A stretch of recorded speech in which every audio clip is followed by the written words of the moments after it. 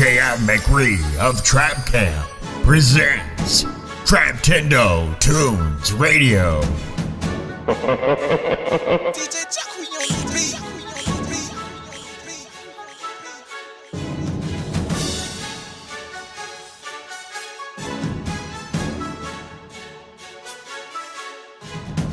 Damn, son, where'd you find this? Well, excuse me, princess.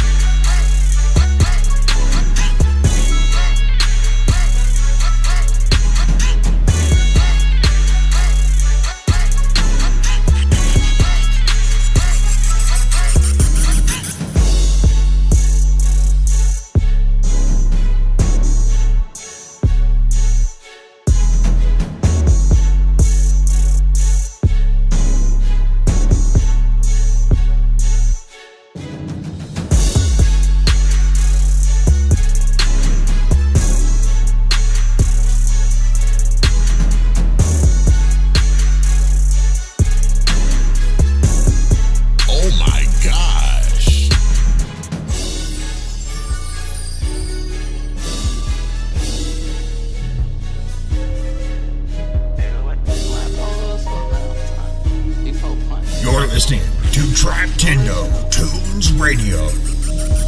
Pharmacy. Ooh. Somebody call my doctor, please.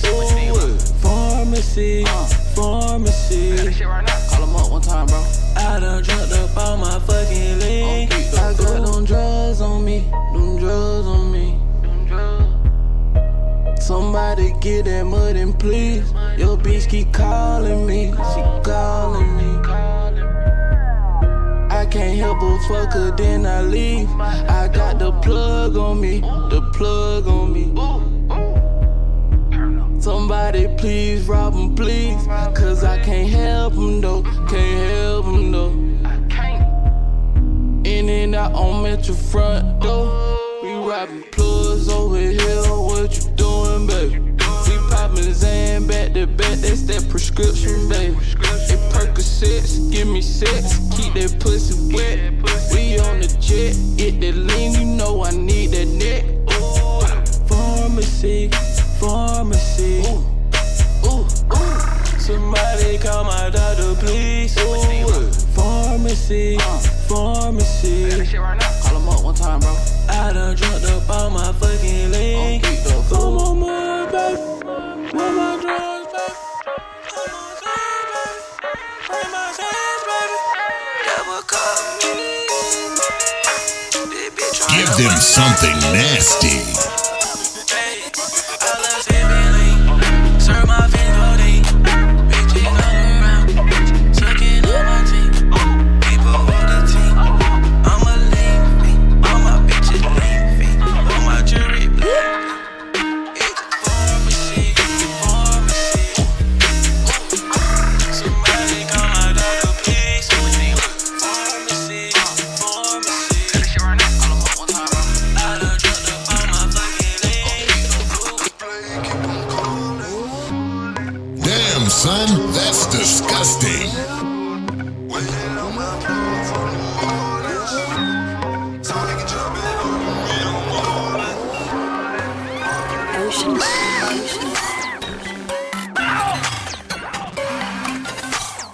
Trap Tendo Tunes.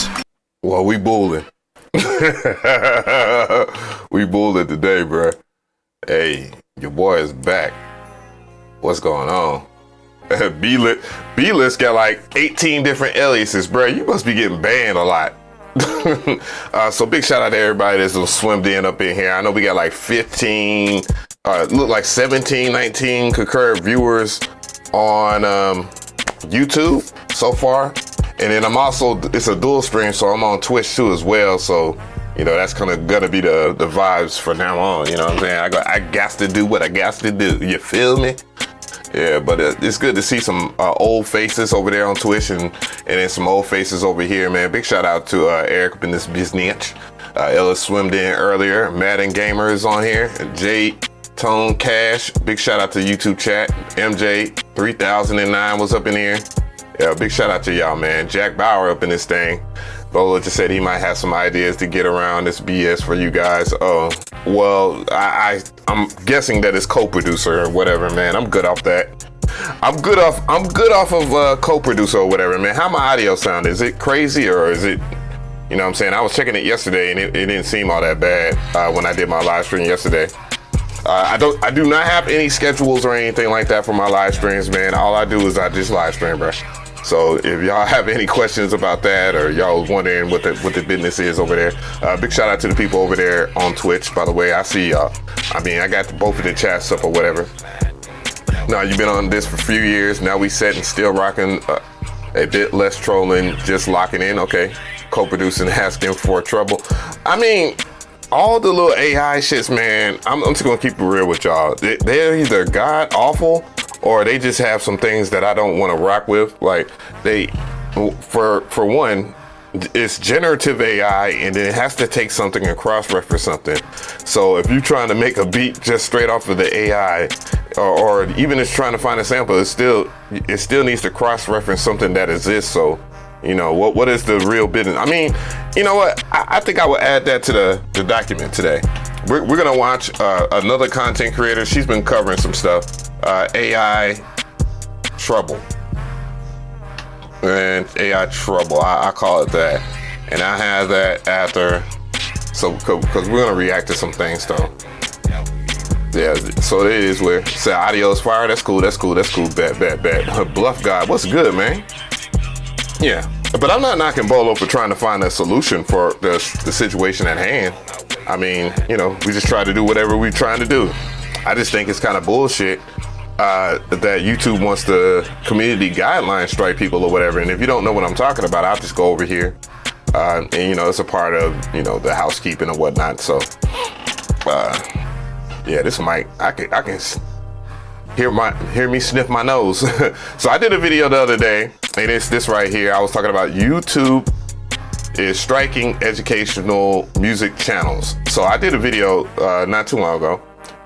Ooh, what scene am I on? Okay, so why is it like that? It just moved my shit up there like that. Okay, maybe I did that on that scene. Oop. Let me hold up. let me. God damn it! It's not letting me do it. All right, cams, boom, right here. There we go. I had it set up for, I know I was doing my gaming stream or whatever. I didn't mean to do that, but yeah, it's cool. Chris Cove in the building, A9 Productions, man, up in this thing, man. It's always my dog, man. My guy, it's always good to see you. School hit the button. What's happening? Columbus, Ohio in the building. Where y'all from, man? Let me know in the chats. You know what I'm saying? I see y'all. But yeah, anyways. So I did a video like this the other day, and I've been wanting to do it. It was like, bruh, I went to bed. I kid you not. When I say I went to bed feeling good doing this video, because I just dropped it, you know what I'm saying, at night. I didn't care about doing no schedule, nothing, man. I'm just tired of trying to be so professional to the point to where it's just like, bro, like it's really about just kicking it. You feel me? You know what I'm saying? I like helping you guys, and I also like just kicking it, bro. Like all this extra schedule stuff, man, you know, and it is a job. Like YouTube is a job, bro. I'm not gonna front. It's a job. But it got to the point to where, big shout out to Jonathan Walker, to where YouTube was just getting on my last freaking nerves, bro. Especially with this demonetization, community guideline strike type shit. But if you really want to get a gist of it, I just gave a whole entire story about, you know, what's going down on YouTube, and it's way more than that. I think there's a lot more people that are complaining about it. But anyways, what we got? Let me shrink this down a little bit. So just a friendly reminder, man, I have other channels and stuff like that too. I have the 16 Levels channel. If you're interested in getting something from 16levels.com, we'll talk more about that in a second. You can always check out some samples, you know, stuff like that before you purchase your packs. And of course, I got the masterclasses over there. And, you know, this a business page or whatever. Then I got Dark Coffee Radio, of course. That's more or less where I would post stuff from the beat reviews that I thought was stellar. what a word, bro. Big words. Sampling and making beats is easier now compared to 6 years ago. Mad lazy using AI to actually create. No, that's not the point, B-list. The point of the matter is people are using the AI, or in the case of what Bolo is trying to say, is basically he's trying to give people an alternative so we don't get copyright claims or copyright strikes or community guideline strikes. So that's the problem. A lot of people have admitted to it. Like, there's a lot of companies altogether there's companies, businesses that are worried about that shit.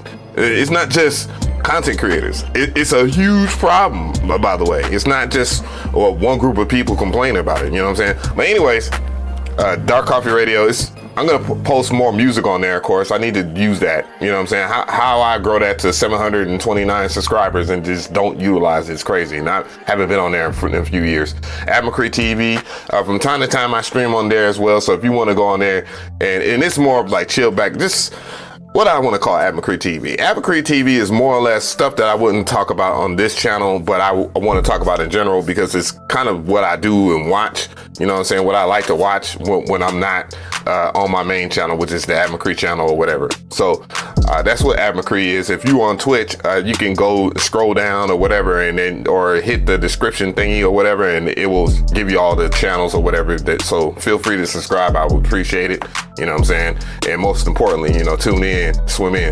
And then McRee Topics is just music that I post, you know, because I use DistroKid to distribute my music and whatever.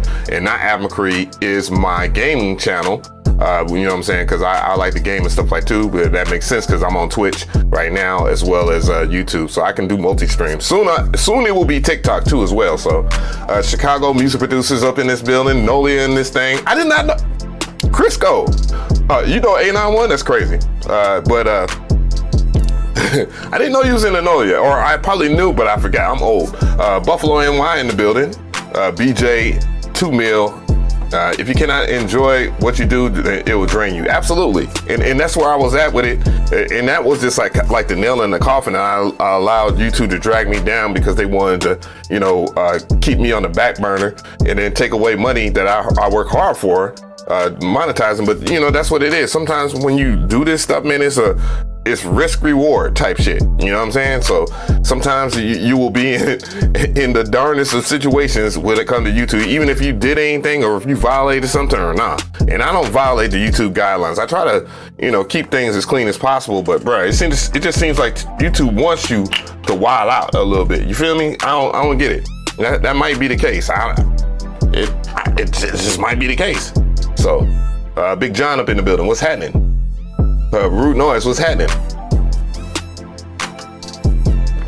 So, you know, I'm just, you know, I like being on the internet. I don't like all the bullshit that comes with it. I don't care about, you know, if people got beef with me or anything like that, man. Sometimes, you know, people just beef with you. The moment I hit 100K subscribers, I had the most haters ever. And a lot of them were trying to be my friend, trying to roll off the cloud or whatever. And then the moment that they tried to kick me down or whatever, I just found out, you know, and you just know, real recognize real. So, yeah, so if you reaching out to me, you trying to rekindle a friendship, nigga, please, I already know what time it is, bro. But I got old videos or whatever, man. I'm gonna be on my dookie, and being being on your dookie just means that I'm just gonna be on my dookie. I don't know how to explain that shit. But big shout out to everybody that's up in here, man. Who else up in this thing? Let me go ahead and type this up so I can use this tab here. There we go. But other housekeeping, of course. So, you know, links in the description box if you want to check us out at 16levels.com. We have sample packs, we have used gear, we have bundles, we have sounds, we have courses, and, you know, I was trying to do a music blog, but bro, I'm not about to do all that. You know, if you are if you have plans on getting anything from there, please make sure that you make an account. Holy crap. A lot of people write me to be like, oh, I didn't get my stuff. Are you trying to scam me? I'm like, bro, did you make an account? No, I just purchased something. Mind you, I'm joking, but at the same time, please make sure that you make an account. Or if you're not going to make an account, use your email. So it just, I don't just have your phone number and all this other stuff. And then it will automatically do everything else because, technology and all that. But I have masterclasses for all the MPCs. You know what I'm saying? I have a masterclass for the MPC Key 61. All of these are updated to 3.0. I saw somebody write an email to me talking about, I don't see the 3.0 masterclass. And it says MPC 3.0 masterclass. So what I'm going to end up doing probably after I get off the stream is just make a diagram. Make a diagram, show you guys how many courses or lessons are in there. Every one of them has lessons and shit like that. Thank you so much for that, AE. Oh, I don't have my joint in there no more. Oh, but big shout out for you, A91. I appreciate that. But yeah, I have master classes. I have private lessons too, bro. I'm not cheap. I'm $200 an hour. It is what it is. I'm not a cheap date, baby. I'm not a cheap date, baby. This not Longhorns right here. This is STK, baby. STK. You feel me? This is Cut Steakhouse downtown. Big shout out to Andy back. You know what I'm talking about. We're gonna talk about a whole bunch of things. Let's talk about the Ducket. First, someone has a community question. They're asking me about choosing the right MPC, so I'm gonna answer that. I will do some reactions to the Polyend Mess reaction. We're gonna talk about AI trouble. Big shout out. I can't think of old girl's name right now, but I know the video. I just seen it in my YouTube feed. And we're going to check out DJ Payne 1 and him talking about Travis Scott stealing samples and stuff like that. Someone asked me about if Tracklib is the way to go if you're going to sample and all this other stuff. I'm going to answer that question. And then I'm going to do, a quick review on these headphones that I have on right here. These headphones are from III. These are the TMAs. These are the new versions of the TMA 2 Plus, which are the headphones that I have somewhere around in here. And I use the TMA 2 Plus for other things. These can be wireless. If I was to unplug this and use it as Bluetooth, or if I could unplug this and use this dongle, you can use a dongle and then you can transmit, because a lot of people always say like, man, why doesn't the MPC have a Bluetooth audio? And I'm like, bro, do you know how bad Bluetooth audio is for making beats? Like, it is horrible for making beats, bro. So that's the reason why. So, that's what's up. Big shout out to the 63 people up in here. Thank you so much for the 17 likes. Thank you so much for the don't know. I appreciate that for show though. You know what I'm saying? You can become a member on this channel. It would be greatly appreciated. Shout out to the people over there on Twitch. Of course, I am on Twitch. I think some people are swimming in and swimming out, picking and choosing, but it don't matter to me. I'm trying to use Twitch to kind of funnel in people and, just build a base on there as well. So, if you have a problem with me just talking or whatever, and it is what it is. We don't have a problem over here on YouTube. Just be a part of the community. DMG us up in this thing, Dan up in this thing, Reaper up in this business. What's good? The real Weston Insane? The real Twisted Insane. What's going on? Yes, we are bike in this business. We is bike. So we're gonna have some genuine discussions or whatnot. What I'm gonna do here is pull up the email from this person. They asked a question. I want you guys to know that I don't just be sitting on your emails and don't respond back. Some I think will be much better if I just answer them live or wherever. There we go. Here it goes. So, let's see if I can somewhat make this. Can I? Okay. I'm trying to get used to using. All right. Well, that might work. It'd be nice if it, whatever. So we're gonna go ahead and kill the music. We're gonna start off with choosing the right MPC.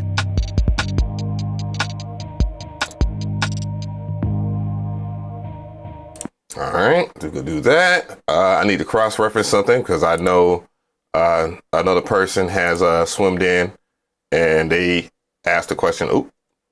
I I guess I reset it. Does it reset that? No, it doesn't. Cool. So that's independent. You know, I'm just learning I switched over from, of course, now I didn't switch over from it. My old laptop that I used on this channel for the last 5 years now, because it's 2025. I bought it back in 2020. It crapped out on me, and you know, I think I should. That's another video that I can do. I'm gonna put that on the docket. Let's see here. Boom. I just put it on here. Why I will never buy another laptop again for music production. That will not be the title, but you know, just to remind myself, it'll be a Swiffer title, something more clickbaity. You feel me? The only thing I don't like about this setup is I have the big screen up here, and you know, I don't know. I do like where I have my camera at now. It just feels a little bit more personable. But let's see here. Grabbity grab. Where is she at? Where's Shorty at? Where is Shorty at? Man, Claudia Davis is fine. Claudia Jordan is fine as hell. You know what I'm saying? She still look good as AF, even though she's like 60 years old. But man, that chick is wild. How in the hell, you know, it's, I ain't gonna talk about that while I'm doing this type of stream. That's for the McRee TV type shit. You feel me? I ain't gonna do that. I ain't gonna do that now. Top Attorney. I know that's her name. No. Where's my, okay, there you go. There you go. Top Attorney. Top Attorney. I wish I had like a search thing for your subscriptions and just type it in, Top Attorney. And see, I'm that dumb type of person that don't even know how to search for shit, but I definitely need to put that to the side. Just duck it off to the side. Top Attorney, Top Attorney. Damn, everybody was dropping videos. What the deal? Everybody don't drop some videos. I like that. I like to see people working and shit. That's why I'm bike. But how's everybody doing, man? What the weather looking like? It's 77 degrees out here in Atlanta. You know, I just choose to wear a tank top because why not? I don't feel like wearing the t-shirt all the time. Be hot as hell in the gym. Let me see. Where is she at though? I know I didn't unsubscribe to her. You know what I don't like? That's the other thing I don't like about YouTube. YouTube be playing games with content creators. Like you subscribe to someone and they don't even get a. They'll be in the feed, but then their content will disappear, and it's like, why would you do that? Or they move other people's content to the top or bottom, that type shit. I guess I'm gonna have to find it the old school way, bruh. Just by let me type it in. Top Attorney.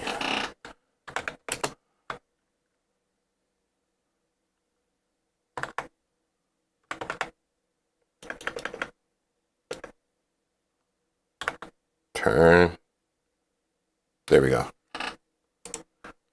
Please let her joint pop up. Okay, shorty right there. That's the video. That was done yesterday. We got that. What's good, Raw Sharpness?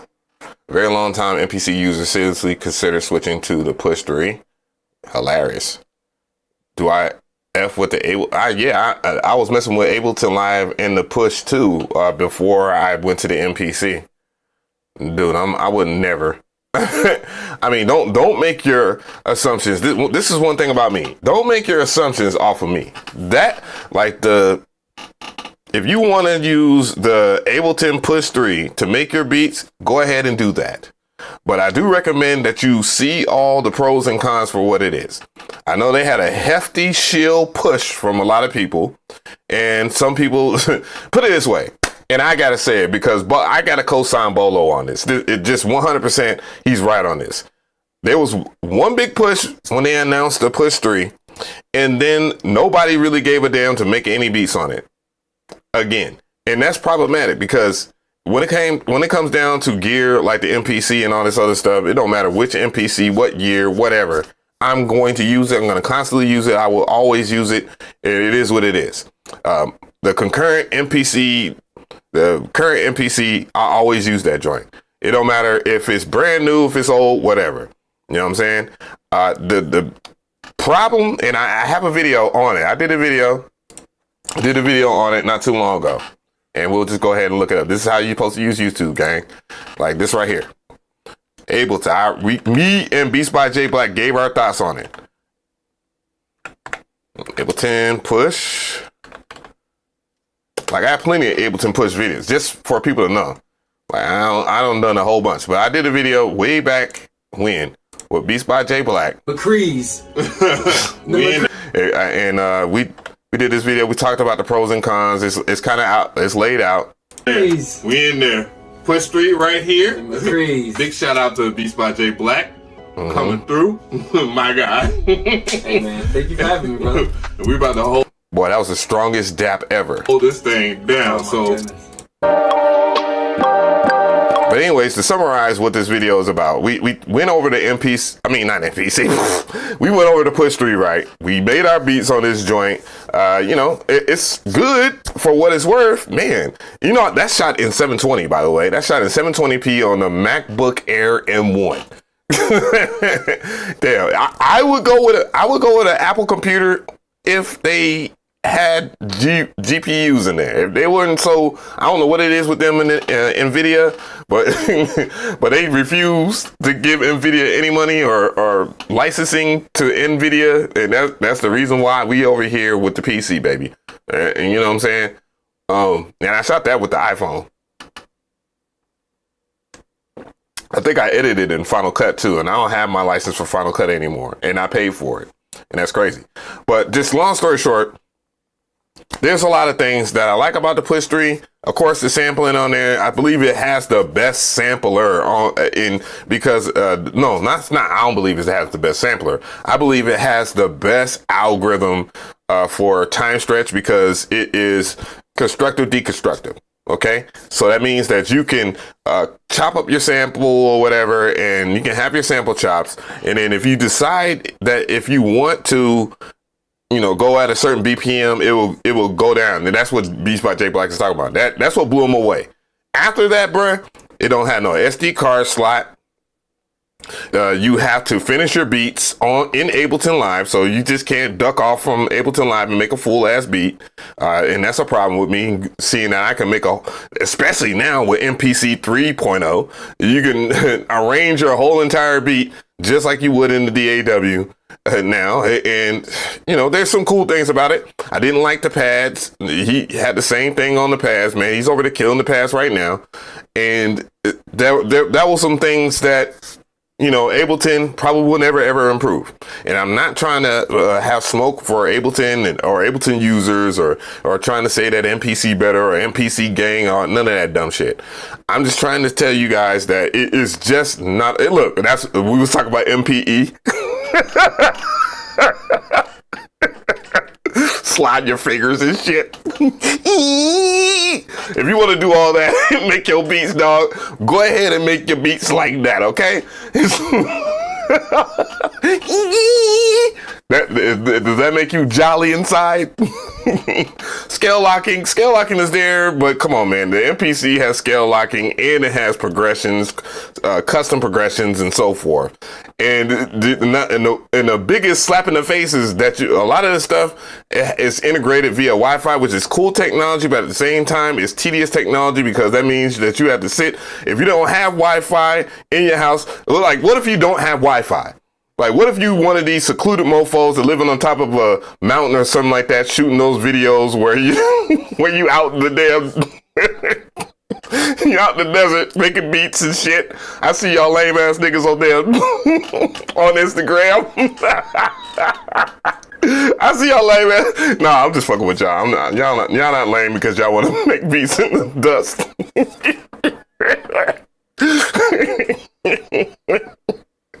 God damn. Stop it. Get some help. But anyways, if you don't have Wi-Fi, you're fucked, is what I'm trying to tell you. And a lot of its functionality relies on that. So that makes it a pretty flawed, and then not to mention the price point of this joint.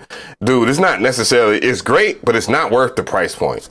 It is just not worth the price point. It isn't. But other than that, though, that's the video in a nutshell, if you wanted to know that. I had a little fun there. That was fun. Thank you so much for asking that question. I just had to roast. But if you want to use that shit, bro, go ahead and use that shit. I've been using the Push for a long time, bro. I got plenty of Push 2 videos. My Push 2 is pushed over there in the corner.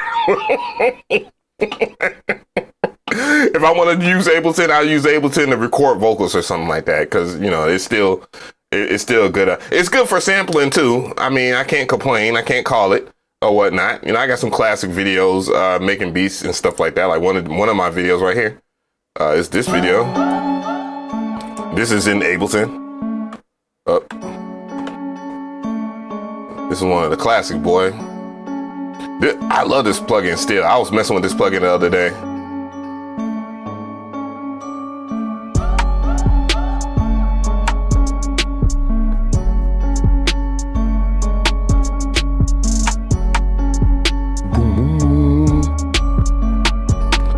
All right, let me get off my nuts for a second there. But yeah, I mean, I've made beats inside of the Push Ableton Live for a long time, for like some years, bro. It said MPE on the Push is trash. The MPEC board is the divine expression. I mean, dude, you can't have everything be wonderful on a unit. Like, truth be told, the MPC as of right now has a few flaws. You know what I'm saying? One of the biggest flaws, obviously, what people complain about, and rightfully so, happens to be the standalone version of stem separation. You know what I'm saying? It's just not enough CPU power at the moment, okay? At the moment. I can't say too much. I can't say too much. But at the moment, that's one of his fatal flaws. You know? Amongst a few other things, but hold your horses. Hold your horses. Hold your horses. Yeah, so those are some of the things that I could think about as far as the Push and stuff like that. Okay. But anyway, oh yeah, other than that, I also have some announcements too. So anyways, I go back over here, finish housekeeping. So I have some used gear and stuff like that. Right now, okay, that's sold out, that's sold out, that's sold out. I have, if you're looking for a audio interface, and this is the Churia audio fuse. The original audio fuse was the silver one. This is the black one where they corrected the overheating issues of the silver one. This, you know, I just give you a look. I took some pictures of it or whatnot so that y'all can see, you know, what it looked like and all that. You know, again, there you go. It has a top for it. Look at the I/O, bruh. This is crazy for something to be this small and to have this much I/O. It was originally, I think it was originally $600 or something like that, $600. But I haven't this, you know, I've had it in my possession. I'm not using it anymore. You know, you have two mic inputs, double headphone jack. Of course, I had the Churia Audio Fuse Studio, so that's the reason why I don't need it no more. Why is that picture? Am I tripping? And then you can see all the, you know, and, you know, classic knob, similar to like universal audio style knob, you know. And as soon as you purchase it, I sends it. You feel me? I sends it. It has a USB hub. I forgot about it. It has a phone out. Look at this joint. You got two sets of speakers. input 3 and 4, and then you have two inserts. So they're two hard inserts, and I think the two hard inserts go. I think they go to input 1 and 2, but those are what, XLR combos. Yeah. So yeah, I have that on sale. All these are sold, so don't ask. And by the way, if you write me talking about, yo, could you sell it to me for a lower price? I'm just gonna move on, because more than likely someone's gonna buy it anyways. Because someone was talking about can I get this MPC X SE for $800? It's like, bruh, you out your goddamn mind if you think I'm gonna sell this for freaking $800 when I'm already selling for $1,300, and that was way below the price. So big shout out to the person that bought that. It was a homie up in, you know, I ain't gonna say his direction. That I ain't gonna douse. I got a Tascam 424 Mark III Porta Studio for sale. You know what I'm saying? You can check it out. It's nice. It's in great condition or whatever. I think I'm selling for $310. Ooh, dusty. I'm gonna clean the dust off the top of it though. Clearly it's dusty. Barely used. I probably used like once with my MPC 2000 XL. I use it once because the MPC 2000 XL has 8 outs. So that's going for the price of $300. I'm selling my PlayStation because, you know, I got a PC now, so I ain't worried about all that. So, you know, if you're looking for a PlayStation and you want to pick up another PS5 or something like that, it does not come with games. I'm going to take my account off my shit. You know what I'm saying? You're going to have a clean hard drive. So you don't have to worry about that just in case. It comes with one controller. I only have like one working controller. The one that came with it has stick drift. So you'll have a brand new controller. Yeah, you can see my ass cheeks. You can see my ass cheeks on my couch. Oh, that's hilarious. Boy, is it too high? Too high. Said put them in a plastic cover. Say, son, your fader port 8. What is that? Isn't that a MIDI controller or something like that? So you haven't seen a task on it. I have a whole bunch of them. I have two more. So that's why I was like, all right, I'll sell this, man. But I probably definitely had to clean up the top of it though. Because someone would be like, oh, it's dusty at the top. I did clean it, but high definition, and then I'm partially blind, so that's the case. All right, so so now let's begin. We done did all the housekeeping. Bloop, bloop, boop. All right. All right. And I need a little bit of boom. Here we go. So someone asked me the question the other day, like, what do you think is the right MPC or whatnot? And I know people have done some videos and I want to go ahead and point one out. So let me go ahead and find the video because someone has already did that. And let's see. Everybody has done a video like that. Anybody that's like MPC centric has done a video on that. But in particular, just not to butt heads with this content creator, my homie or whatnot. Malo Beast did a video on it, but people want to ask my opinions, and big shout out to Malo. Make sure that you subscribe to him. As you can see, I'm subscribed to him, so I'm not just capping on my rap. He did a good job of covering that. He said which MPC is best for beginners, my pick and why. He just got into it or whatever. But it's in response to this right here. Someone wrote me an email and they would say like, what's good, Ab? I've been a subscriber for a while now and really appreciate your content. I'm currently in the market for an MPC, but I'm having a hard time deciding which one to go with. I used to own an MPC 2000 XL way back in the day, but I sold it about 14 years ago. Since then, I've been a heavy FL Studio user. Okay, we on the same page there. I've been a heavy FL Studio user for a while, and I'm ready to try something different and get back into the MPC workflow. I tried to snag one of your used units, like the MPC XSE. Just talking about it, the MPC Key 37, but they sold out before I could grab one, of course, because those prices, baby. I was selling for the crackhead prices. It's been a while since I've used an MPC. I wanted to get your recommendation on which model would be a good fit for someone jumping back in. Thanks for in advance. I really appreciate. I promise you I can talk. I really appreciate your insight. I hope you have a blessed day. Okay. So like I said, there's been a couple of people that have already covered this topic before, and I'm not one of the new, I'm sure you probably want my advice for, your content or whatnot, or your advice for your content. I'm sure you just want my advice, and, I appreciate you supporting us at 16levels.com, even though you didn't get an MPC from me. The MPC XSE is definitely the flagship MPC. It is the one, and let me go ahead and pull up a picture of it real quick. MPC XSE.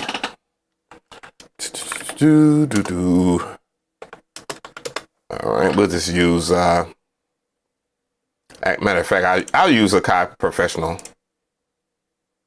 It's going for way less than it was. Well, it's like, I sold mine for $1,300, boy, that's crazy. That was a real big crackhead price. I needed that, bro. I needed that. But anyways, the MPC XSE is probably one of the better choices that you can get. I think the MPC XSE is the more expensive one. However, it has all of the buttons that you will want. You are able to control what you call the Q-Link system. The Q-Link system has 16 dedicated knobs where you can play with parameters and all this other stuff, and not to mention the other MPCs that I will mention in this video right here. And big shout out to everybody. Link will be in the description box if you want to purchase an MPC, of course. Big shout out to Zounds.com for being a supporter of this channel. However, I would say that the MPC XSE is the apex. If you can afford one, then I would recommend you getting one. It just comes with everything. It has the most RAM out of all the MPCs, except for the Key 61, which has 4 gigs of RAM as well. And, the SSE is in gray. It has the throwback retro colors and all this other stuff. And that's one of the main things I liked about it. I miss my MPC XSE every single freaking day. I swear on everything that I love. That was the MPC that I wish I wouldn't have sold, but I had to because, bills had to be paid and all that. But yeah, I recommend that if you have the money.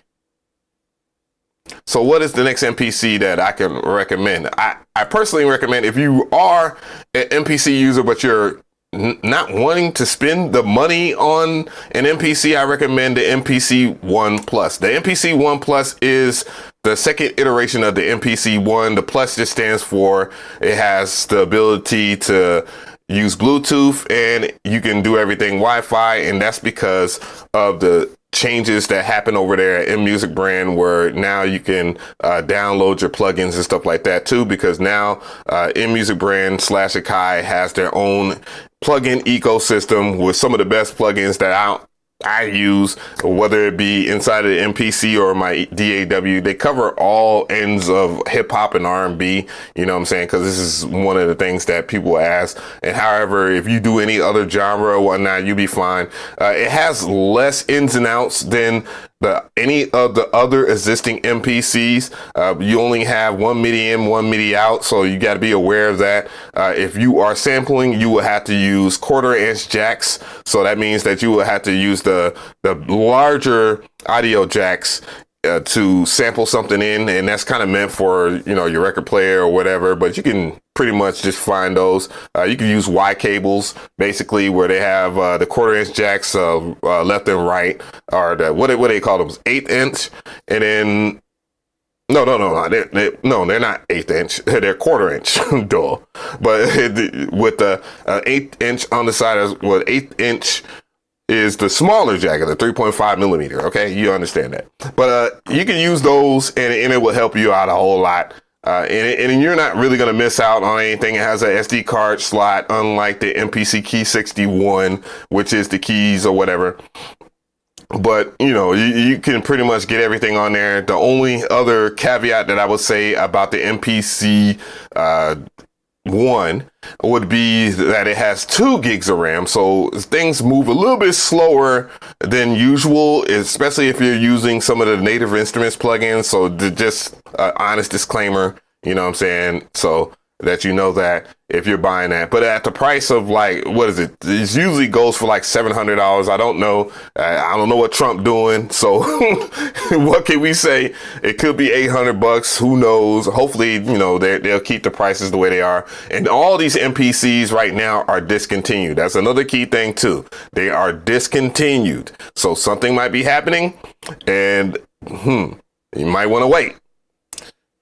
Another MPC that I say that, if you have a little bit more money, you can ball out and spend $1,000. I don't necessarily know what the price of the current generation of MPCs are, because they just moved it up.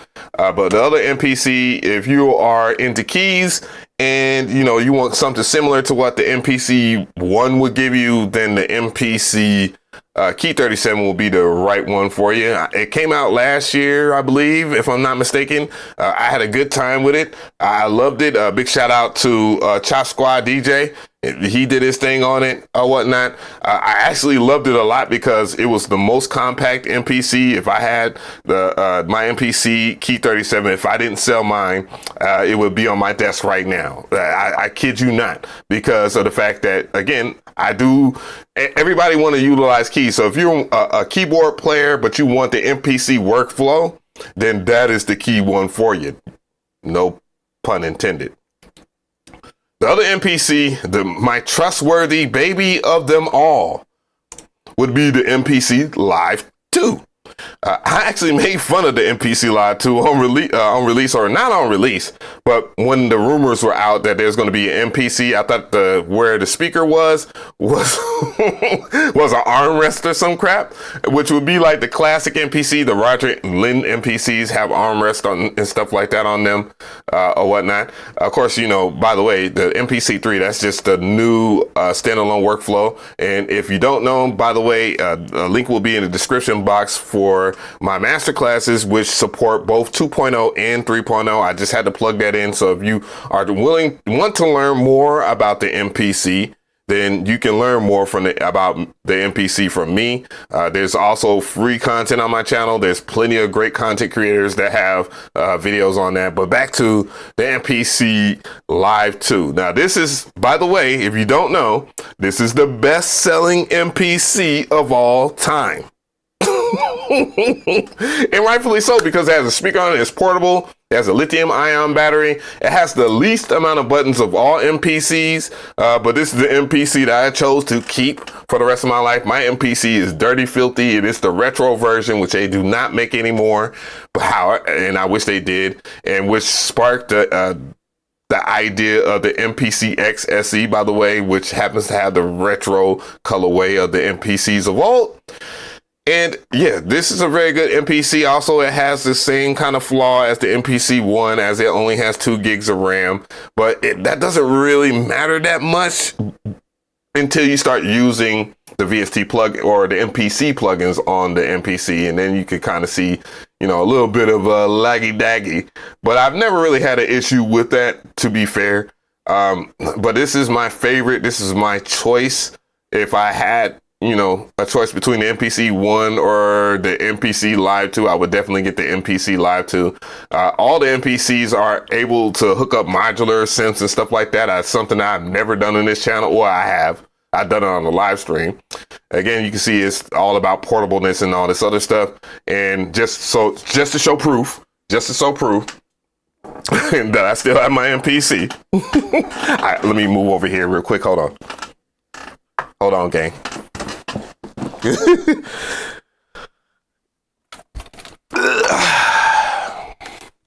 My baby is still here.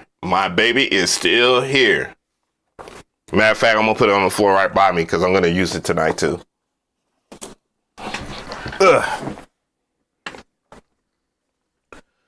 But yeah, there's a whole bunch of stuff, and one of the things I do want to recommend, about the MPC of all of them is that you can expand them by hooking up the USB hub. So as you can see on the back of the MPC Live 2, it has a lot of ins and outs. So it has a lot of I/O on it. You know what I'm saying? Like you have multiple outs, so you can run into speakers and all this other stuff. You have 2 MIDI ins, 2 MIDI outs. You have 2 USB ports. Then you can hook it up to the computer and use it as a MIDI controllers with the MPC software. Yeah, and it's just really dope. I ain't much I can say, okay? And if you happen to be one of those types that like to play a lot of keys, like 61 keys, the MPC Key 61 is that boy right here. Let me go ahead and set that so I can get the hell up out of our way. Big shout out to Scott Storch for kicking it with Akai and making this demonstration video. Big shout out to Big Herm. That's the brother right here that's playing on the keys. The Key 61, in my opinion, it wasn't the MPC that I really cared about, just to be honest. It wasn't the MPC. There was one of the things I didn't like is it didn't have an SD card slot, unlike all the other MPCs, and that kind of bothered me. But you could just hook up a USB dongle or whatever and get an SD card slot. So for those who are on there, big shout out to Sleepless over there. I see y'all on Twitch. Crisco, I see y'all. We'll get to that. But it's decent. I mean, it's decent. It has 4 gigs of RAM, so that was the first time I felt a big difference. I was like, whoa, there's a big difference on there. It also has a louder sound. It's much louder than all the other MPCs except for the MPC X SE. That's a mental note.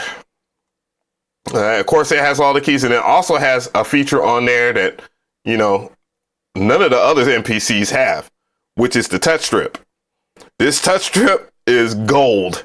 It is gold for performances, and, you know, I hope they utilize that in the near future.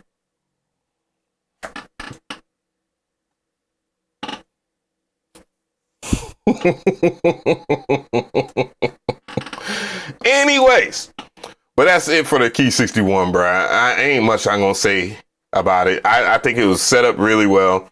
I didn't care about it at first until I got it, and then I enjoyed it, and then I didn't get to enjoy it anymore because I no longer own it. All right, so what else? But I think if you, for those who don't have $700, $800, etc., $2,000 to spend, or close to $2,000 to spend, an MPC that I've been using a lot lately is the MPC Studio. And the MPC Studio is a MIDI controller that works with the MPC software, and the MPC software pretty much functions like an MPC and standalone, except you get major attributes like you'll get VST plugin support on your DAW and all that other stuff. I know a lot of people always rant and rave that they want VST support for their MPC and standalone or whatever. However, we got MPC plugins, and I'm not gonna say anything else. But yeah, this is the only other MPC that has a touch strip, by the way. The touch strip function was met with a lot of scrutiny, just to keep it real with all the people that will be in the comment section complaining and bitching about it, talking about they like the older MPC Studio MIDI controller because it has physical cue links. However, the touch strip in this is not that bad once you get to learn it. I think that Malo Beats, which big shout out to Malo Beats yet again, did a phenomenal job of just demonstrating how to do everything with it. And, I'm going to do a follow-up video. I've learned from him, and I learned from Indie Mecca how to use it a little bit more. But you can use this with confidence and stuff like that. I have mine like right over here. It's right here, as it is not lit up at all. It's in the dark right now. Don't worry about that. But yeah, I use mine. I use mine in tandem with FL Studio, which we're going to do tonight anyways.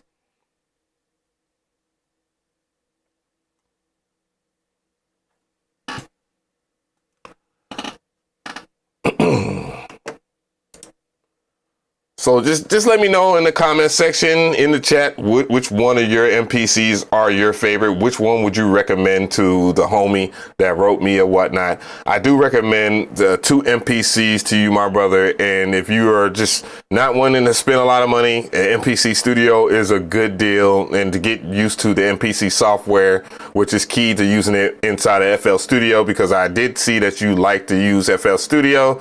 And that's how I was. I had an MPC at first. You can check the history on my YouTube channel. I had an MPC 2000, matter of fact, not the XL, but the 2000.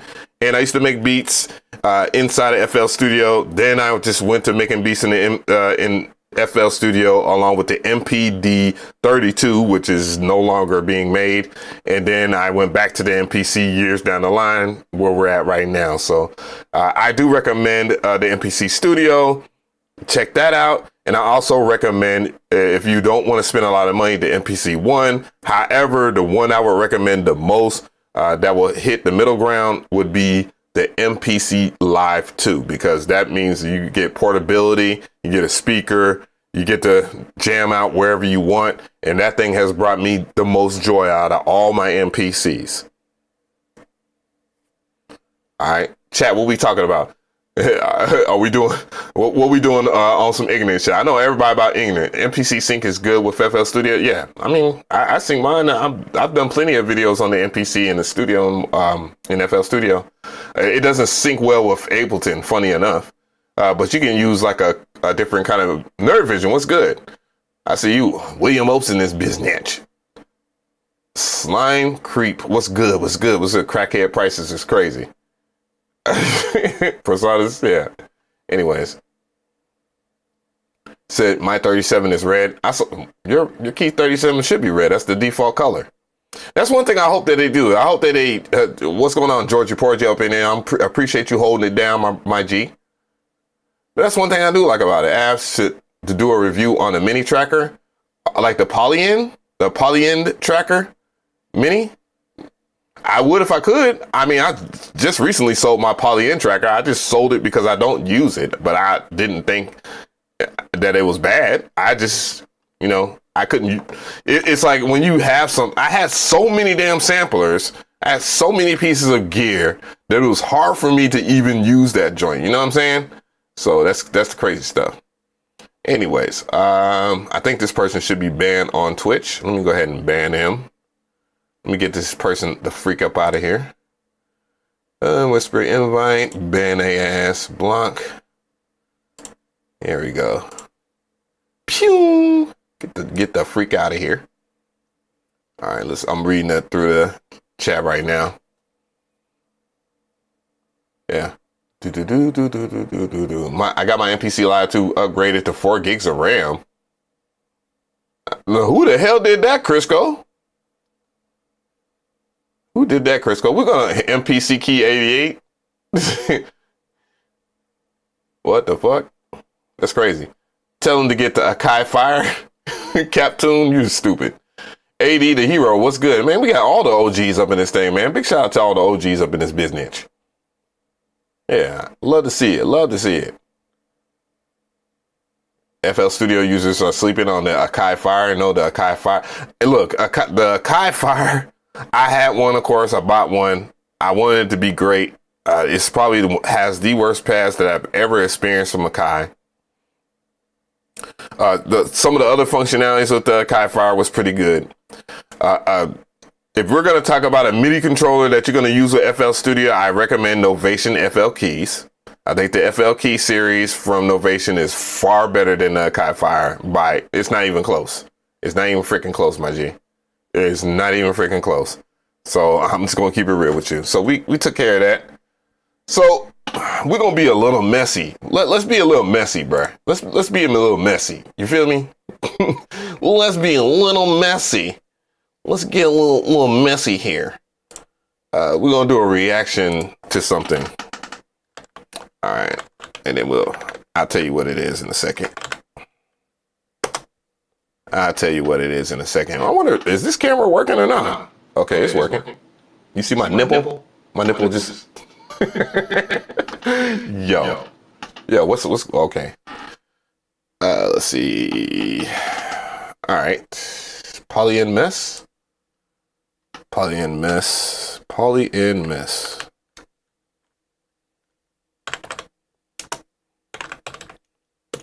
right. I wanted to react to this so long ago. So let's go ahead and do that. What up, peoples? We bike, and I wanted to do a reaction to the Polyend Mess. Polyend has a good track record when it comes to me because I bought the Polyend tracker whenever they had it.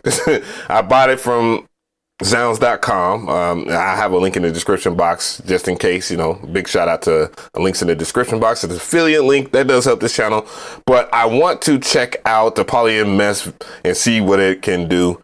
And I'll have that linked in the description box so you can check it out and support Polyend, by the way, whether we like it or not, because I have not looked at this. All right. Boom. Pedal to create glitch. Boop. All right. Right here. Full screen. Let's get it. Mess is a perfect pedal to create glitch and experimental music.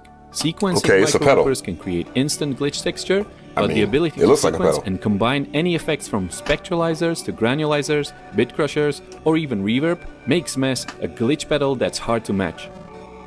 Microloopers can slice, dice, and rearrange audio into unpredictable. All right, so just not hating, but suggesting something. It's hard to hear what it's doing. I understand that, and that's the thing about, let me turn it up a little bit. Maybe perhaps the volume's too low. Creative textures.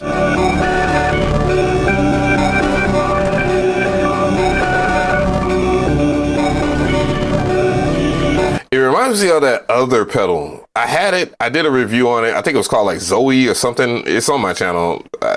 It was a pedal. It was a decent pedal, but I ended up taking it back because I didn't think it had that much of an effect. I think the problem with that other pedal, it was probably a little bit too complicated. It wasn't complicated to use, but it was, I would say, for the time that you spent, like, I don't know, programming your effects and stuff like that, it wasn't really worth for the end result. So hopefully that's not the case 6 with this. microlooper modes include 2 reverse modes and 4 slicing options that include pitch shifting and stereo ping-pong variations.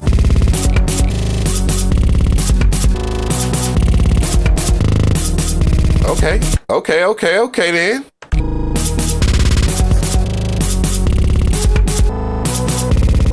Oh, my bad. It was the Zoa. Appreciate that. I appreciate you adding that input. Pause.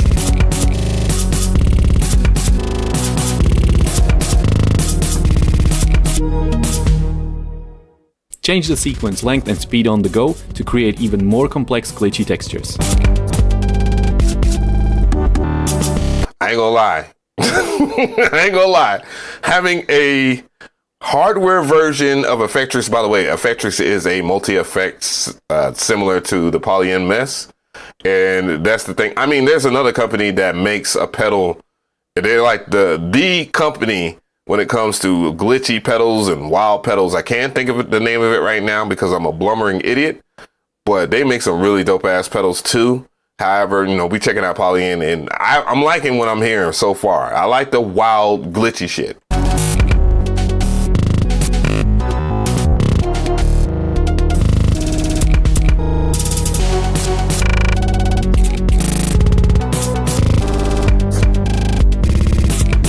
Okay.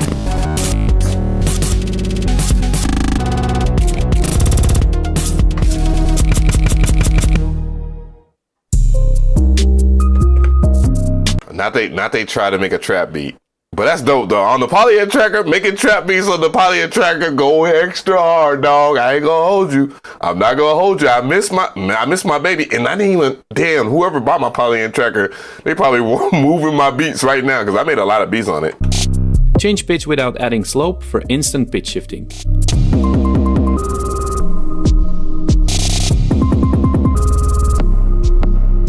So far, so good. Let's skip a little bit. Oh, let's go back. Applying slope determines how much the pitch drops or rises.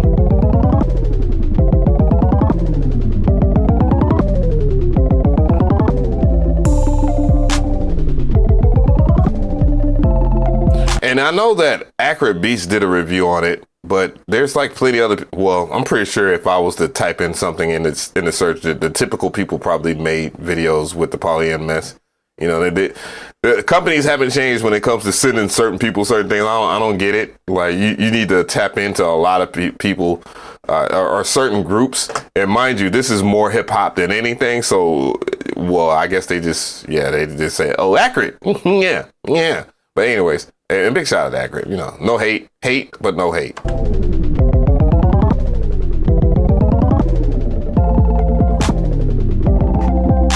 Yeah, it has all the bells and whistles. Run multiple microloopers in parallel for repeats that never interfere with each other.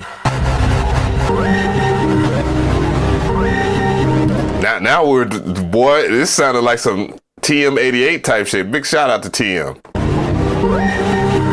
Oh, 808 Mafia head ass.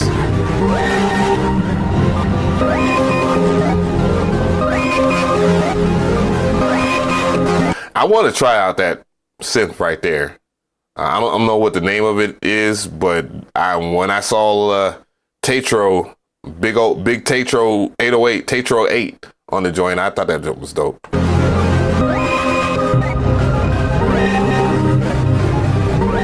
Yeah, no hate, no hate. Hate, no hate. Slow down sequences to extend the repeat time for longer repeats.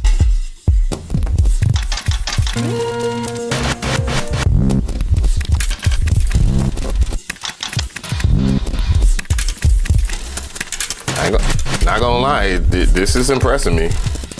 I'm impressed. This is kind of fire, bro.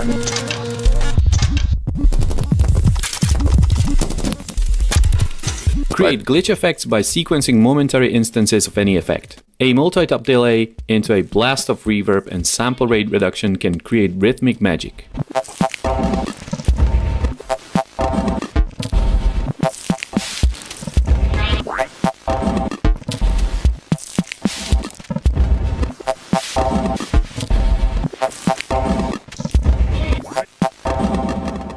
Experiment with different effect combinations for all new glitch effects.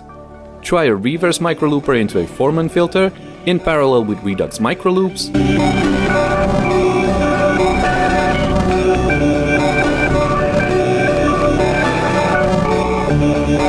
Or try 3 granular engines into a reverb for a gentler, glitchy texture.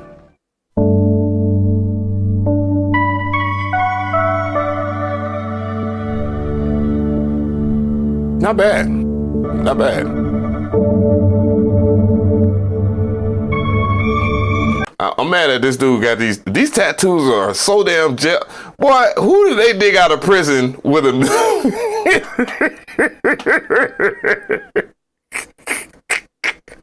oh, we got the prison tattoos like a mofo, boy.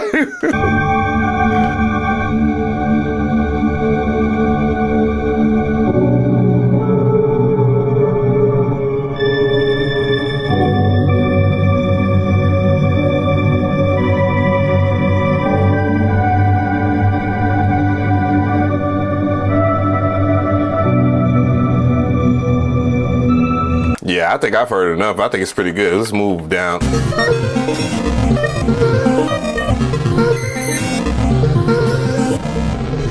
Use any sound, a beat, a melody, or even a noise, and transform it into a rhythmic glitchy sequence.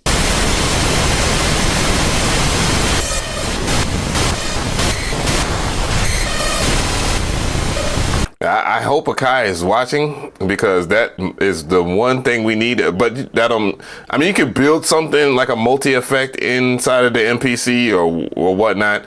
But that would be that'd be a dope ass plugin. Maybe I should have said that out loud. But yeah, how do y'all feel about that? I think honestly, my first impressions from watching that video, I think it's dope. I think it's dope. The only other thing I could do to see if it, if I gotta hate on it or not, is the price. So I'm curious. Let's look at the price. Shit. All right. I see that. I'm pretty sure it's in the description. 110. There we go. Polyend Mess.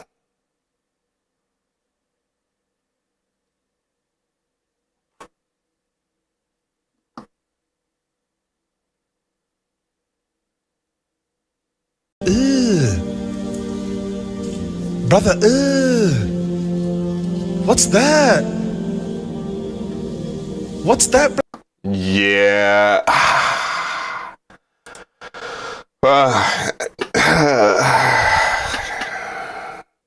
Guess them tariffs don't hit over there, bruh. They said they want theirs. The price is $600. $600. Let's zoom in on that. $600. $600. Good Lord, that's a lot of money. Come on now, dog. Come on, man. Bro, that's a lot. That's a lot. I'm not saying it's not worth it, but goddamn, dog. Goddamn, dog. Yeesh. Sheesh. But the only thing else I want to check out is, it has over 125 stereo effects. It has 4 effect tracks. So for that price, extravagant or traditional, reverbs, delays, granular and glitch, shapers, drive, filters, pitch shift, and spectralize.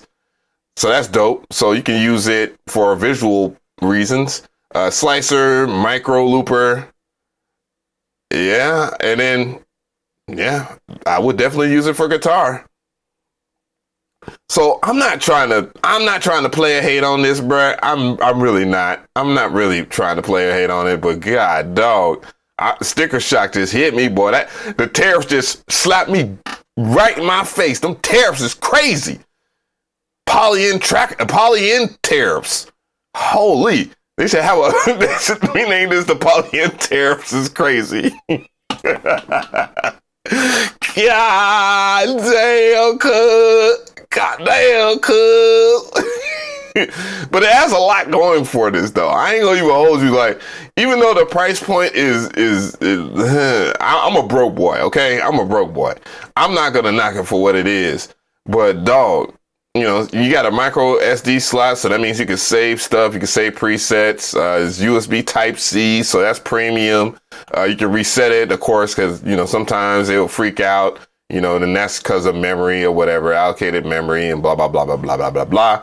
You can hook up a pedal to it, stereo in, left out, left right. So, yeah, you can do a whole bunch with it. Yeah. So again, I want to hear what you guys say in the comment section, the chat, whatever, man. Do y'all think it's worth it at $600? I honestly think it's worth it. You know, I'm gassed up right now off of it. I'm just being a fool or whatever. But I think it's, you know, if you are someone that is a hobbyist or you just want to do something different with your tracks, I think it's worth it. Honestly, just keeping it 100. What y'all think? B Blake, what's good? Maria.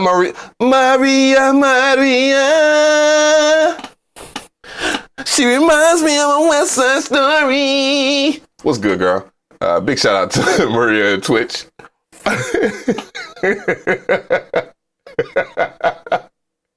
Said it's trash? I don't think it's trash. Said that Reverb 3 years later purchase. Well, no, when it's like $300 or something like that, or somebody got to get rid of it because they got to pay some bills. Head ass. The guy with the tats. Oh man, I'm not reading that. But what's good, girl? I see you. You checking in. You checking in on your baby. But I thought Kai has a multi-flex plugin. Oh, you right. Yo, you're right. They do. Yes. Duh. And I ain't even checked it out yet. We will. People are saying it's $300. It should be $300 tops. If you think about it, if we was to put this in perspective, okay, I'm gonna tell you why. Okay, what the hell is that company's name? I covered it on my channel, by the way. I did. They got a thing called Microcosm or something like that. It's Microcosm, I think. Let's see if I actually cover Microcosm. I don't think that's how you spell it. Of course not. It's not. Micro something.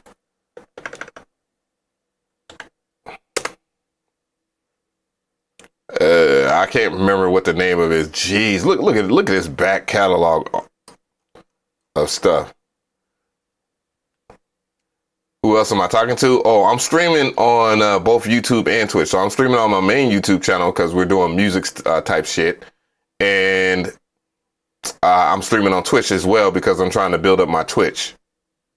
But yeah, you on the Twitch. So, you know, you get, ain't nobody over there on Twitch, I don't think. It says 2 viewers. So someone else is watching. They just chilling or whatever. But let's see. What the fuck is it called, man? I can't even think of the name of the and that's the problem. When you brand your shit, you should need a Microcosm pedal. Hologram. There we go. Let's go over there. Yeah, it's kind of hard when you have something like this, like the Microcosm, and let's just go over here. You have the Chroma console, which does the exact same thing. I don't know what the price is on that. It doesn't do it the exact same way. True enough. What is the damn price of this thing? God damn it. And this thing sold out. I don't know if it was last year or the year before last. I think it was 2023. Order now. Let's just do order now. Bro. So $400. So it's $200 cheaper than the Polyend Mess. And you're pretty much getting the exact same vibes. And they've done it before. Like a lot of their effects are multi-effects. They do, man, look. They've been doing this for a minute. They got hologram, and then, you know, the aftermarket, you feel me? This would be something I would never sell. I ain't gonna hold you. I have a gang of guitar pedals, but I wouldn't sell that. For sure. Yeah. The Chroma pedal looks way better. I remember when that came out. What's going on, King Michael? $600 trash is crazy. Bro, you always in here talking about something that's trash. Bro, we can't even take you seriously. We can't even take you seriously, G. We can't. You always talk about something that's trash. Anyways, that wraps that up for a break. Give me 1 second. I gotta do something. Be right back in a second.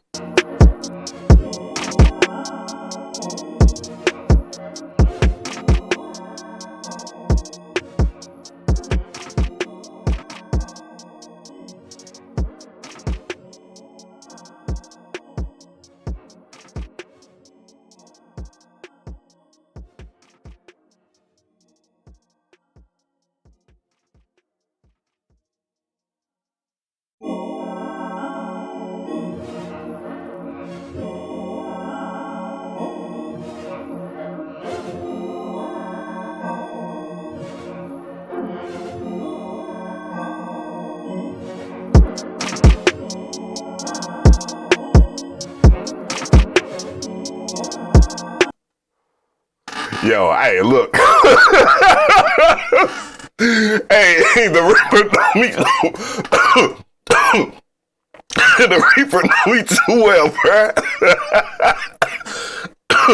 I've been trying to chill, cause I YouTube be hating these days, dog. YouTube be hating. I thought was in a sampler prison. Is crazy. What's going on, DJ Scratch? Oh shit, but the Reaper, now you the MVP, my G. Anyways, let's keep this show going. God damn it.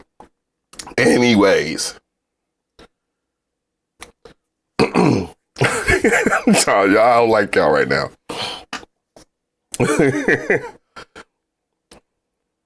So as of lately, you already know, I just told my story about how YouTube just gave me a community guideline strike. Let me just start over. All right.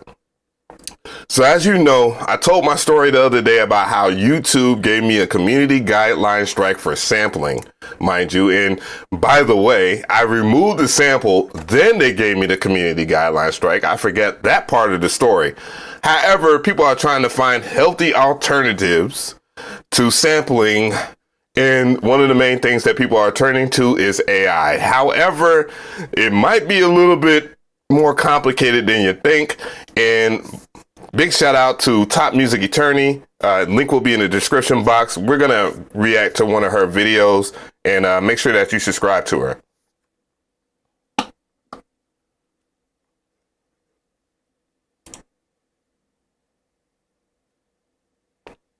Let's get it, Becky.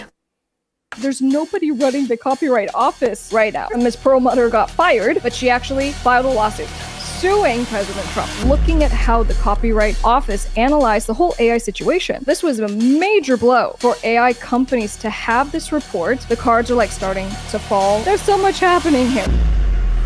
Do you guys remember we were reporting how the Copyright Office is... By the way, this is my first time hearing her talk. I just remember her situation and how ridiculous it was because, you know, Splice did that shit, because she went through something similar to what I went to in terms of just being witch hunted. However, she's a little safer because it was a copyright strike. I got a community guideline strike. On fire right now, burning in disarray, and essentially there is a copyright crisis that's happening. So as a refresher, the Copyright Office did a series of reports talking about AI as it relates to copyright. Do you have ownership? What does it look like? And then the final report, part 3, discussed about, well, can you How's the audio, train gang? your AI using copyrighted works, right? Like books and songs. And what are the mechanics around that? Is it fair use? Yeah, I'm going to do a video on Reason 13. I got to catch up. I got to catch up a whole lot, but boy, I'm bike.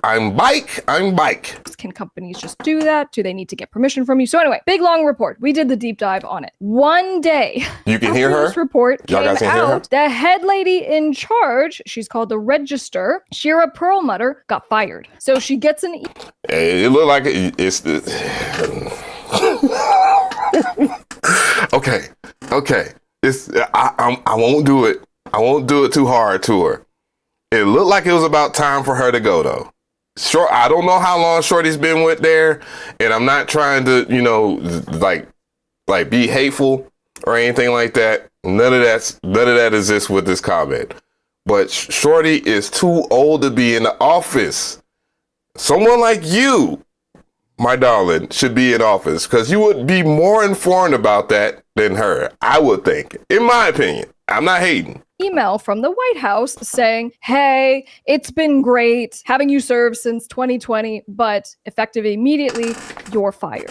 And so the response right away had been like, you can't fire me. And in fact, Shira not only said this, but she actually filed a lawsuit suing President Trump. And so she... God damn. Oh, man. Trump can't catch a break. Oh, ooh-wee. Hey, look, I ain't got nothing to say right now. So basically, here's why. The White House is part of the executive branch. The executive branch can't fire me because I work for the Copyright Office, which is the legislative branch. So you have literally broken all the rules. You can't fire me, and I am still the Register of Contractors. So she files this complaint, says you did all the bad things, but also I am still...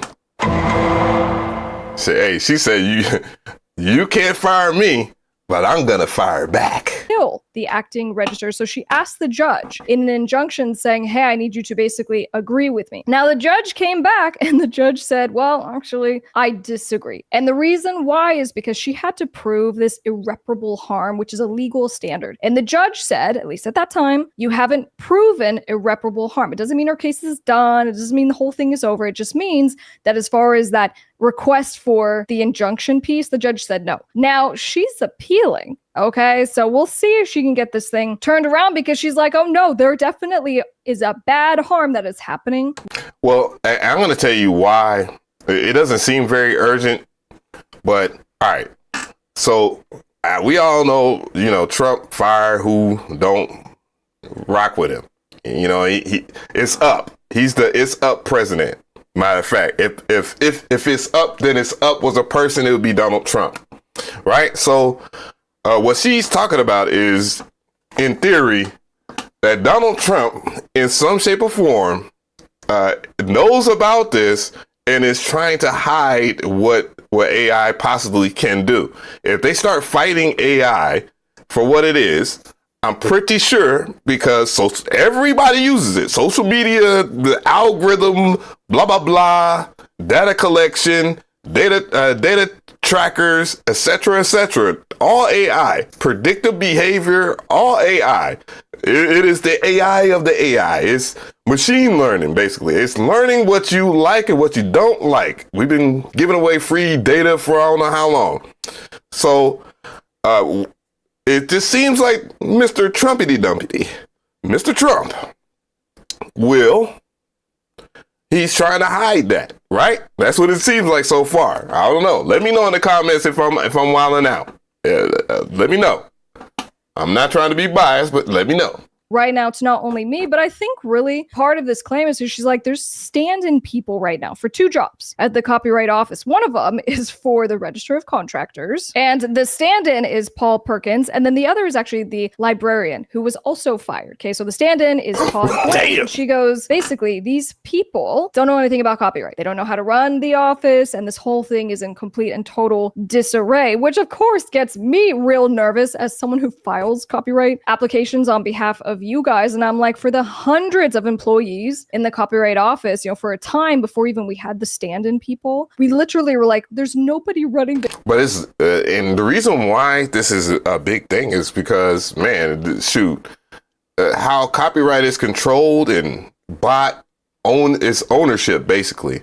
And bruh, what I'm telling you, what artificial intelligence is going to do to us in the next 5 years, give it 2030, and people are going to be really upset about how artificial intelligence has taken over. Skynet, my guys, Skynet. I'm just saying.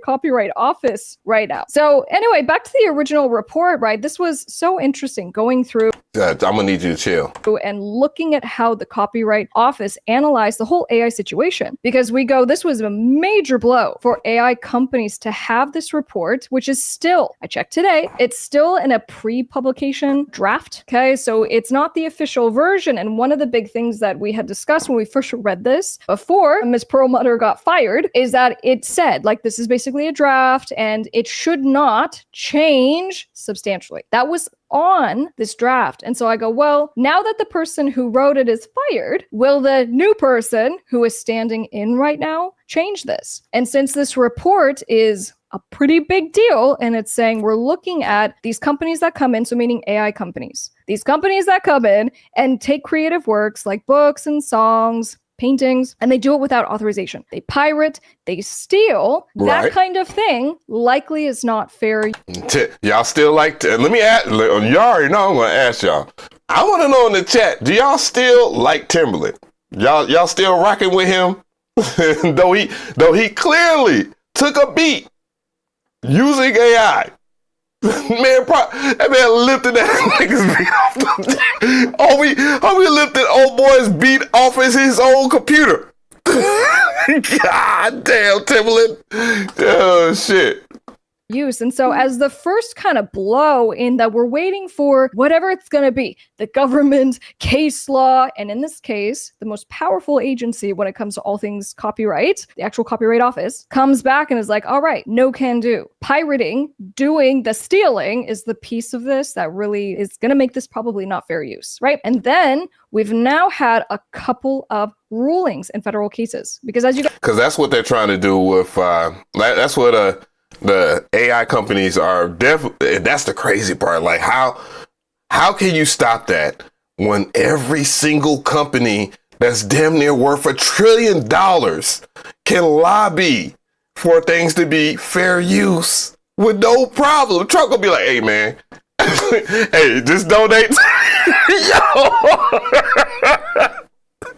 Yo, have you seen Donald Trump's crib, bro? This is unbelievable. You guys know we're also suing using AI companies Suno and Udio. These are class action lawsuits. And we have other cases that are kind of tracking along and that are ahead of us. So in the similar kind of these companies who are blatantly just admitting that they have stolen the creative works, when the Copyright Office came out with this report, literally it was the reason why I called up my friends, with the class action law firm. I'm like, guys, it's so clear to me the Copyright Office itself is saying this. And now we've had some cases like with Anthropic. So the authors, right, that's suing Anthropic for stealing their books. We had a massive That's crazy decision just last month. And the court said, if you're going to act in bad faith, if you're going to do something bad, it likely is not acting fairly. So it's pretty much not fair use. Okay. Putting it in my own words. But essentially, so as we've just seeing, the cards are like starting to fall in alignment with the Copyright Office's report here. So, we kind of go back and we go, all right, so, with this case and Shira Perlmutter suing and what's going to happen with her, here was the basis. I think this is important. And I'm curious to get your guys' thoughts on this. When allegedly, because we went through the complaint together on the channel, but allegedly when they fired her, there was someone who walked in like with a letter and they're handing out this letter, basically being like, she's terminated, we're taking over and all this stuff. And they cited to the Federal Vacancies Reform Act. So basically saying the president through this Vacancies Reform Act has the right to replace officials in the executive branches, right? In the executive agency when there's a vacancy. And so this is kind of why Ms. Perlmutter kind of came back and she goes, that's a really important distinction here. Again, legislative branch,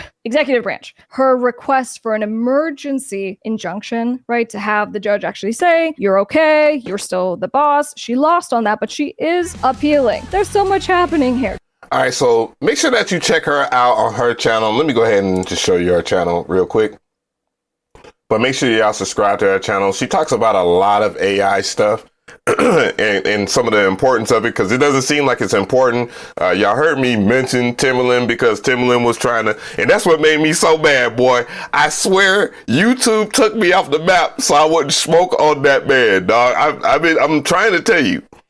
But with the whole Timberland situation and just how much access AI has, and it just practically wanting to replace people, that is insane.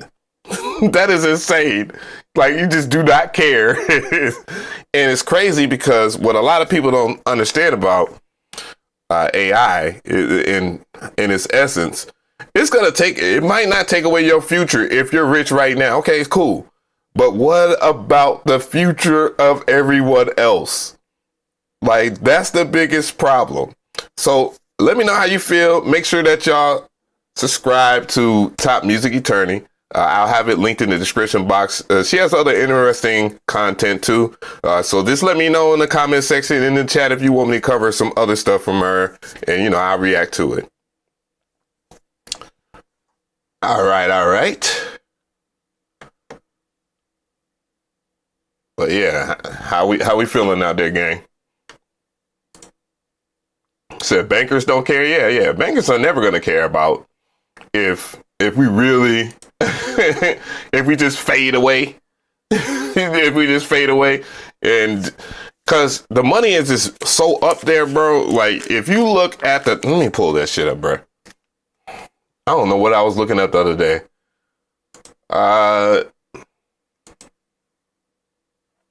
Maybe highest earning companies. Oh, shoot. Yeah, in the world. Yes. In the world. US. 2026. Maybe not the US. I need the world, though.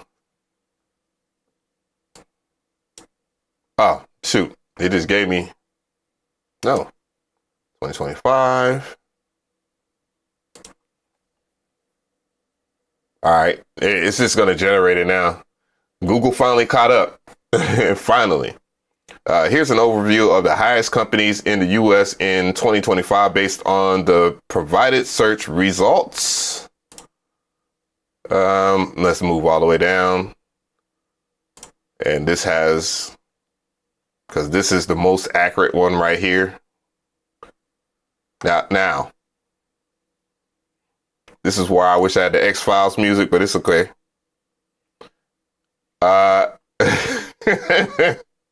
Look at this. All right, take a look at this. So Amazon, Microsoft, and I wish I had the actual, like the revenue, how much they're worth. So let's go and see if that has that. So Amazon, Microsoft, JP Morgan Chase, Saudi Aramco, Alphabet, which is Google, Berkshire. I don't even know how Walmart got up here. There's an interesting video about Walmart. These are trillion-dollar companies, by the way. Apple, Nvidia, these are trillion-dollar companies, bro. Like, not too long ago, they were like they was up there like a quarter trillion. And look at this shit, man. Look at this. Look at this, bruh. This is older. It has to be.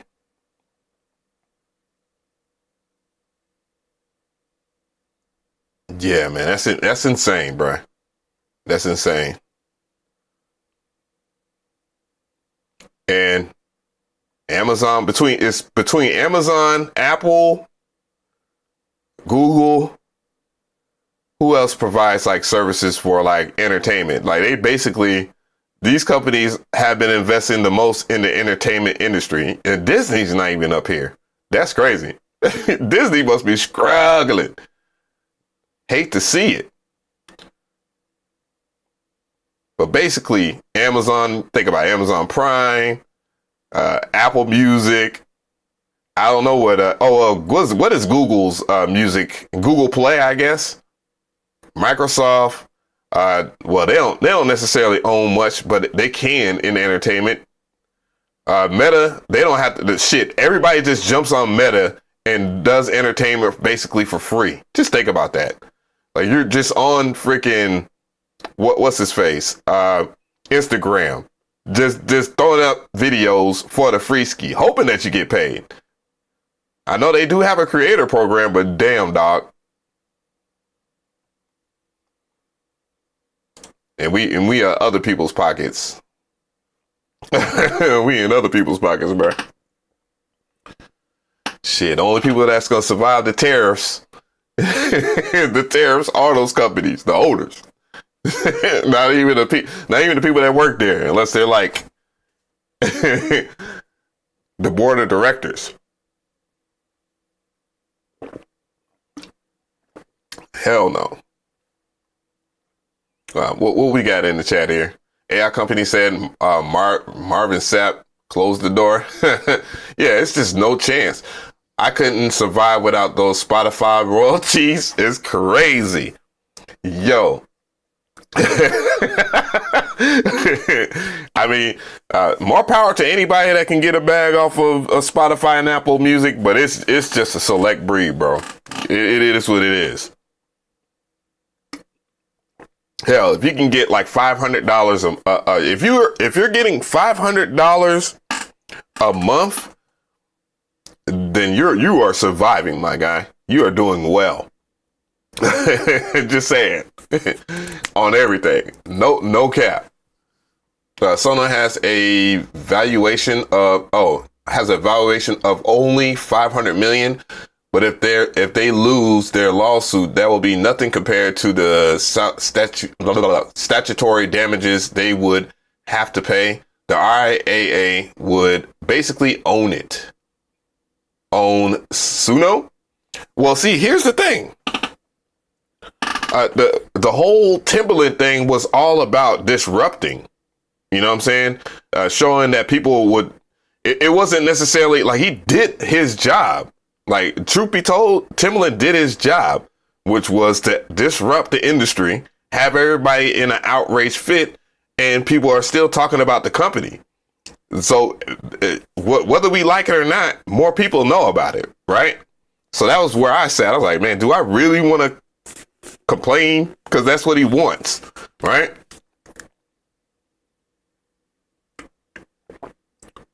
But nonetheless, the main reason why you want to disrupt this is so you can get venture capitalists. Because venture capitalists don't give a damn. They just want the monies. You know what I'm saying? And venture capitalists will throw money at something like Suno. Do you not realize that they don't really care about people who, if it's a machine or if it's a person? Basically, most people in the industry are machines, bro. Like, let's talk about that. Like, they are machines. So replacing them with AI, it would be perfect. And that actually has more interest on the side of freaking Spotify than more than anything. Because I remember Spotify, they was looking for a healthy alternative so they don't have to pay those prices to the labels so they can license the music. Like, and that's the biggest issue, right? Because if you think about it, one of the most things that people don't even think about when it comes to Daniel Ek, bro, Daniel Ek actually dropped the biggest bag of all time. Because if he wouldn't have backed down, like Daniel Ek or just Spotify as a company could have been able to sign artists basically and pay whatever they you know what I'm saying? They would be able to afford to pay people. But because record labels went in, they would say, look, because he was disrupting the industry, right? So, the major labels, they started suing his ass. They knew what it was. And I think he used pirated music and shit like that. But just to show, how the service works, basically. And that was enough to disrupt the industry. So, yeah, unfortunately, he was forced to sign a do not compete clause. And when you cannot compete, that means he can't sign artists and shit like that. So, unfortunately, the labels won. They made an agreement. I don't think a lot of people understand what the agreement was. Obviously, to pay artists nothing. So, if there was, healthy alternatives to not be signed to a label, you wouldn't get paid much of anything anyways. So, that was the biggest issue with the whole Spotify and streaming in general. Because, come on, $1 trillion company like Apple not being able to sign artists is crazy. and shit. And unfortunately for Spotify, the main reason why Apple can survive and is exactly that. They provide like hardware and services. So I don't know. I don't know. They better come up with a Spotify computer or some shit. And I don't think it's shit. It has to be something far more compelling. Was it King Michael Coy? They give the labels the check they were supposed to get. Well, yeah, I mean, shit, the labels is definitely said, well, these artists ain't gonna get shit. Now, between Spotify and the record labels, I think the record labels is making more money than the artists altogether. Not even Spotify. Because they haven't even, they barely even turn a profit. Are they? I'm pretty sure they're heavily funded. I think they're public. I'm pretty sure they're public. I don't know.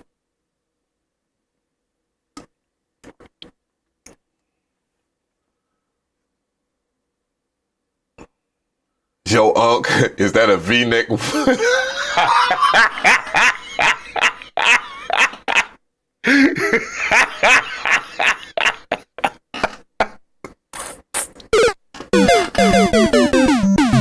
That man crushed me. That man crushed me, bro.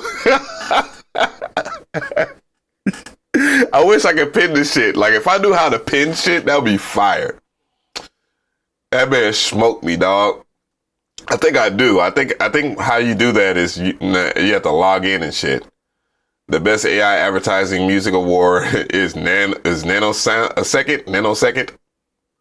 More like a C-neck. It's crazy. Mr. Clarence. Yo. Oh shit. So that was AI trouble. Let's see what Pain One talking about in this video. DJ Pain One.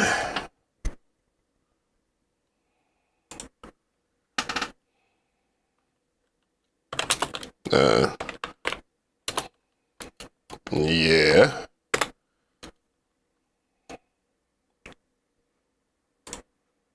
He had dropped a video not too long ago. Timbaland was a sacrifice. That's crazy. Y'all watching that?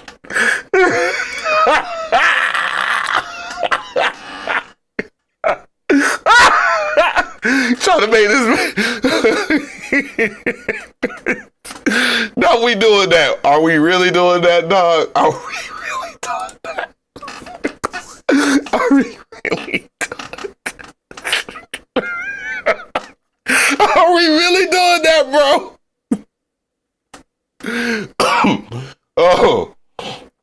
Oh shit. Pain One. That man is in his bag, dog. What happens if you're... Hold on. I think that... Hold on. Yo.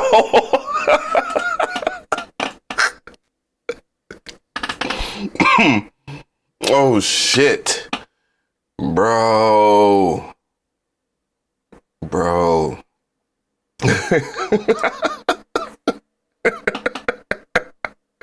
My guy doing it. He reaching. I like that, my dog. Oh, man.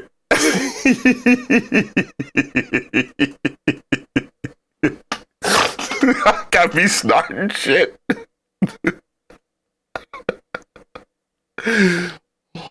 Oh, shit, bruh. All right.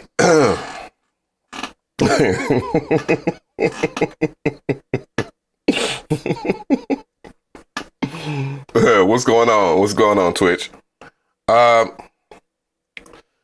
Oh shit! I don't laugh myself into a damn stupor, bruh. Hold up, where we at? Let me look at my notes.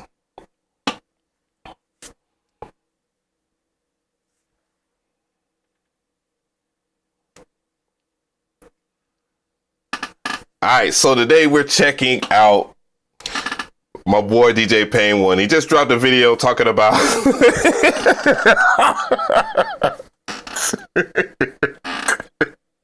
right.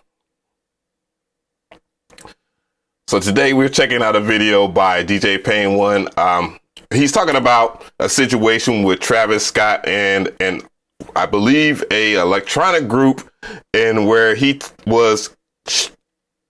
Damn, I don't even know what to say. I'm trying not to laugh no more. An electronic group, and they were accusing him of using a sample and stealing the sample, and we're gonna see what DJ Pain One got to say about it. Make sure that you subscribe. The link will be in the description box, and check out Pain One. We're gonna just check out a little bit of it. Stolen and becomes a hit song. It's actually what happens if your beat gets stolen and becomes a hit song. It's actually happened to me before, and it sucks. But what do you do? That's pretty much hip hop in a nutshell, Mike G. Someone else's song got sampled, so it was basically stolen. At that point, I mean, you're dealing with a bigger producer, a bigger artist, a huge label, a huge corporation. And a producer is accusing a huge label of stealing one of his beats. Allegedly, this beat is from many years ago, damn near a decade ago, I think. And somebody remade the beat pretty much exactly, created a song out of it. That song ended up going 6 times platinum. In the United States alone, it went double platinum in Canada and platinum in all these other European countries. And well, if that is the case, then shoot, long story short, grand open and grand close it. I want my money, dog. Sorry. I'm sorry. If it sounds like my shit, I want my money. I want my money. Right now? Are we talking big 2025? Oh, yes. I need that, dog. I need that. They didn't get a cent. So I brought it up on the podcast, and my co-host ripped this producer to shreds. And then Aaron called me, tell me to get off TikTok. Kind of, just watch it. The link to the full episode where we discuss other topics is below. But let me know what you think about this. What should this producer have done? It's a tricky situation because there's a lot of information that a lot of us don't realize affects these types of claims. So we got to act quickly. Full episode below. Watch it. This is a crazy situation. I feel terrible for this producer. Shout out to Jane and Indie Babies. I was on her TikTok live, and this is where I even learned about this, which kind of shows that it hasn't gotten, super mainstream traction, because sometimes these kinds of stories do. But I have some questions about this, and I think I asked you guys about this. Just initial reactions, first of all. So this post is going to bother me, but it needs to be said. So 2010. We doing TikToks now. I had a production team called the Go-Getters with my friend, Kenneth Allman. And we made this smash record, ballad, R&B ballad. We knew that it was going to be big if the right person got on it. Now imagine, fast forward, 8 years later, it goes on to become the biggest R&B smash of 2018. You should be happy. I'm just saying, you should be happy. You should be happy because now you get to make some money. For sure. Because there ain't no way. Ain't no fucking way, boy. Problem is, our name wasn't on it. Yeah. I really feel that. I felt that, my G. No credit. No money. I feel you. I feel you, my G. Nothing. We received nothing. Not even a hello. Not even a, I'm just going to take your shit and put on this album. I might not pay you. Didn't even get like a heads up. I'm going to play the record. This is what we made in 2010. I'm going to make this. And then you comment. You tell me who this is and what song it is. I'm not going to say it. I want you to say it. You tell me what's up. You know I can't play that. Nah, because you're going to try to get yours from my damn YouTube video. Shit. The recent post, right? So we're talking about a span. This is a very recent post. Yeah, this is from this year. This is a span of 15 years, essentially, because they said they made it in 2010. They knew. Now she laughing at that. They knew it was going to be a smash. And then somebody used it eight years later. Yeah, they made it into a smash. That is how sampling works in a nutshell. You might come up with something, you know what I'm saying? You think it's fire, and then it don't take off. And then, you know, that's supposed to be the and mind you, I'm trying to be serious when it comes down to this whole entire sampling thing, because I'm going to just be straight up. I might be smiling and all this, but I think if you use someone else's work, my G, like, this is ethics here. You use someone else's work, you should give them some type of credit. And the main reason why people don't do it is because money, and they want to keep money. Now, I don't necessarily think that Travis Scott knew that, or perhaps he did. Hey, look, hey, how do y'all feel? However, we know 9 times out of 10, there are some cap-ass producers out here that will say, oh, I played the original track. I made this. This is all original. No, it don't have no samples. That type shit exists too. We ain't gonna act like people don't be capping and making beats and then not giving people their credit. So it happens from all over the place. Quick. And this video is coming 6 or 7 years after that even. Yeah, I mean, lots of artists know things are going to be a smash, right? I would say, you know, all the times people know something's going to be a smash, you know, probably 0.00 something % of the time, like it actually is a smash. I just don't understand why action wasn't taken a hell of a lot sooner than making this. I don't understand this post. Like, we're, you know, 7 years after the song came out, 15 years after you made the beat. I don't understand. I don't know if this is, I mean, he probably just didn't hear the song. But now, you know, one of the things that I've noticed, and, you know, I ain't going to speak on the person who did this. Like, someone took a whole entire existing song, right? And then they just put drums on it, and, you know, had me fooled like a mouse. Like, damn, this shit is incredible. Like, damn. But took someone's whole entire work and just threw drums on it. You know how disrespectful that is? That's crazy. That's crazy. At this point, it's not even really sampling. It's just you just taking someone else's work and you lay drums on it. And, you know, for people to do that, it's kind of crazy. You should credit that person, or you should at least let people know that you sampled someone else's shit. You're complaining on TikTok about it. Like, I feel like right now you're just trying to get some likes. Like, this isn't. Well, hell yeah, I would like to get some goddamn clout too, nigga. What you talking about? You know, get compensated. I don't understand it, to be honest. I would like to get some clout too. Shit. And he's a weak ass storyteller. Like, you could have told it more in a working belly. Yo, I did not. Yo, that's fucked up. Damn. Wait, I'm like, at first I was like, is he a songwriter? And how does Painwood? Hold on, let's Painwood's reaction. Let's look at his. We're doing a likes. Like, this isn't the avenue for trying to, you know, get compensated. I don't understand it, to be honest. And he's a weak ass storyteller. Like, you could have told it more. This nigga paid not a single giggle, dog. How you not giggle at that? You not giggle. She woke up like, I got time today. She on her money bags vibes. In a working belly way. I'm like, at first I was like, is he a songwriter? Then I realized I'm like, he's a producer. Because, you know, some, like, at least not every songwriter. He's both. Oh, okay. I'll say not every songwriter, but I have heard some just incredibly compelling stories from songwriters because they just can tell stories in multiple mediums. But I was like, bro, what in the jelly roll is this?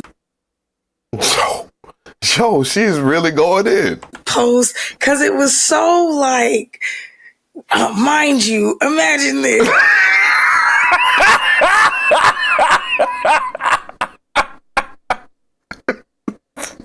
I'm logging off. Oh my goodness. Why is she coming? Man, you have time today? You have time today, man. So I'm like, what's the point? But also, get a lawyer. Like, I'm so confused. Nah, I would have did now on some real shit. I mean, y'all cooking them. I'm just saying. However, you don't know how it feels until you're in that situation. You feel me? Because boy, if man, listen. I have been on edge as of lately.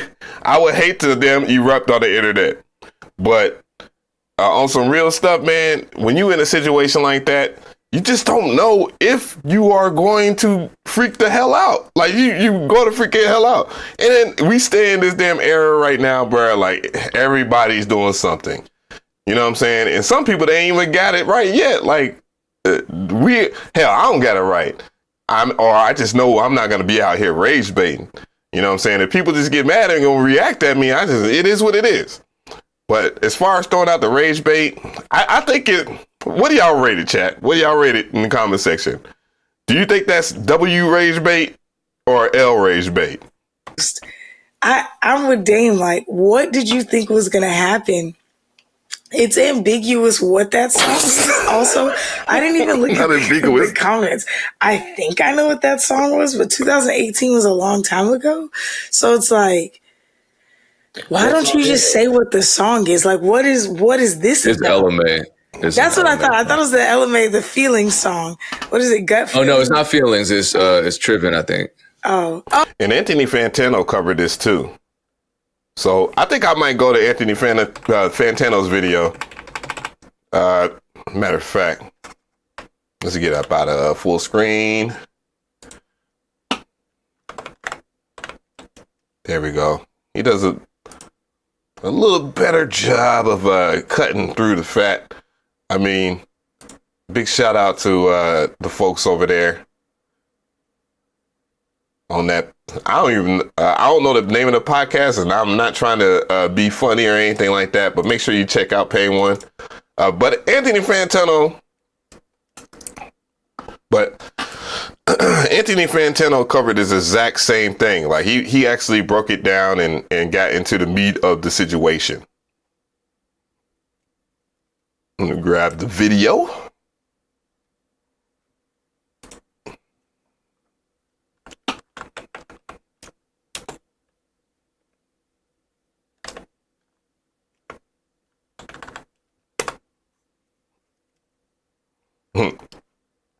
Travis Scott did a plagiarism.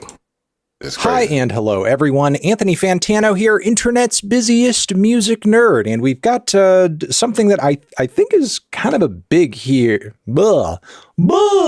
Hi everyone, Anthony Fantano. It be like that sometimes, bruh. Piano here, internet's busiest music nerd. Hope you are doing well. And we have something today that I think is a pretty big deal to talk about. Something that's kind of crazy, pretty unfair, and involves a rapper, singer, songwriter, producer extraordinaire, Mr. Travis Scott. I ain't gonna even hold you. Travis Scott's music is okay. It's just okay. It's just okay. But then, you know, the good old fashioned excuse of, well, you know, it's not for you, Grandpa. That type shit. Like, I can imagine him saying some shit like that. And it's like, dog, I'm sorry, man. Your music is just, if someone said something like that to me, I'd just take it further. Look, I double down. You feel me? I had the same energy as Joe Budden. This 2 cup of ass. As you guys may know, presuming you don't live under a rock, Travis Scott is one of the biggest, most influential, and successful artists in the music industry today. Allegedly. Regardless of genre. In fact, he is so successful, he just dropped a brand new project under his Jack Boys collective Cactus Jack label titled Jack Boys 2. Even though this record was not like officially simply just a Travis Scott album, which that in and of itself would draw a lot of attention, especially considering how many platinum certifications the guy has at this point. Rodeo 2 times platinum, Birds in the Trap 4 times platinum, Astroworld 6 times platinum, Utopia 2 times platinum. And so, yeah, of course, his new Jack Boys 2 project, which he, made along with collaborators and, it was good, Audrey. Jack label mates like Don Tolliver, saw one of the biggest debuts of first week sales of any rap record so far in 2025. So yeah, the record was drawing a lot of attention. Personally, I wasn't really a big fan of it, given the previous material that Travis Scott had released in the past. Personally, I perceive the quality of Jack Boys 2 to be very low, mostly sounding like a bunch of unfinished cutting room floor stuff from Travis and Don Tolliver. And I would say that was being nice. You're being nice. A lot of people will think that this is some hate. Nah, bro, you being nice. But that did not stop Travis's fans from loving the project and defending it with their last dying breath, which is fine. If you enjoy it, continue to enjoy it. But one thing that I think is frankly indefensible is this bit of news that is coming out of the album right now. And that's that there may have been a pretty key sample on a huge song from the record that has just gone uncleared. Now, as successful and as marketable as Travis Scott and his music have proven to be over the past decade, he has a history of not like always crossing his T's and dotting his I's in the way that he should. Whether it's like properly mixing his guests into the song on the album or, making sure logistically everything is where it should be when it comes to running his Astroworld festival. And now I've been seeing some accusations flying around the timeline, centering around a Chicago music group by the name of Pixel Grip. Apparently they have a song titled Pursuit, and the band alleges that... All right. So this is the group right here is Pixel Grip. From what I'm hearing is it was one producer. Let's go. This track was sampled into the song from Jack Boys 2, Kick Out, which frankly is one of many tracks from the album that I could barely care to remember given just how boring Jack Boys 2 was. But if you don't quite recall, it's the one track from the LP that features the endless 21 Savage ad-libs, but like no actual 21 Savage verse. But yeah, I think for now on, when we describe someone's music, we should just hum it, just so they know that we have to go beyond reasonable doubt to not get a copyright strike. I'm just saying. But another ear-catching element of the song is what seems to be the sample from this Pixel Grip song, Pursuit. Which, look, there are accusations that fly around the music industry every year in terms of like, hey, this huge mainstream artist like stole my song idea. I want credit. I'm going to sue them. So it's beyond a reasonable doubt. I mean, it's without a shadow of the doubt. It is something that they took. Austin and I see these stories and see these sorts of accusations all the time, and we don't always do stories on them because very rarely is the accusation like a totally like dead to rights thing. But I'm now making this video here in this particular instance because this is very egregious. Like what Travis and his collaborators have done with this track is so T minus OZ and Sean.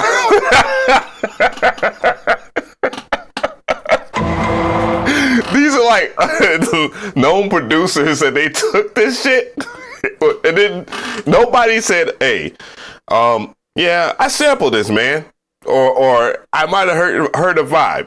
You know what I'm saying? It's without a shadow. It's exactly the same thing. It's like, that's crazy. Hold on, bro. Clearly built around sounds and instrumentation from this Pixel Grip song. Now, for everybody who may be unfamiliar with this group and the track and may not necessarily recall the Travis Scott song from Jack Boys 2, let's listen to this Pursuit track, at least the start of it, because this is pretty much where the sample comes from. No. So in that little section of music that you heard there were some different elements that you can be free to rewind and hear, like, that very rough synthesizer bass line, those little doo-doo-doo-doo like tom drums, as well as the sound of the group singer, hitting this little yo. I would have been cool with that, but I get the reference though, so that was worth it. Vocal line. And now here is a snippet from this Travis Scott kickout track, which, mind you, isn't just some random Jack Boys 2 deep cut. This is a song that Travis really promoted hard with a music video.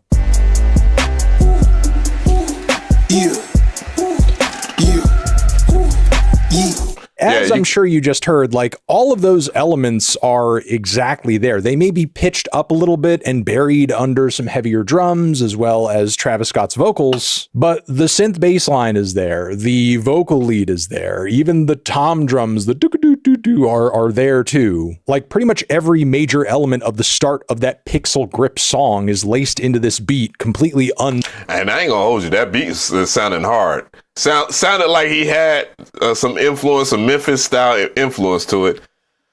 I'm just gonna leave it at touched, unseparated in terms of stems. It literally sounds like just the start of that track was grabbed and looped and thrown underneath everything else is kind of like, the song's spinal cord, which is just so offensively lazy and ridiculous because I feel like these are musical elements that any competent music producer could essentially copy themselves from scratch or just find some way to come up with like an alternate version that isn't quite the same. Given the producers that are named on the track, which is basically T-, OZ, and they produce for Drake, and that's the other people that they produce for. I know T- has been producing for Drake for a while. I used to talk to T-. However, all right, I agree. It's not that hard to replicate that at all. And I do respect the original artist's work on it. I'm not trying to disrespect it at all or anything like that. And with all due respect to OZ and T-, I'm not trying to disrespect them as far as them jacking it. I mean, the name of the album is Jack Boys, right? So why not just jack the sample? I get it. Maybe that was the idea that y'all had. And for what it is dope. Same exact thing. And look, that doesn't inherently mean that like once you go through all of that extra effort, the song or the art you're creating is going to be better. I'm just saying that would be a viable alternative to just blatantly ripping off this band's sound. But since Travis and his producers didn't go through the trouble of creating this instrumental completely from scratch, with the proper knowledge is not hard. Like, you know what I'm saying?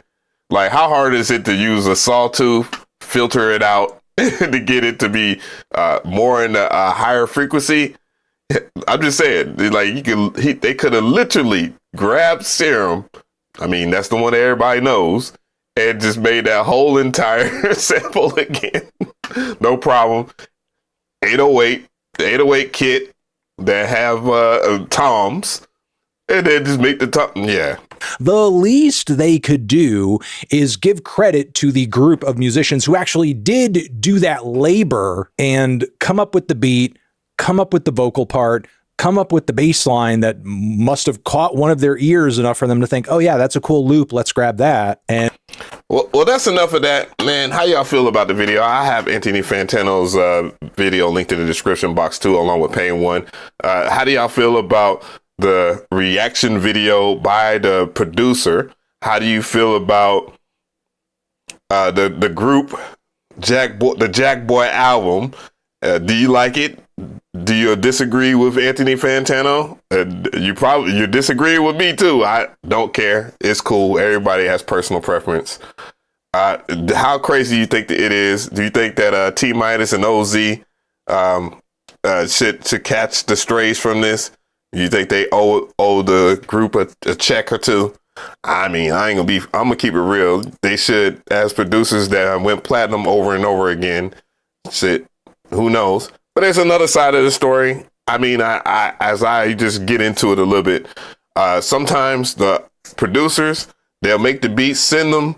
They know there's a sample in them, and then a person chooses to put it out. That's always a big issue. I mean, I'm gonna keep it real with you on that. So that could be a Travis Scott type thing, or, you know what I'm saying? But hey, who knows? And yes, they do it without the producer knowing that there's a song to that track or whatnot. So 100%, that could have been the issue in itself. Either way, let me know how you feel. I think that not bad. I've seen the Anthony Fantano one. I thought that was hilarious, especially the part where he's singing. That shit was mad entertaining. Oh damn. Oh damn. I don't know if I should talk about this one. I don't know. Someone asked me a question. Woo! So let me go ahead and do some research here. I'm gonna do some further research before I even do the video and give my thought on this.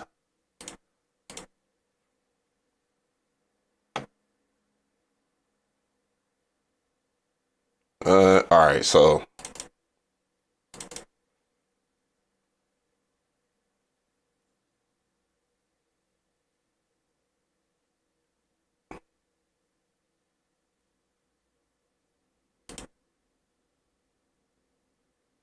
let's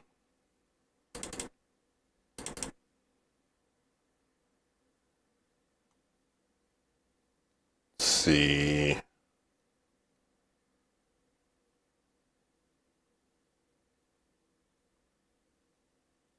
Oh yeah, I gotta look it up. It's on here.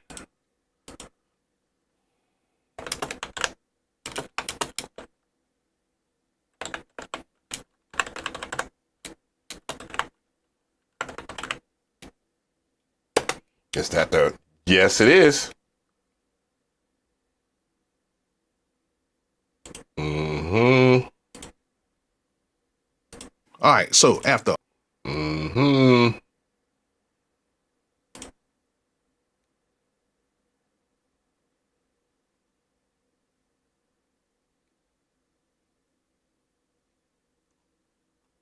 So thank God. Thank God. Thank God. I thought someone was trying to set me up. I'm like, nah, not me. Not me, bro.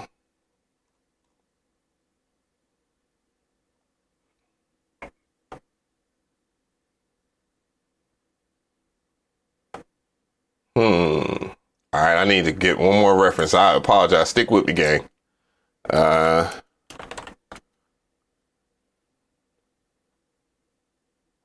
Maybe. Boom.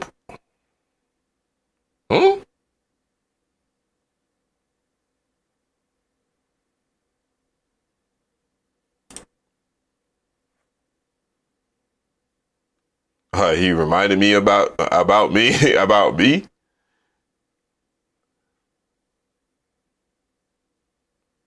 Let's see. I'm looking for it. Boom. Let me go back.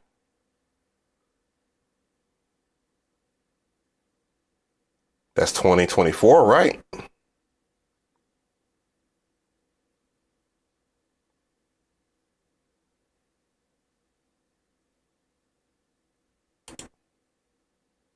Okay. Thank you, Jesus. I did not want to just have to deal with that shit. I thought someone was trying to set the game up. I was like, nah, doc. I'm not falling for it. I'm not falling for it.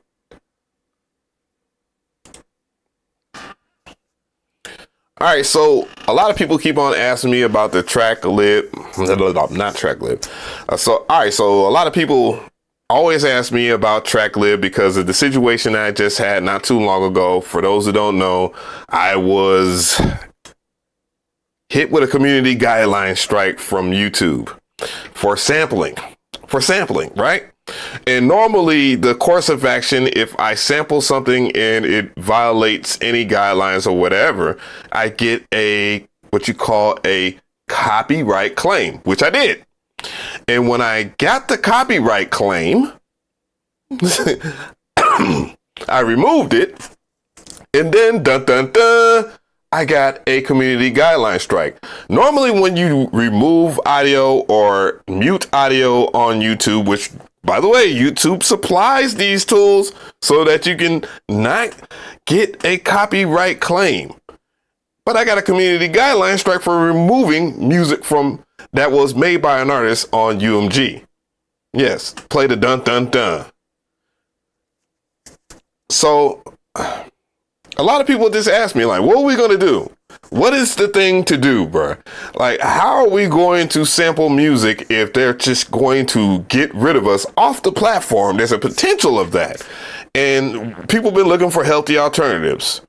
It's either AI, by the way, or Tracklib.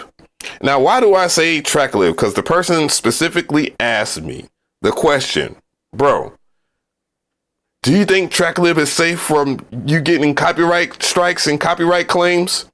Guess what? The answer is no. And I have the receipts.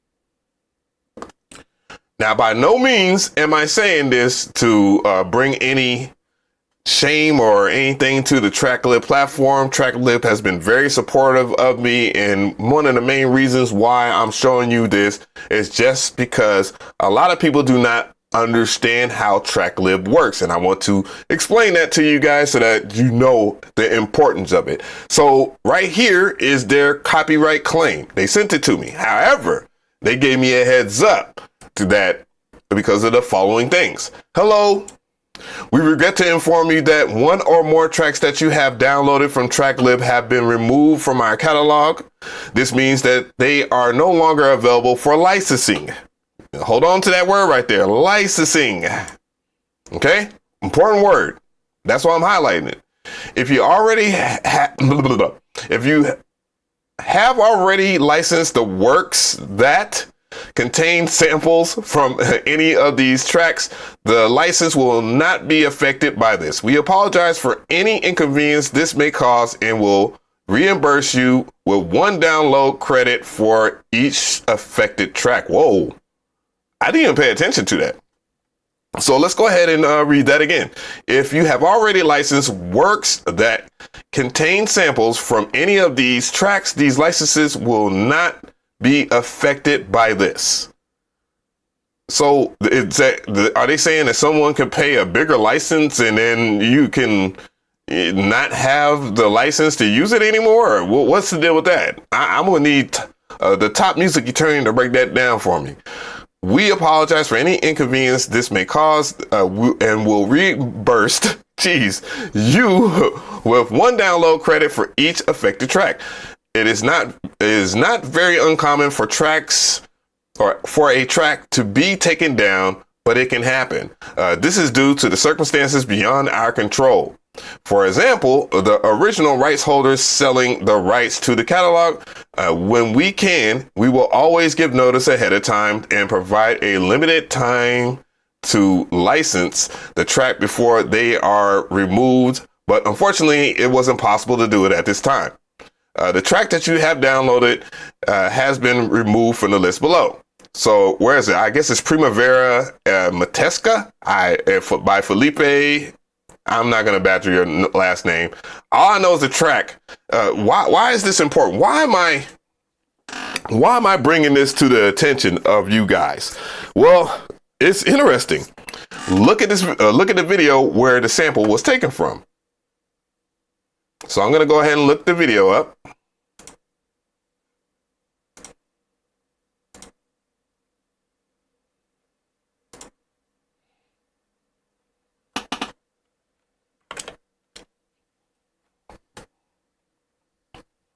It's an MPC tips video. So for if you don't know, I did a video using that sample a year ago. About a year ago. And I'll even play it for you. maybe down the line in the future, I won't be able to play the video because of circumstances created, but I'll go right to that part of the section so that y'all can see what I'm talking about, because that allows you to do track mutes instantly with samples and they will not play at the end. Another area on SB12 today's soul band is crazy site, which is tracklib.com. And so this video, just to give more context about this video, as you can see, it's a sponsor, and it is guess what the sponsor is? Guess who the sponsor is? Tracklib.com. I found a really dope sample band. It's crazy. I'm excited about it. And as you can see, it has all the information about the key and all of that stuff. So I'm really excited because I don't get a copyright claim from this either. Did you hear what I said? let me, matter of fact, let's use this view right here.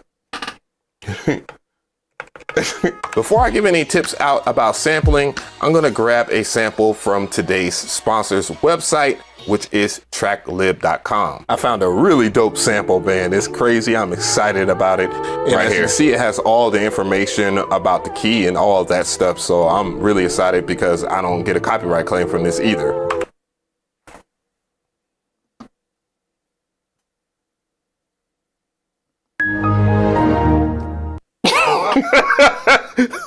That's the no, it's this right here. Shit, got your ass. It is. And I feel so embarrassed that, you know, someone like me, someone that you guys would trust, would get information like that and it not be correct. But I had to find that out the hard way. And honestly, the good thing about it, the highlight of it, they could have been copyright strike my channel. They did not.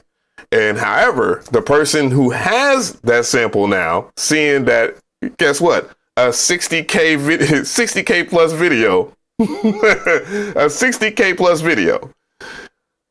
This happens to be one of a video that does very well on my channel, happens to be the one that could be in question for a copyright claim, a copyright strike. Now, what I want you guys to learn from this is that let's just go and see the terms of service over there at Tracklib, because that doesn't mean that you will fall under the same trap. It just means that you can't just have a subscription to Tracklib and then you don't have to worry about copyright claims. You actually have to buy the license.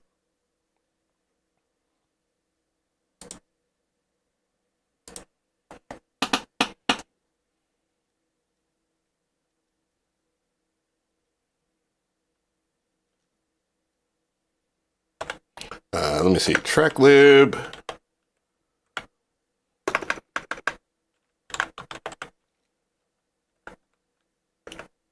There we go.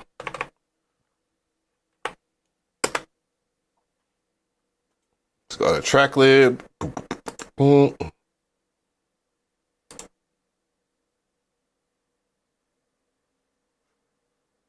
Boom.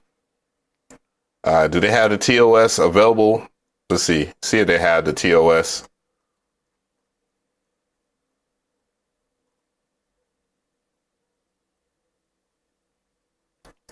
Now, I'm not saying that Tracklib is some of the...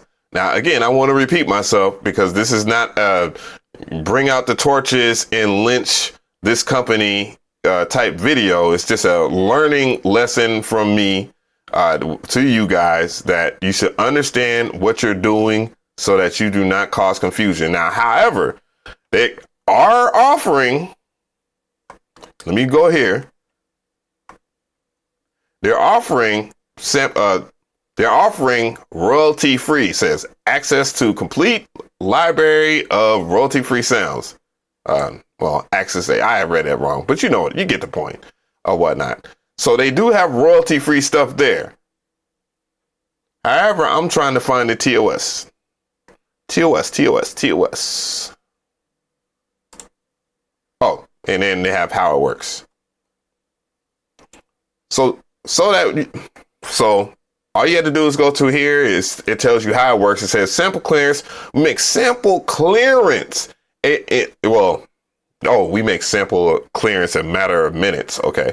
We make sample clearance in a matter of minutes and guide you through each step of the process. And they have a video right here how it works. The thoughts of you. Tracklib is the world's only service for sampling real music. Here's how it works. All right. We'll run it back. So this is how it really works. The thoughts of you. Tracklib is the world's only service for sampling real music. Here's how it works. Go to tracklib.com, choose the plan that best suits your needs, and start your free trial. We have over 100,000 songs and multi-tracks, and more are added every week. This is real original music, not loops or sample packs. From Isaac Hayes to Mozart, we got it. Craig dig through our curated collections, hundreds of genres and thousands of artists and labels. You can filter by genre, song key, track type, and more. We even have unique separate tracks that you can't find anywhere else. Preview the full track or turn on loop mode to find perfect loops in any song. Favorite tracks and loops to save them for later, or add them to collections to build your own sample library. Use your credits to download tracks or loops, and you get a perfect, uncompressed WAV file. Now it's your turn. Get creative and start sampling. Find that perfect sound, a great loop, or download the audio track. All right, let's get to the real. You know what the license price will be even before you. All right, here we go. Have 3 price categories, and you know what the license price will be even before you download the audio track.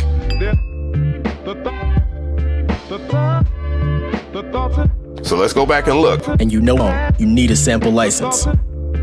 We have 3 price categories, and you know what the license price will be even before you download the audio track. So basically, all right, so I see seconds. Wow, I didn't even know that. I didn't even know that it was by seconds of what you sample on here. So you're basically sampling a part of the joint. Damn. So you don't fully own it, but it's like you are paying for a percentage of the second.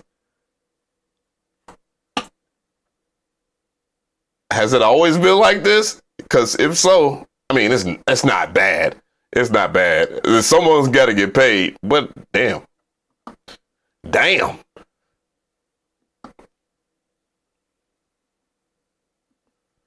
But of course, you know, they want passive income by having the subscription service. This is kind of normal practice at this time. I mean, because Splice is the similar service and they offer royalty-free stuff. And yeah.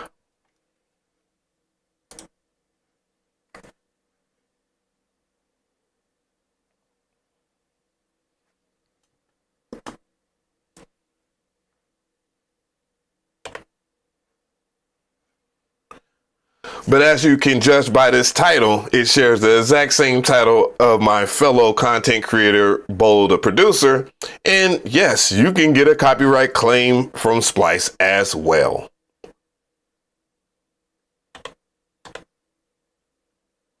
All of these years of using Splice, I finally got a copyright infringement that actually stuck.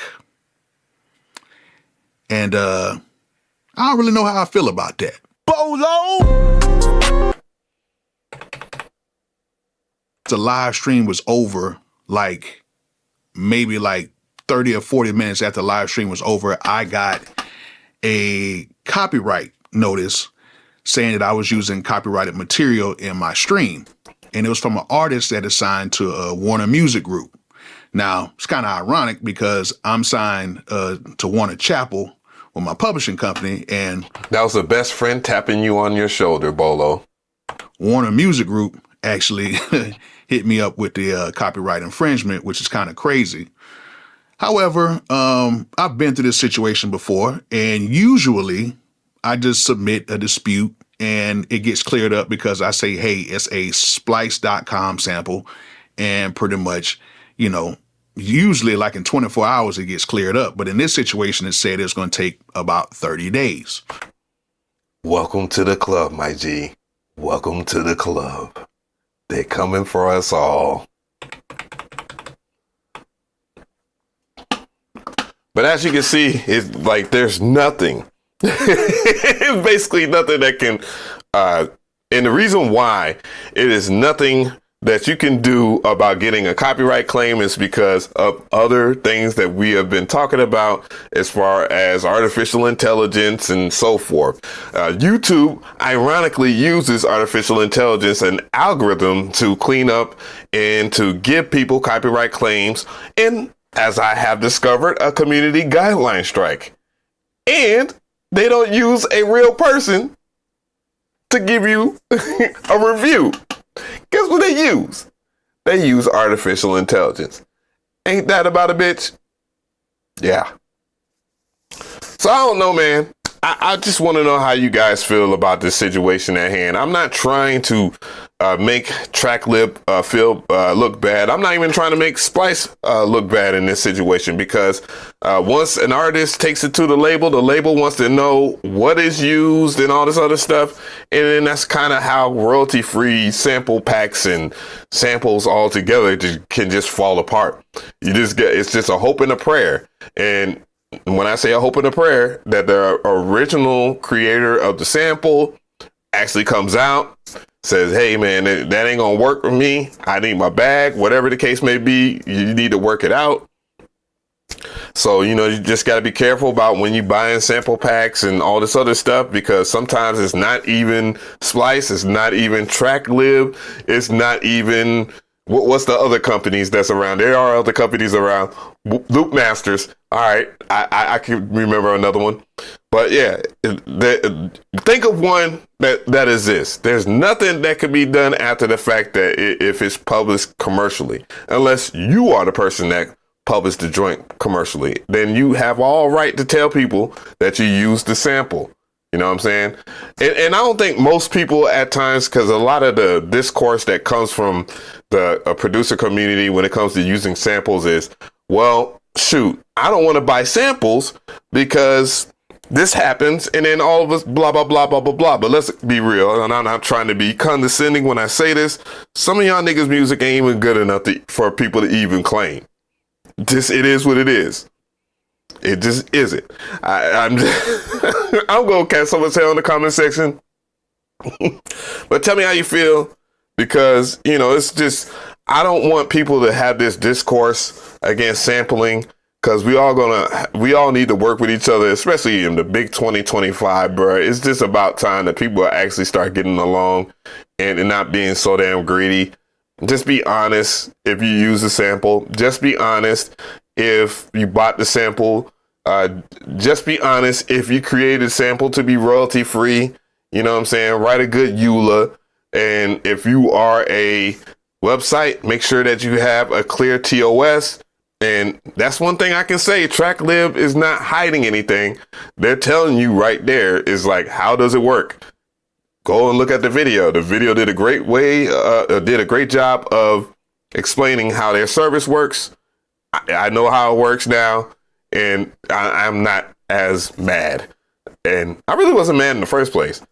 Big shout out to Tracklib. Y'all know I fucks with y'all. I fucks with everybody. That's what we doing on God. Yeah. I wanted to watch more of the Bolo video, but I'm gonna give him a credit in the. I'm gonna give him a credit in the comments. I mean, yeah, not in the comment section, but in the description. That'll work. Boom. Boom. Delio, what's happening? In the streets, there's no problems. It's crazy. Sampling is fine, just not on YouTube. Well, I mean, if you're gonna do it, who are you gonna do it for? But I'm not gonna step out the house and goddamn play my samples. I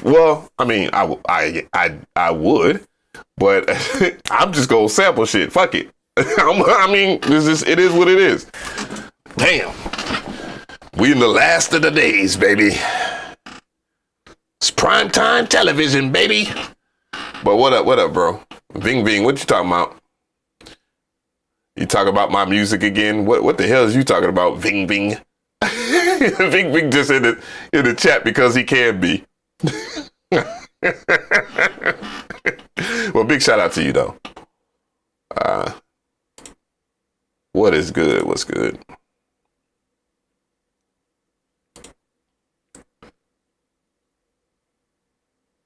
said, is YouTube that bottlenecks, that the bottleneck when what? Dilio. I didn't understand that. Oh, okay. New MPC.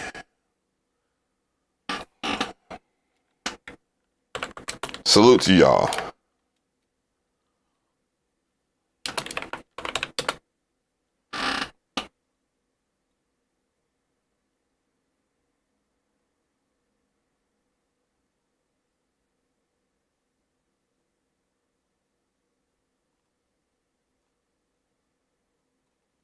All right.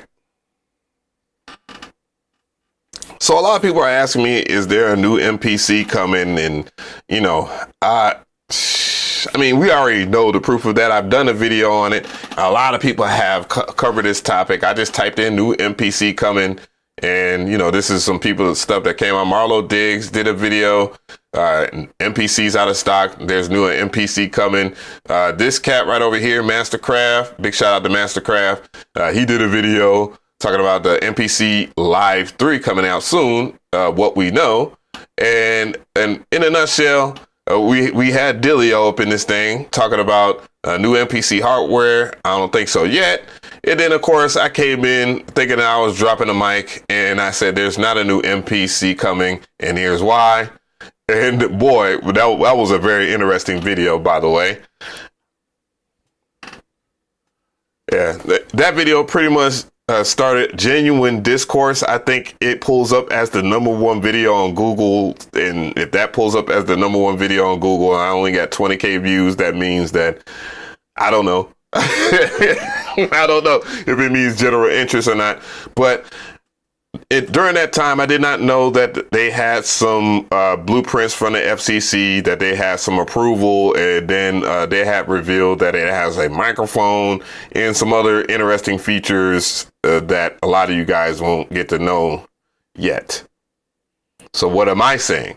Is there a new MPC coming? Obviously, there's a new MPC coming. I'm doubling back on my video. I didn't know anything. And one of the funniest comments in there was someone talking about like, oh, they must not be reaching out to you about an MPC. Ah, ha, ha, ha, ha, ha. There was so much. I need to damn. Yeah. I hope you got your laugh out. And I hope you enjoyed those likes. People like you, I really like. Because guess what? You're right. You're right. And a lot of y'all were, you know, sarcasm to the side. A lot of you guys were right. I knew and did no research before the video. Usually it falls into my lap. I did a little bit of research on other platforms. Like I looked on like what, Music Tech. Or what is that website? I don't even know what the website's called. I even looked at Peter Kern's blog. Nobody really covered it like that. And maybe perhaps it's a blogger I don't like. You know, there are a few of you mofos I don't like. I'm just going to keep it 100 with you. But for the most part, yes. And have I seen it? Yes, I have. I have seen it. Well, I've talked to Akai about it, you know, about the information, if I can reveal certain things. And of course, I cannot. But I will say this is the best way to put it for you guys. The company in itself has listened to you a whole bunch. Listened to a whole lot of y'all about some of y'all transgressions, including my own. I mean, the microphone thing we already know about, and it is confirmed. But some of the other features, yeah, it's going to shut shit down, dog. It's going to shut shit down. But there's going to be a lot of discourse, you know, with the MPC, because you're going to have the people, the naysayers. I think there's people that like side up like, I hate this piece of gear. I hate this company, but I love this company that does almost about the same thing as Akai. But I'm going to go over here and be divisive and then tell you guys to move left when you should move right. The choice will be yours, guys. I wash my hands of all these silly ass debates, and people want to debate what an MPC should be and what the MPC should function and all this other stuff. And you know, after this, this is going to be an incredible mic drop. The fall off will have to be studied. And I hate to hype something up like this, but maybe yes. And just think about some of the companies that Akai has worked with, and then you'll kind of get the grand scheme of things. You don't have to look too far back. Just think about how 2025 started. Yeah. Just think about it, because I do. I've been thinking about it every day, dog. On some real shit. But how do you think the MPC Live 3 will look? How do you think the MPC Live 3 will function? What were some of your biggest complaints about the MPC lineup? Do you think they're going to answer it? Do you? I definitely want to know from the chat. I want to know from the comment section too. Yeah, I synced it. Oh shit. Oh, I'm not saying anything. I'm just reading the chat. I'm just curious. That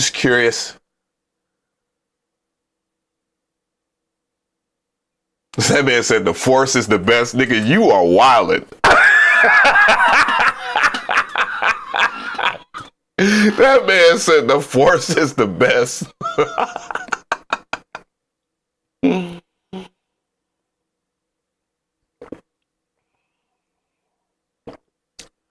Oh, shit. Are you cooking up? That's what's up. That is what's up, my brother. That is what's up.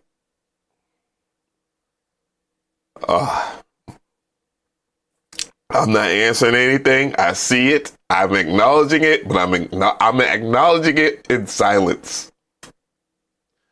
I'm acknowledging it in silence.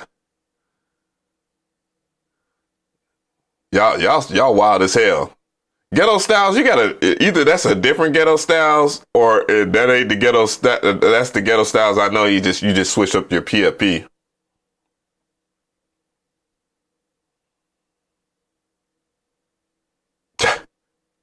Actually, Force I'm a bite is crazy.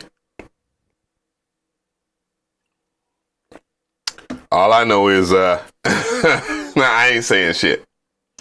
The Key 37, Key 61 should have an internal drive slot like the X and the Live, in my opinion. The Key 61 does have an internal hard drive bay, just like the MPC Live and the X. It does. Oh, it's you, bro? That's what's up. You know, people be changing their artwork. My artwork gonna be the same. I'm going out this way. I came in this way. Whoa. No diddy. But yes, the Key 37 doesn't have the bay, the hard drive bay, because the MPC 1 is technically the MPC 1 of the keyboards. That makes sense. And it's not like you can't use one. You can.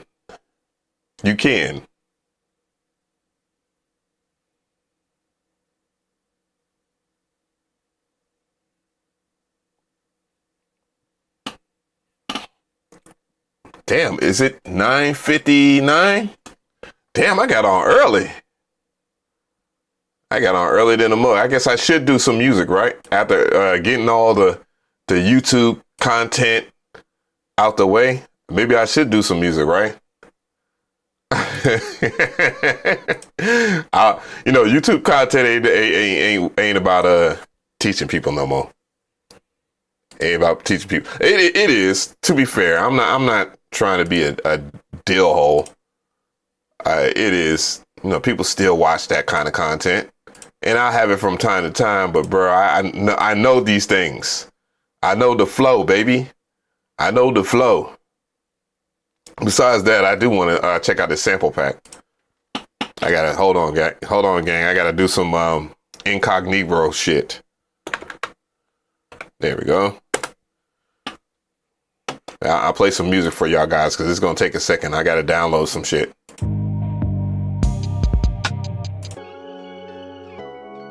There we go. I got a special delivery, you feel me? This brother, hey.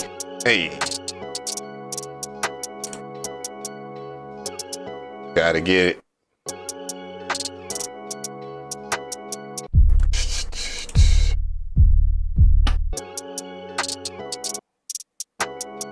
So can you please show me how to do a hybrid setup with the Live 2 and FL Studio? I've done it a couple of times there, sir. What I can do is show you this right here. So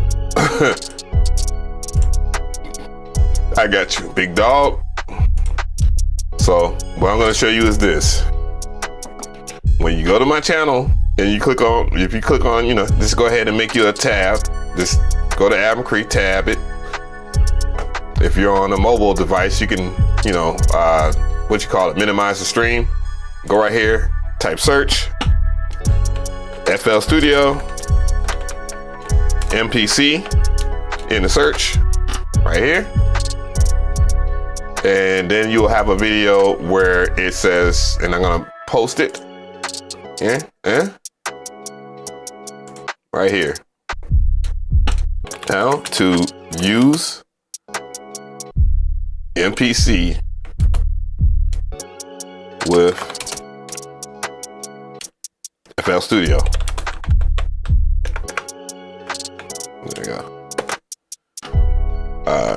Boom.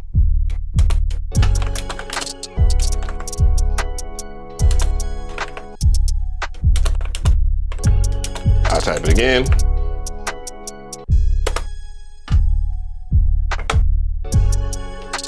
See, that's the thing when you on social media so long and you really love this shit, you always have a video lined up for it.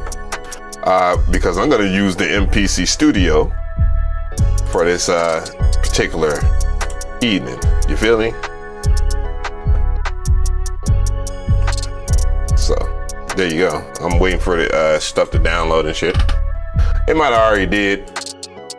It did. Boy, are you serious? Like how fast I get a gig through on this damn computer is crazy. Bro, it's insane how fast that shit goes. All right, I gotta put this in my D drive. No, E drive now.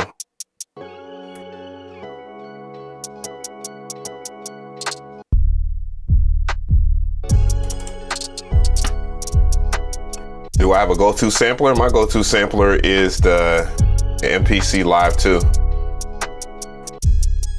If I had my MPC XSE, that would be my go-to because I'll be able to plug up my guitar and everything.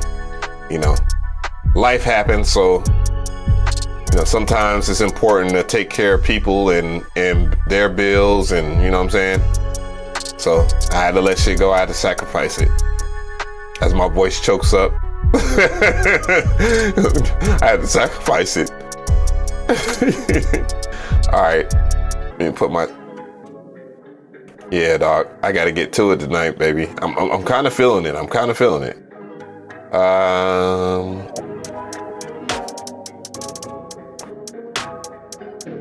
Oh, it's MP. There we go. Pasties. Ooh, it's a trap kit too. What?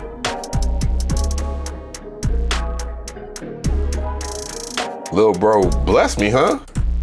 I know you be watching, Ty. But we about to be in the loops of Fruity, bro. Oh God. I keep it in there. There we go. All right, let's get it, gang.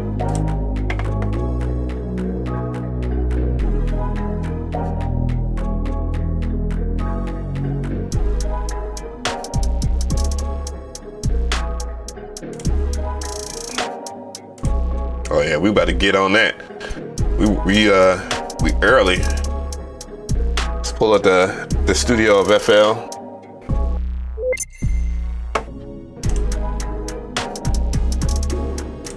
And we'll pull a Serato first. I just do the sample chops first.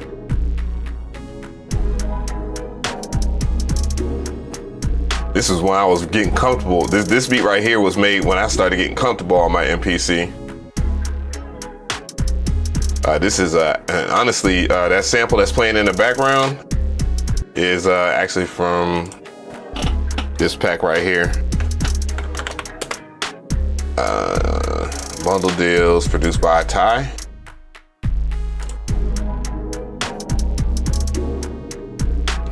A shit ton of samples. More than 1,000. I think this is almost a terabyte. This is like a terabyte of packs. But that's where that sample comes from. Now watch someone use that shit. Like, oh, I found it. Let me use it. Let me go ahead and give him a copyright strike. A copyright claim. Fucking bitch. All right, we got it. So I got a new sample pack here. I'm checking out FL Studio 2025 a lot more because something that's coming out in the near future will work in tandem with it, similar to what, if not better, than what. Yeah. I can't really talk. I really can't talk about it, but yeah, you already know what I'm about, man. So, just checking out the sample pack. Ooh.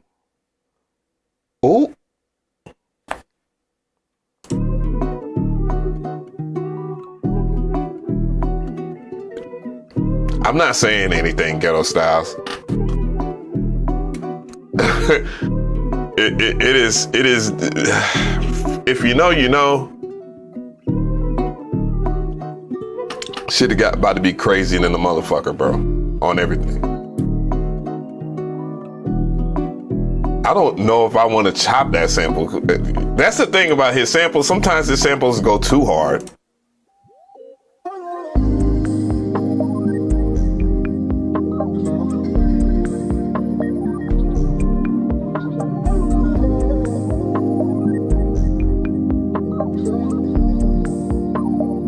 Will this even work inside of Serato? I just want to check this out real quick.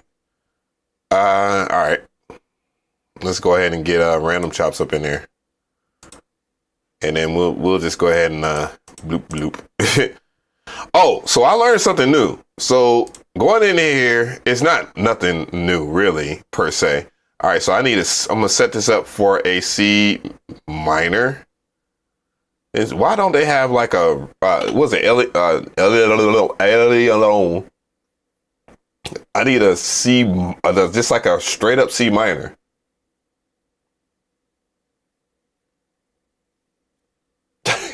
Oh, natural minor. There we go. A natural minor.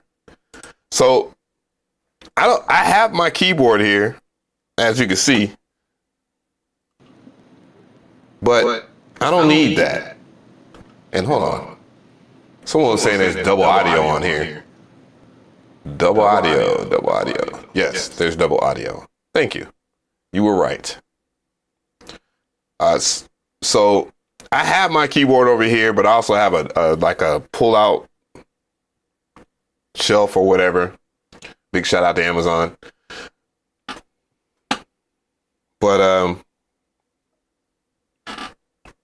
here's the thing. Using the keys, like I can use the keys to, matter of fact, let me chop up real quick. So I can use the keys. I had to lower the octave though, or maybe the octave's too low.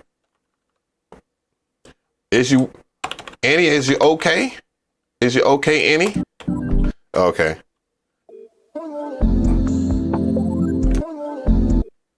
So I would just chop it up using the keys.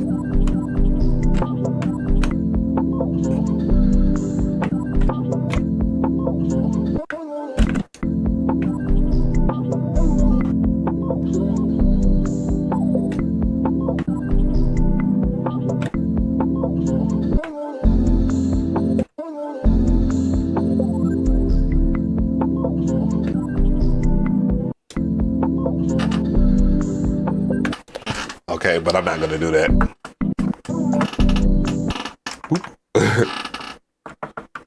But I am gonna use it. I'm just gonna use it.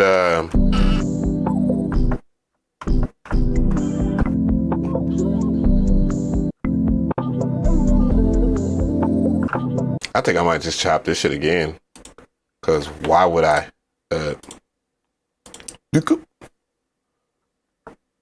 What? Oh yeah, you little rascal.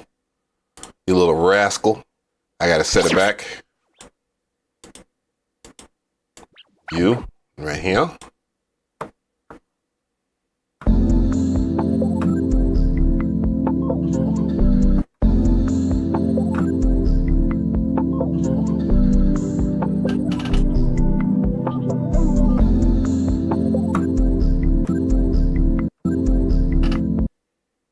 Okay. As a matter of fact, let me get rid of that.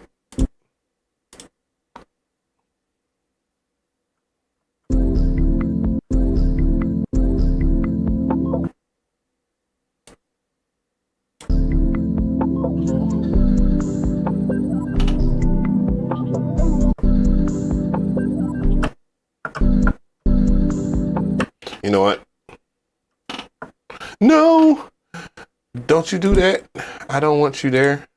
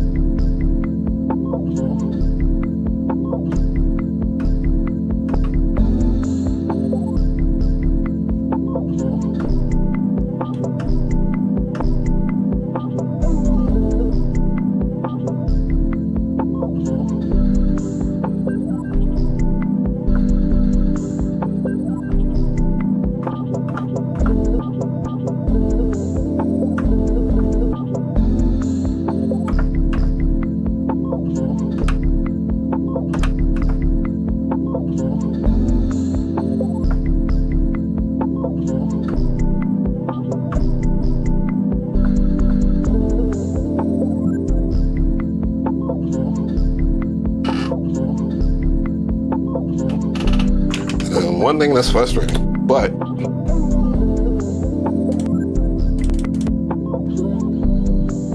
wild to see it hit me and FL after all these years. It's crazy, huh? Oh yeah. Damn. If I do let it run.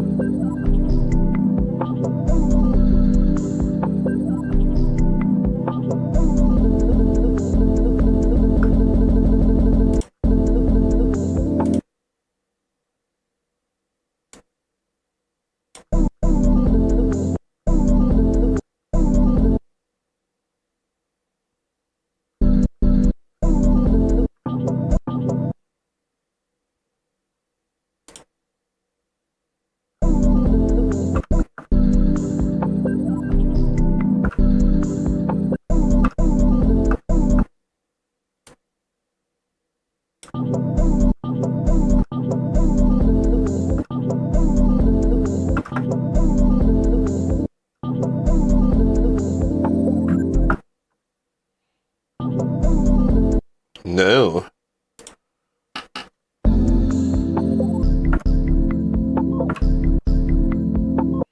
Okay, select all, filter. Oh no, what am I doing? What am I doing? What am I doing? What am I doing? Filter is not needed anymore. You wanna know why? Cause bass. And look how fast my new, man. Come on. I'm trying to brag.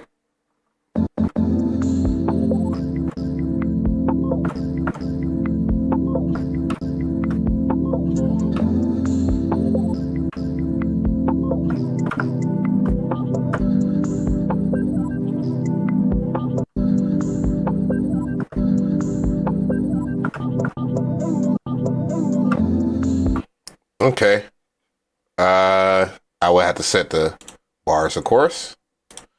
And I want it to be in single time. 69, so that means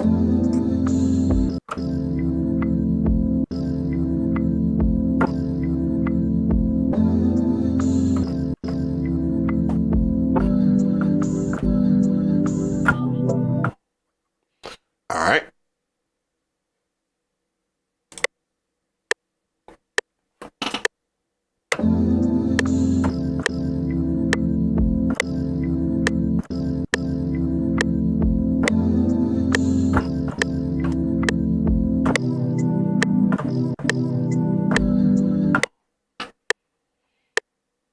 Oh, I don't need that many bars. Duh. Whoops. 4? There we go. I forgot. Okay. And then we'll just do Q here.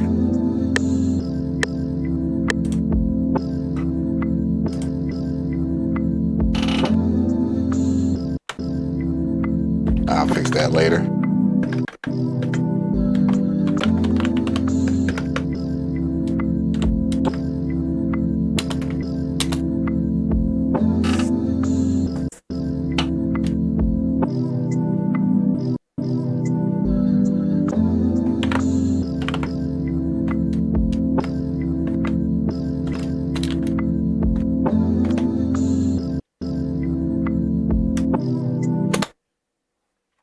Oh, damn. After I save it. And I will need the MPC. I'm using the controller, bro. My dumbass saved over the what's his face. Ab's is going BET Midnight Love on us.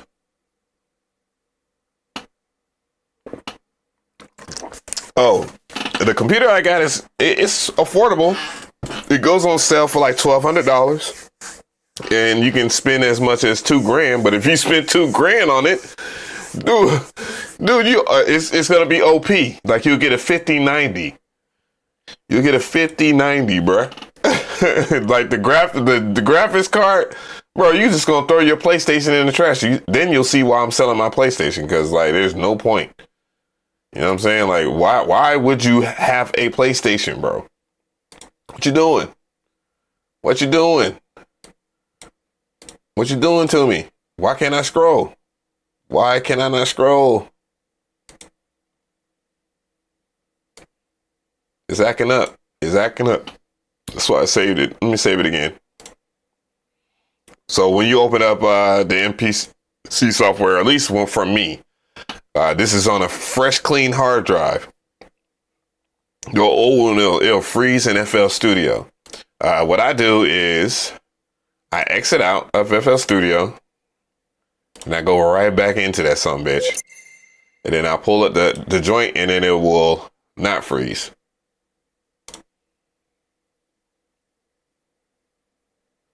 And then it'll freeze. Nah, I'm just kidding. So now I can use this stuff without the screen being bugged to freak out. It still is a little bugged because I still can't scroll. Act right. Oh yeah, it is not acting right. Well, I want my damn shit. Let's try that again. So you want, what's going on, 808 Hub? You want a networking collab?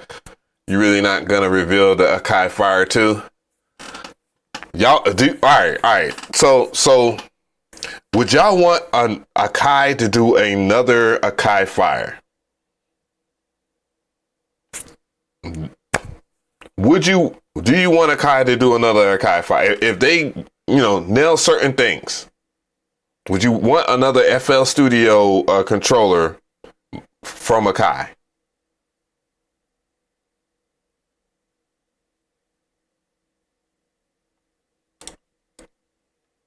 Yes. No. Yep.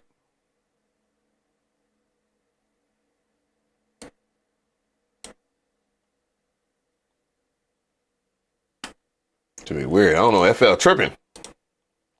I just want to, you know what? Fuck it. I think I have the drums right here. I'll make it do.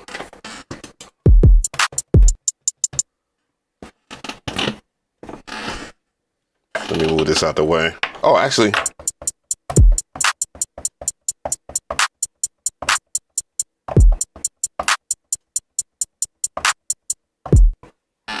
And now record, play start, and then.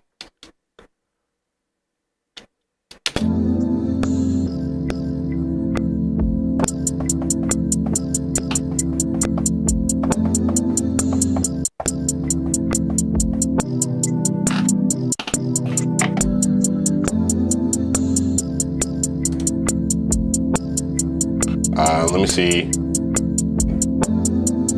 Mode. I need double. Can I get double length?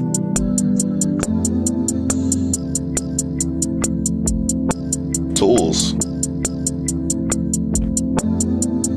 Why would it not?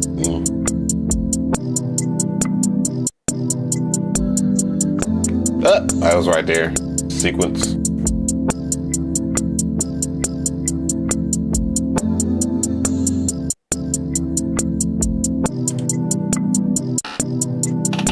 So you guys can get entertained by this shit. Yeah. Big belly.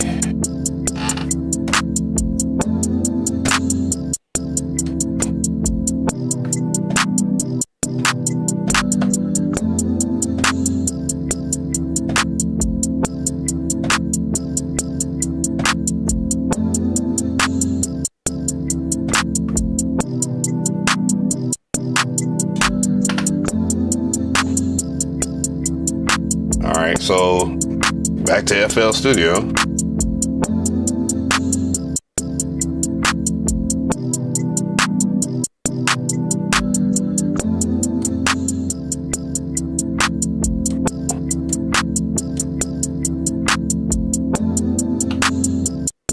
And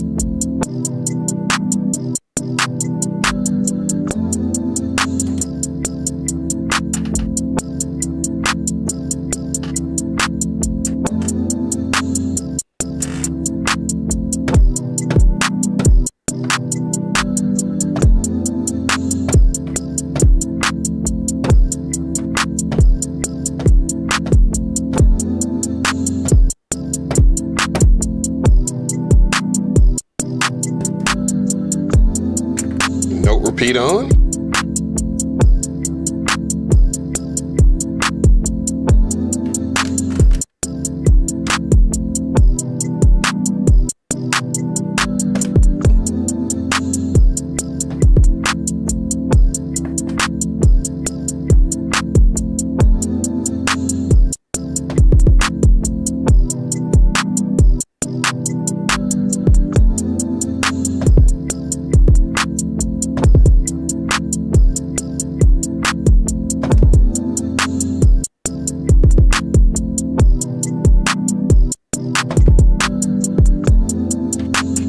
Gotta fix 2.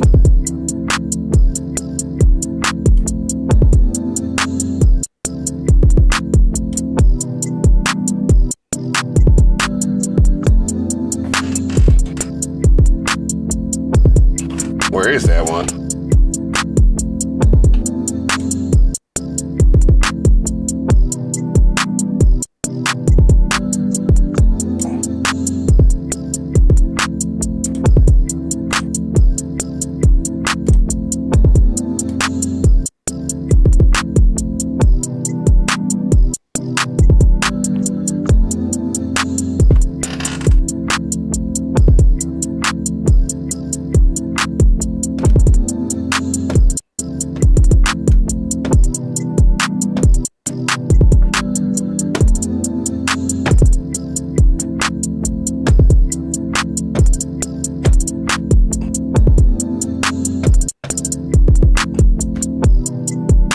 volume levels.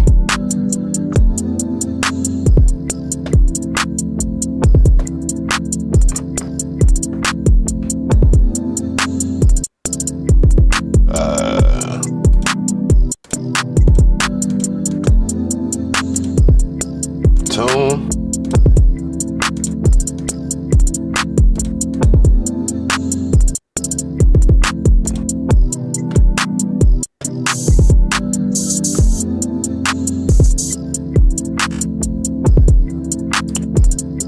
Really?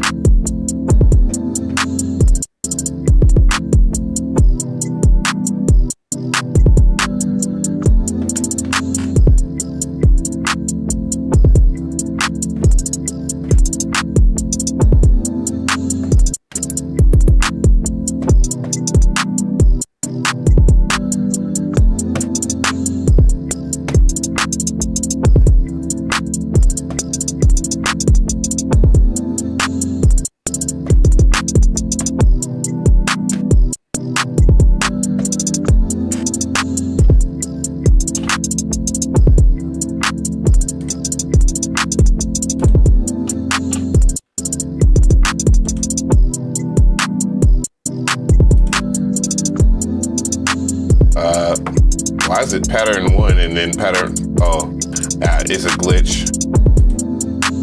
Oh yeah, it's glitchy as fuck. No, I will save as new version, just in case. Yeah.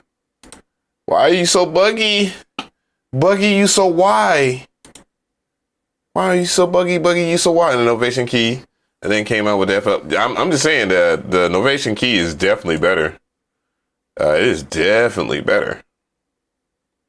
The Novation FL key is definitely the best look for FL Studio users.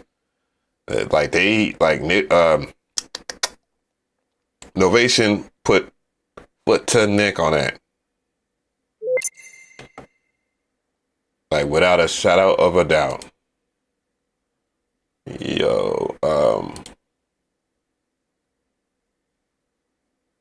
because I want to do my 808s.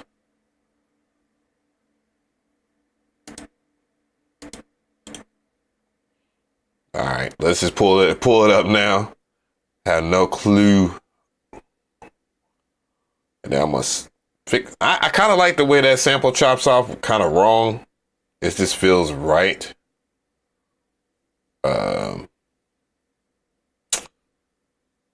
Where's the sublab at? I can't remember. I can't see it. It's only 10:28. I know I ain't that tired. Damn, I got. Where's my shit? Where's my shit? Where's my shit? There's my shit. There we go.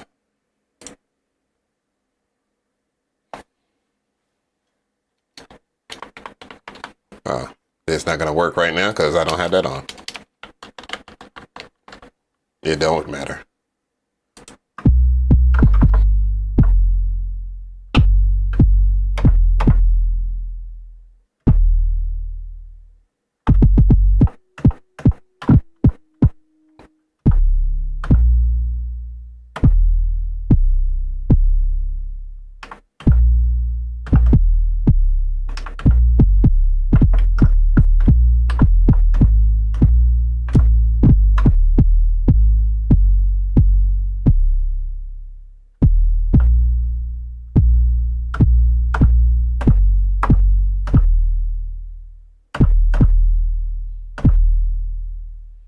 And I wish I can just start it with, yeah, whatever. Actually, I need to drop it an octave.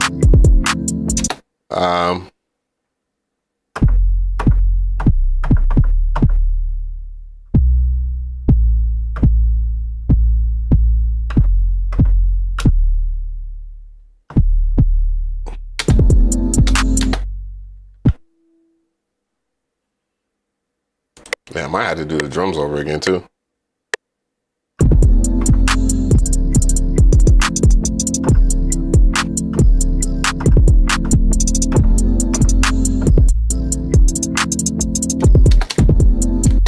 Why is it doing that? I want to record starts playback. Why the fuck? Record markers. I mean, that's okay that it does that sometimes, but oops. But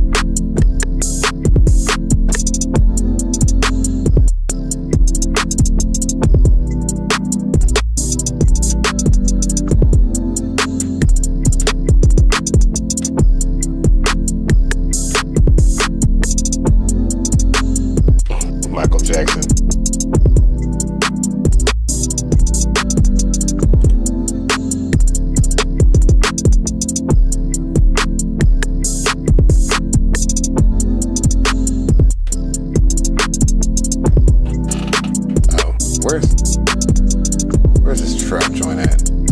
Trap boom.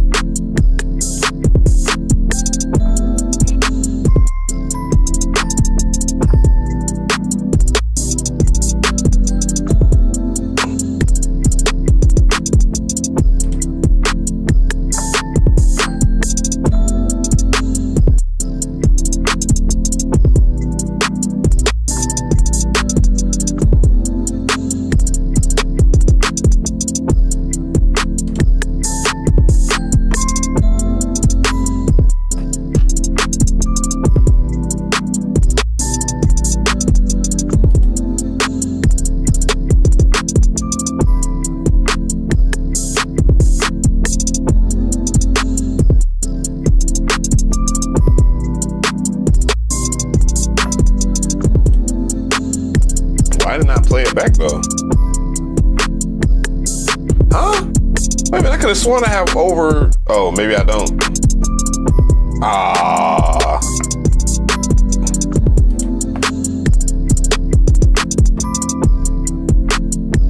Why is they playing back there though?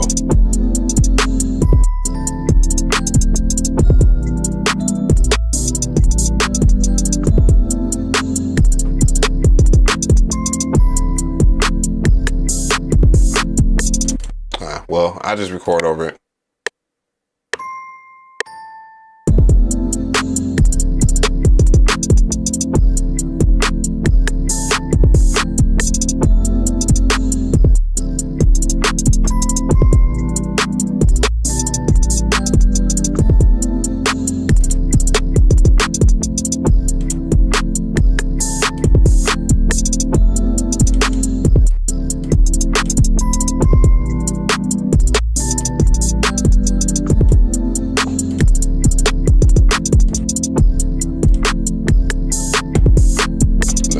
anything wild on the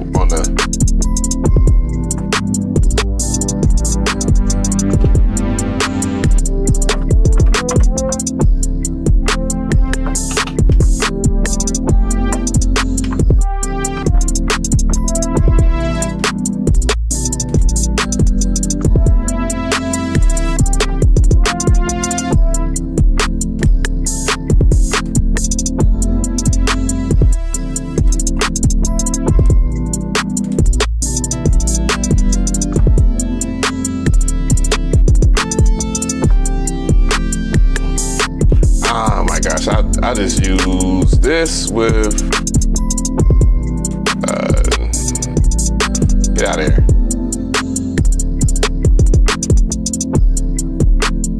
Actually, you know what? It's done its job. What needs to do its job now is Hive. Pull Hive up here.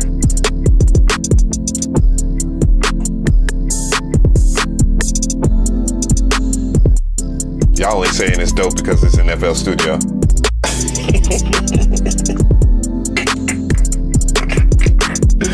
I know how y'all be thinking, bro.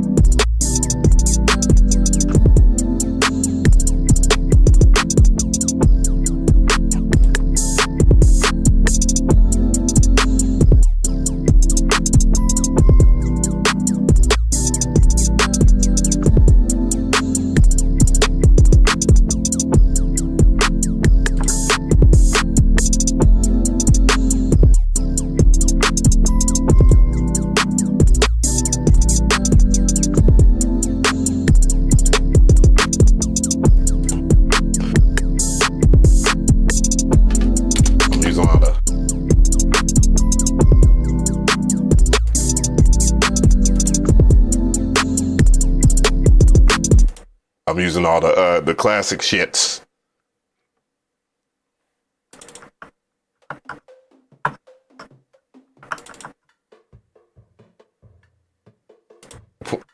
What's up? This is a fucking synth.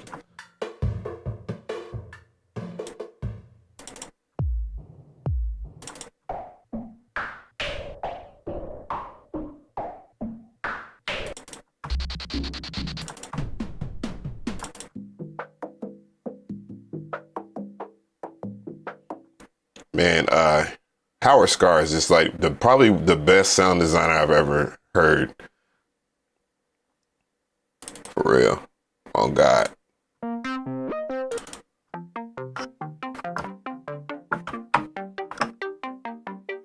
I don't think so.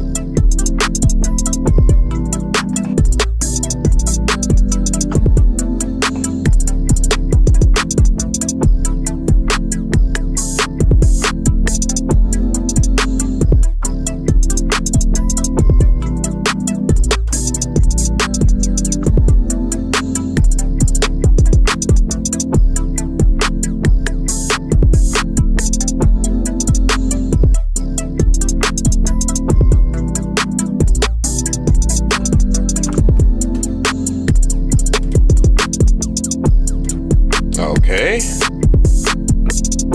That shit just disappeared, huh? Okay.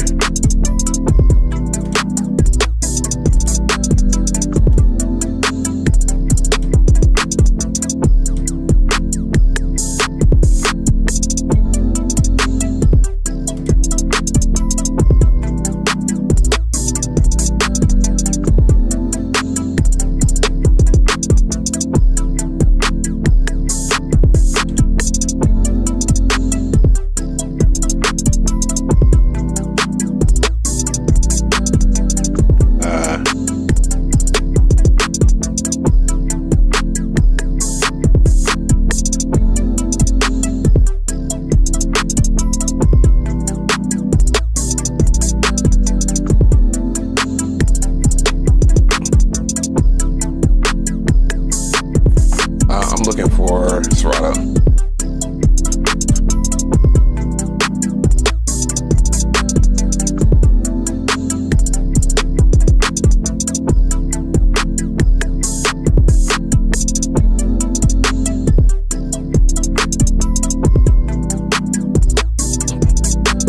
What's the name of the pack? Damn.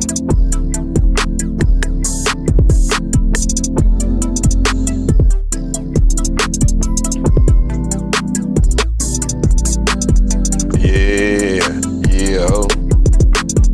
Yeah, ho.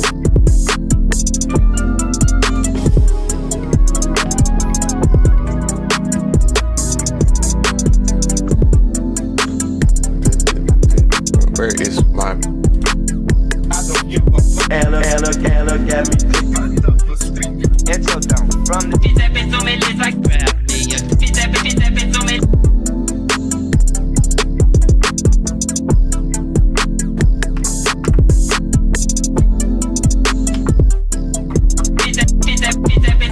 Like in my hood.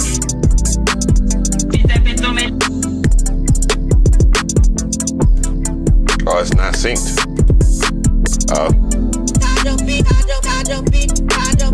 Bust a shot, they take it, me. Bust a shot. Bust a shot, they take it, me. Bust a shot, they take it, me. One day I'ma kill that bitch. Bust a shot, they take it, me. Bust a shot, they take it, me. Bust a shot, they take it, me. One day I'ma kill that bitch. Bust a shot, they take it, me. Bust a shot, they take it, me. Bust a shot, they take it, me.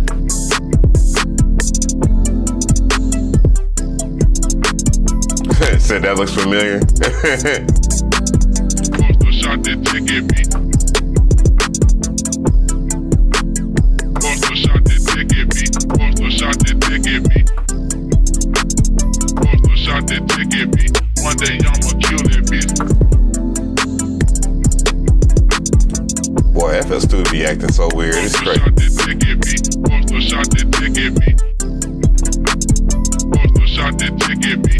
One day I'ma kill that bitch. Bust a shot, they take it, me. Bust a shot, they take it, me. Bust a shot, they take it, me.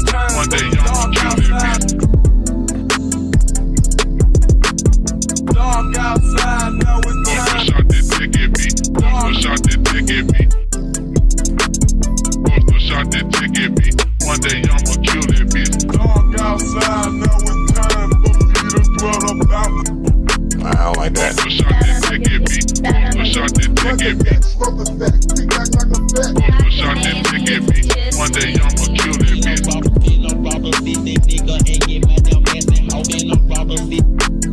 Bust a shot, they take it, me. Bust a shot, they take it, me. Bust a shot, they take it, me.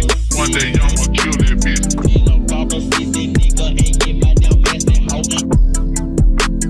Bust a shot, they take it, me. Bust a shot, they take it, me.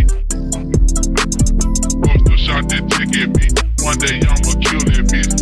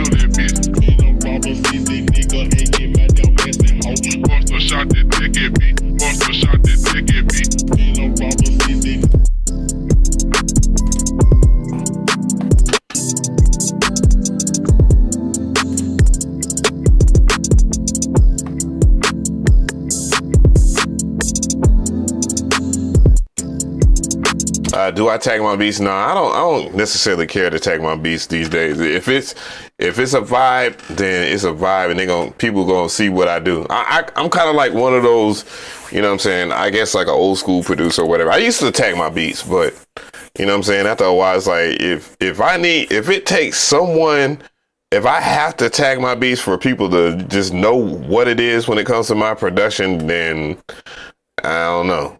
You feel me? And it's not like people don't produce like this anymore. I wonder who drives or produce like this now. I mean, I wonder who drove that wave. I wonder, I wonder. Am I not being modest enough? Am I not being modest enough? I don't know. Whatever. But to be straight.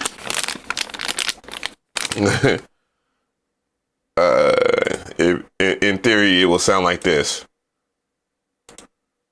You know, since this shit don't have, and you know, let me just stop. Let me leave y'all FL Studio users alone before y'all get mad and upset. It's just, I mean, I am an FL Studio user, obviously, but. Buster shot the ticket me. Buster shot the ticket me. Ain't no rapper, CC nigga, and get my dumb ass and hoe. Buster shot the ticket me. One day I'ma kill that bitch. Ain't no rapper, CC nigga, and get my dumb ass and hoe. Buster shot the ticket me. Buster shot the ticket me. Ain't no rapper, CC nigga, and get my dumb ass and hoe. Buster shot the ticket me.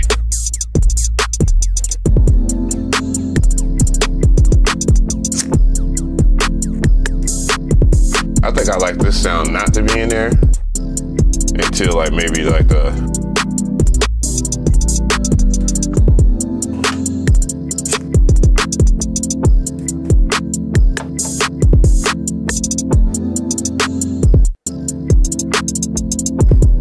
maybe I had to go to track muse on here.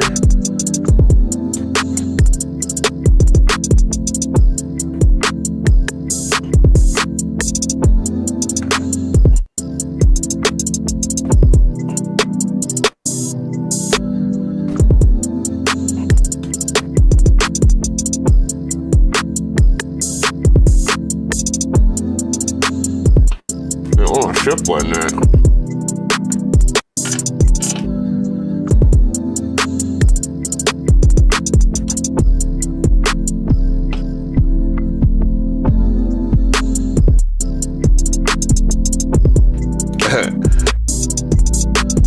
No, I don't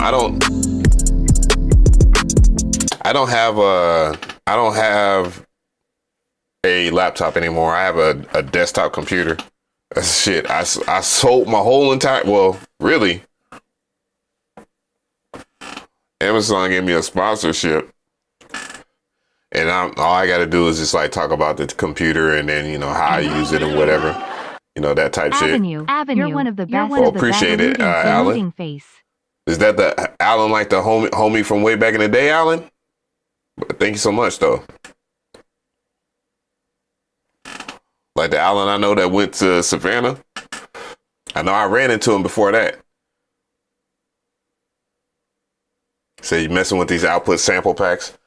I could never string. I think I did make a decent beat with an output sample. See, the thing is the problem. Here's the problem when it comes down to output, because that's a good question here. Like everybody is asking me, you know, I saw Bolo do a video on that or whatnot, but I did a video way before.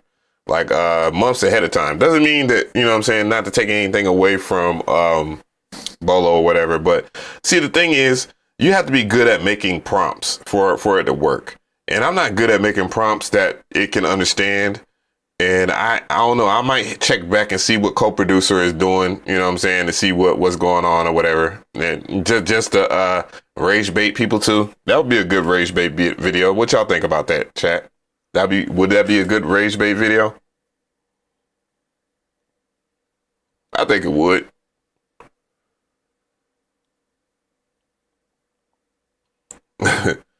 But what I have now is like it's not a pre-built desk. I had to put the guests together, but it only took me about a few hours. You know what I'm saying? I was slow motion. I had just got home from the gym, was tired as hell, and I put that shit together or whatever.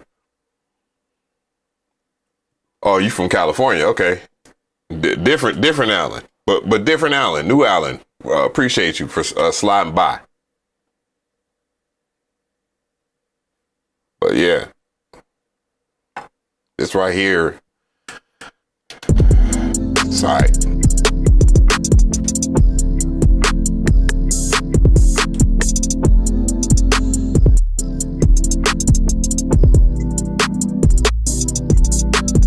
It's all right.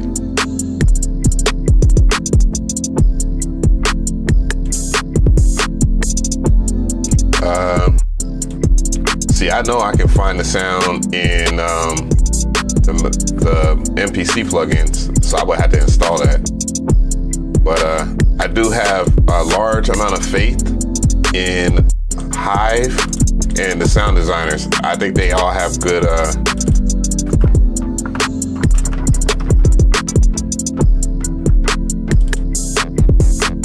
and that's not what I'm looking for. I'm trying to get in here.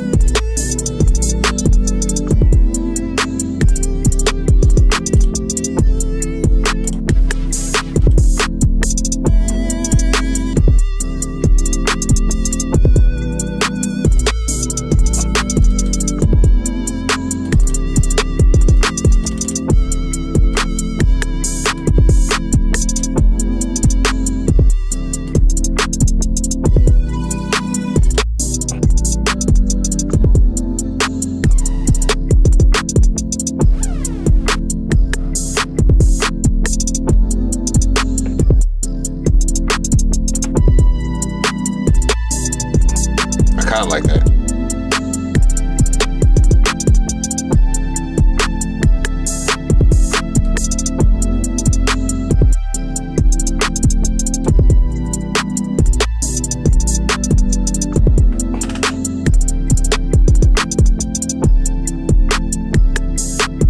Well, let's go.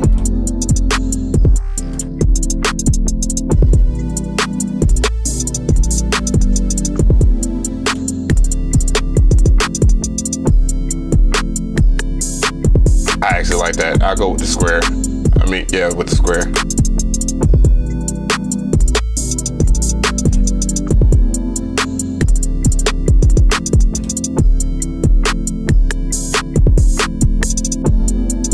Where would I fit an effect?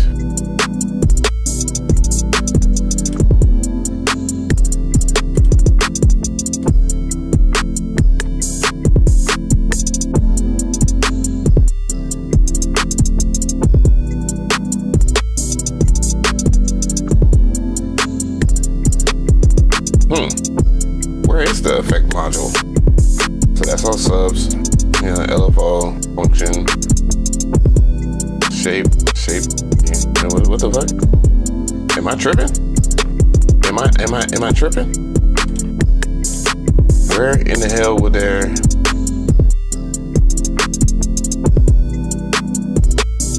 Whatever.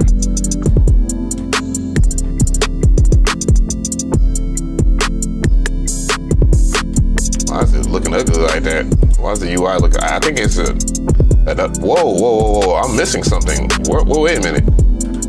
Am I tripping? Or is it because I have to change the view?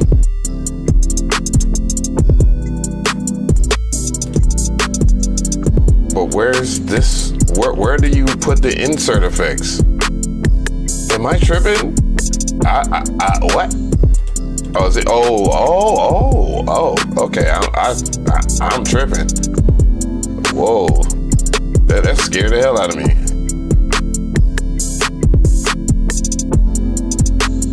I know people ain't using this version. They're like, what? They changed everything, but they didn't tell us.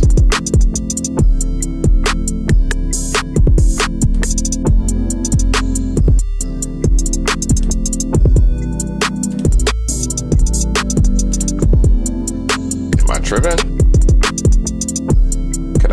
Why I can't hear it?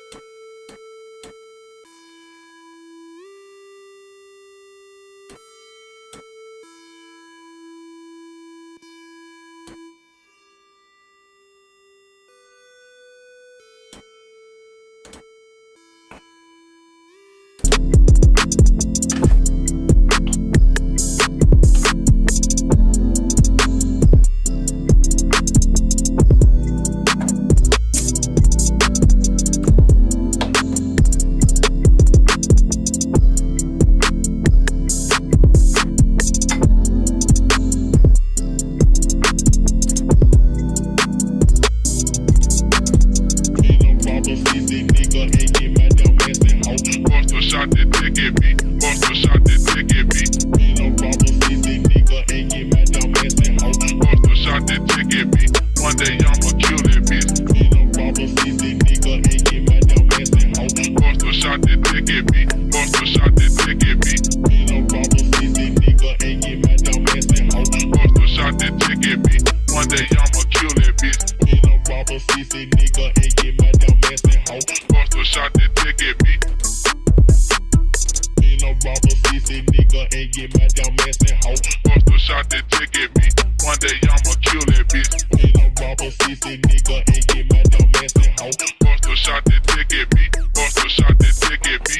no robber, CC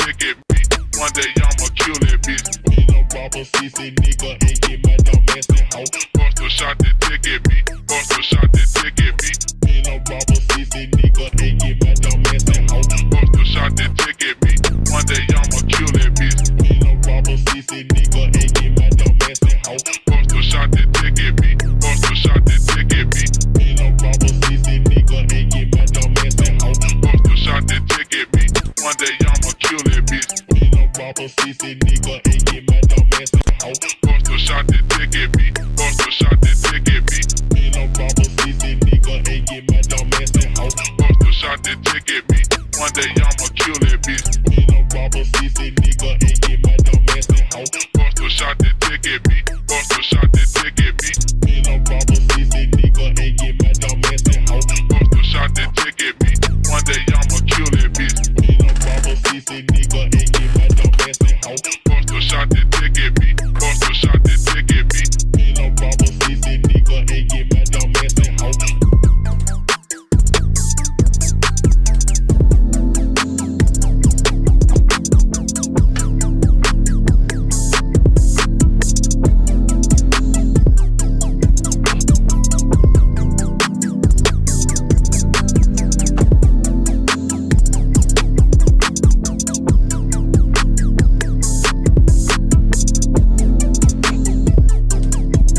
right, I'm done with that.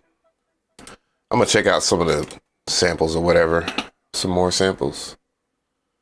Hey, stop tripping. Bunny Funk.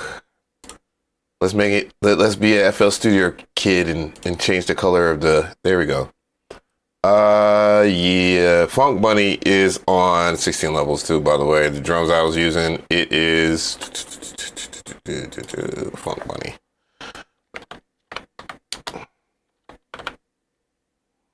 For the actual chops and shit.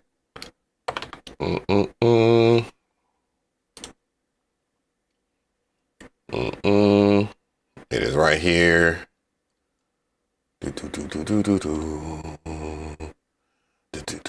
Damn, I gotta piss, yo. Give me a second. Give me a second, gang. I'll be right back.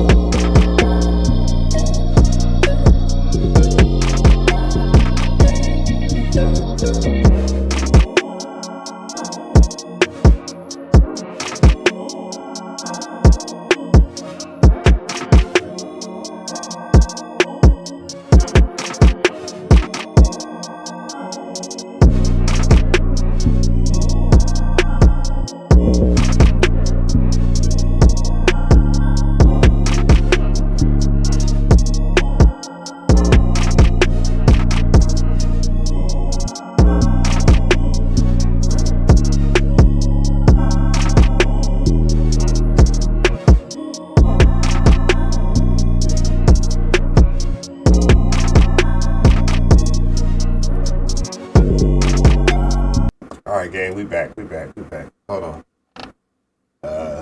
Whoops. That's why I kind of want to, hold on. Where do I put the mic? There we go. That is why I want to change from pinning the mic on me. The pinning the mic on me thing is cool. I just want to just get a microphone stand and then swivel that sumbitch over here, move it out the way and all that. I might as well do that, right? They got, you know, the best way to El Gato. They have one. All right, I've seen some pretty good reviews on the face cam or whatnot. You know, I know they have influencers and shit like that, but that is fly as hell. For a simple solution, definitely would sell my my camera for that. Just as a simple solution. I mean, I do like my Canon camera that y'all see right here. Where it go? Mic arm. There we go. No, that's not the mic arm I'm talking about. And this mic arm is much better. This right here. See, this mic is like $100. Who knows? I've heard some rumors, but this mic arm be so much better. And then I have a microphone or whatnot. I ain't got to pay for that. I got several microphones, so I wouldn't have to pay for a microphone stand or anything like, I mean, a microphone itself. But this one-stop-all solution is pretty good. This is, truth be told, whole time, this is pretty much the future of where we're at with content creation. It's going to be that. This microphone is a USB microphone that hooks into an XLR, and then you run the XLR into, or you run the XLR into the little thingy, and you can control it. And then this unit right here is to control the volume and all this other stuff, because I ain't gonna hold you, they are pretty good at that joint. 808 Beats, what's going on? I see you over there on Twitch. Shout out to all the people on Twitch. Angry Bliss Gaming, what you talking about? Wave 3 isn't too bad. The Wave 3? I mean, I don't think it's bad at all, for sure. I have a gang of Elgato stuff, and I've never really had an issue. Sometimes it'd be some software issues, but they're quick on it. You know what I'm saying? I guess they own their dookie when it comes to that. The Wave 4, Wave 3, the microphone, boom, boom, boom. That's the Wave microphone. That's what you're talking about. You sit on the desk or whatever. This is a USB mic. That's the only thing I have against it a little bit. It's like, I really don't want, do I want a USB mic? I've done it before. It didn't hurt anything on here, but you know, this is a much better solution. You can just plug up your XLR, then you can make it USB. If I was to do that, then you have large vocals or whatever. It's cool. So many ways to do it. You know, I got an audio interface. That's cool. You know what I'm saying? Not now. Eyes broke it in a joke. So, oh, funny, you know, our live stream. It's crazy. But yeah, anyways, on to it. I want to hear some more samples produced by Ty. Boom. It was, what was he digging into? It's not on 16 levels yet. It's Porta track samples. Let's hear Skyfall.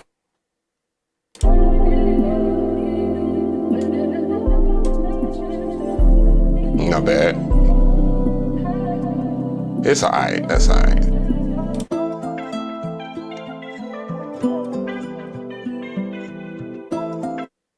Oh, whoops, my bad. Bing, bing, bing, bing. Bing, bing, bing, bing. Bing, bing, bing, bing. Bing, bing, bing, bing.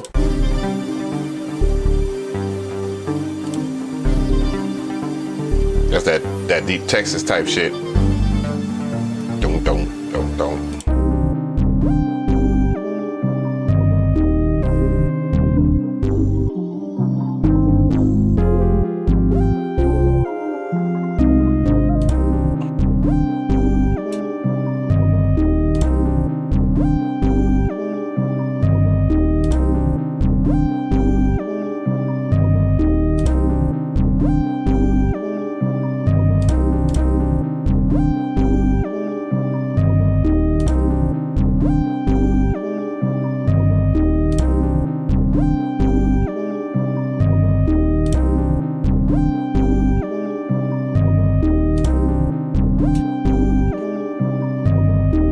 Appreciate that, Gen 5.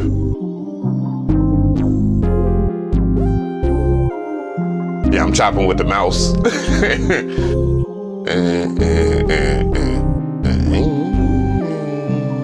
Yeah, not bad, not bad. But yeah, produced by Ty, got some dope ass samples. I don't went through his shit. That's what we just sampled.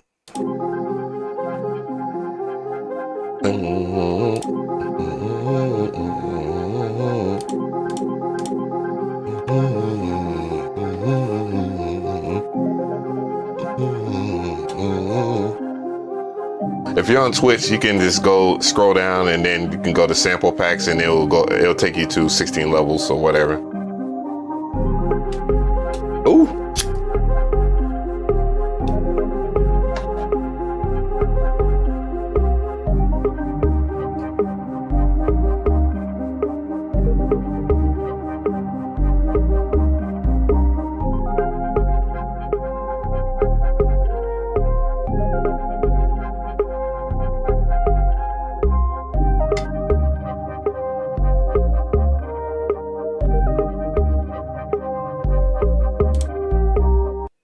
Not bad.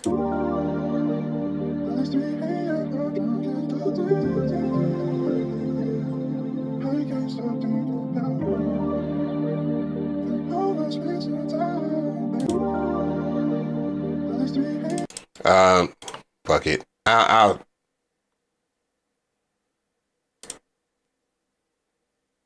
yes, you got me.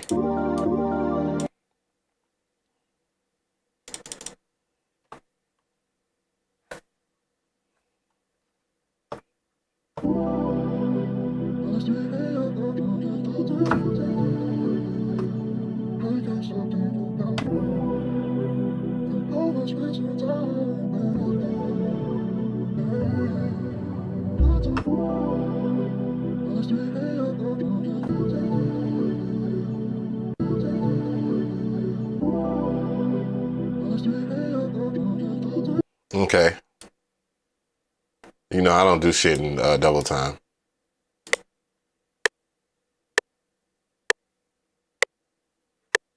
And half it.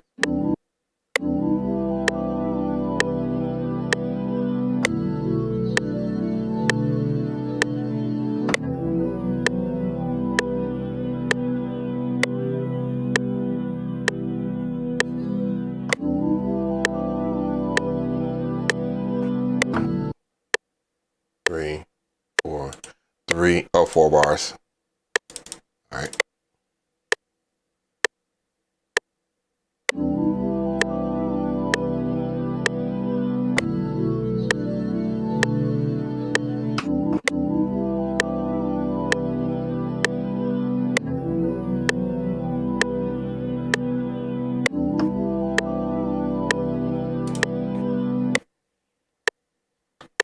E. It'll play. It's record and shit. I don't know I gotta figure out what it.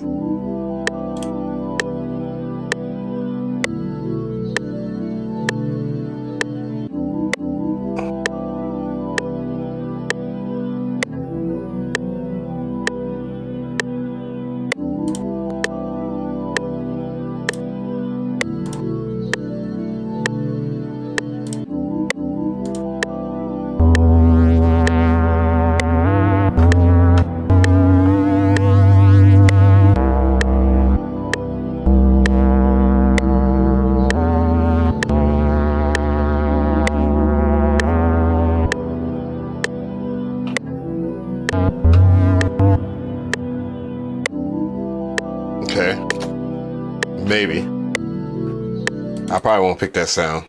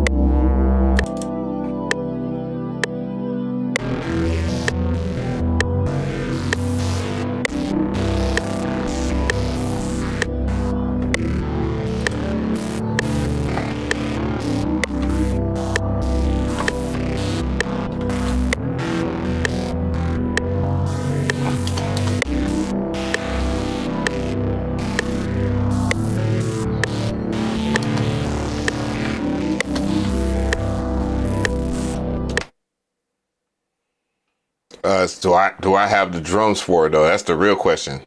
And why did it stop it? Let's see. MPC.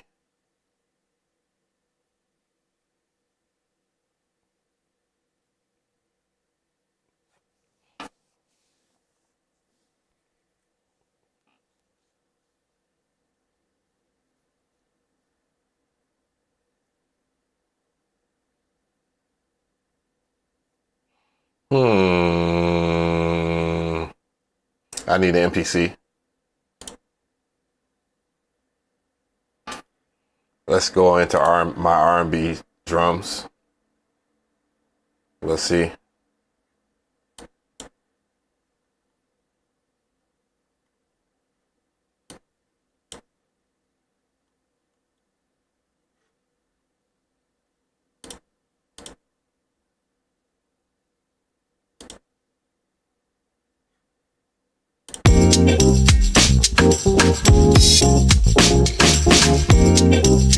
Let's see if I can.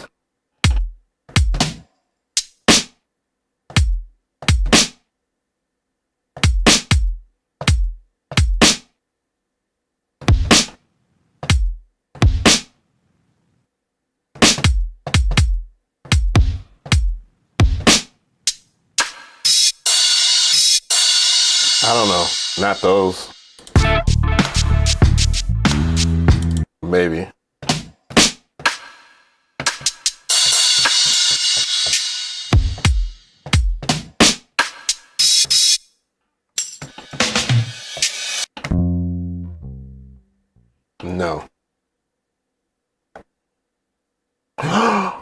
Right.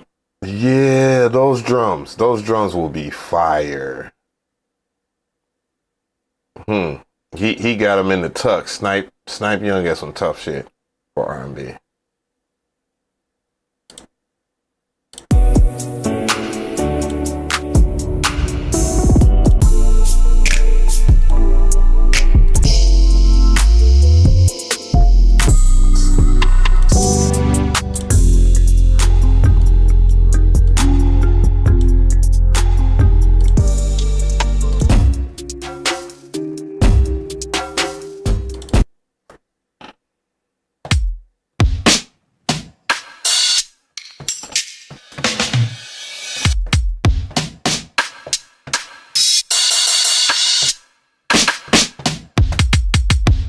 Why does it feel like it didn't load in?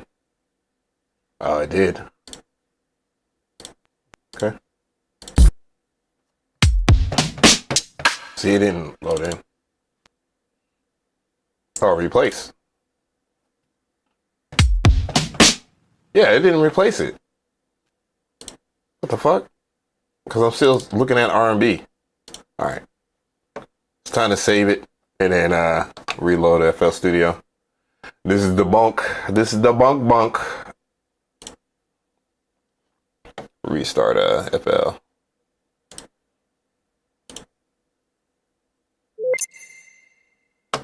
Oh, at first I thought I lost the beat and I was like, come on.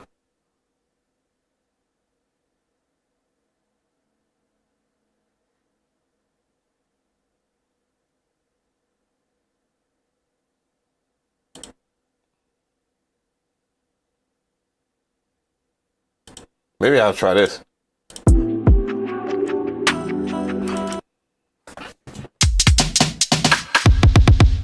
Why is it not replacing the shit?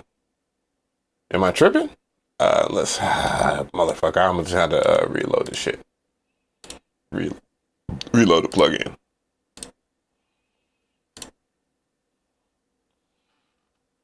So you got the MIDI lab. I would love to try some of the Cheerio plugins on this computer. I'm pretty sure it can handle those damn CPU intensive shits. Now, let's go back in here.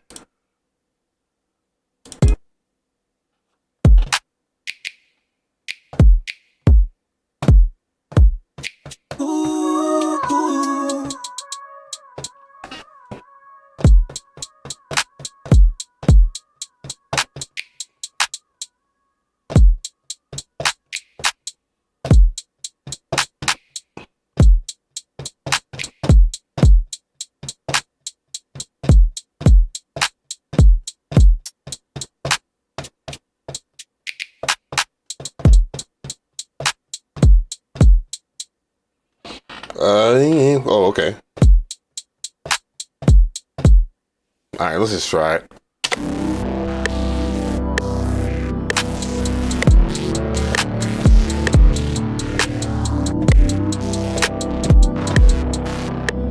I really hate this shit right here.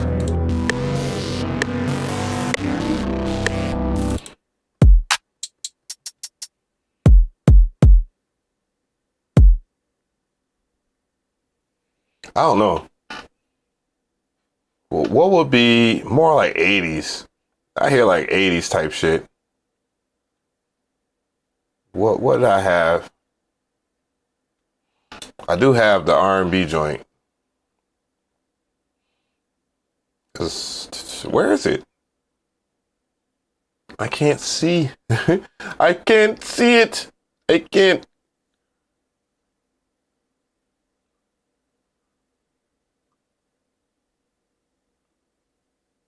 Where is the R&B joint? After party. There we go.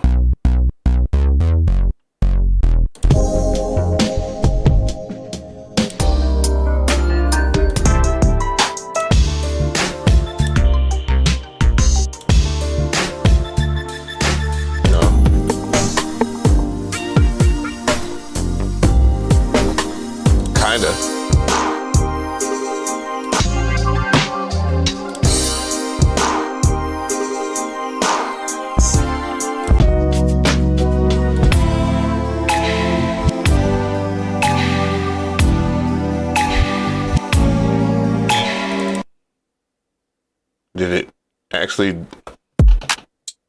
No, I did not. What? Did I discover a new bug, or is it? It's not a new bug. Maybe yeah. It's not a new bug. It's just that when you in the old software, it doesn't erase what you have. It just starts.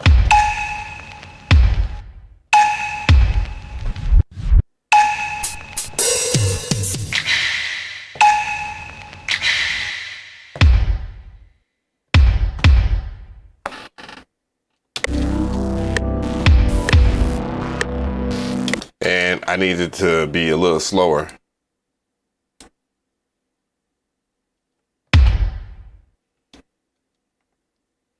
And we'll piece it piece to piece.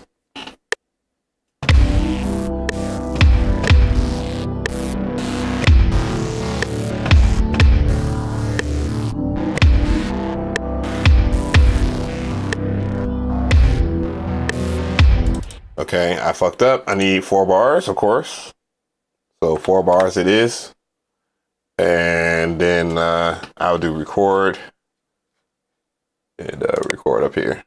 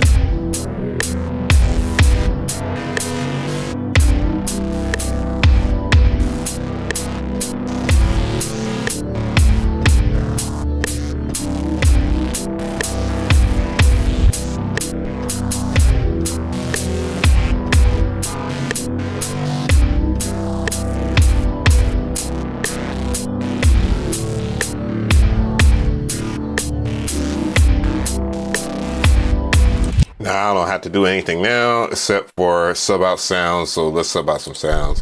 Let's hear what we got in here. I gotta what are you doing there, Brady? What are you doing there, bucko? Search snare. I know they have one that will work.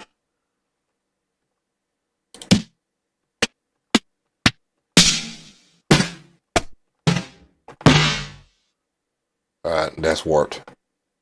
Oops.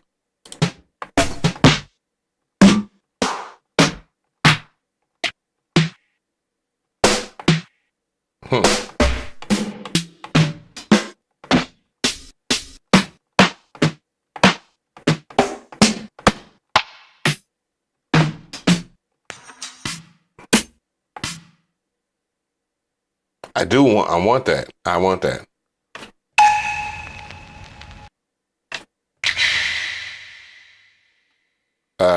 Do I want to sub this out though? I don't know.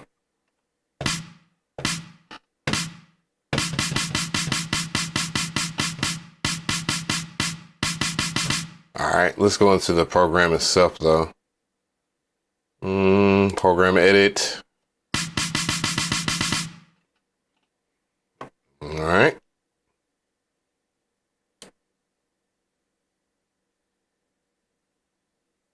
And semitone. Oh, I can't scroll wheel that. That sucks.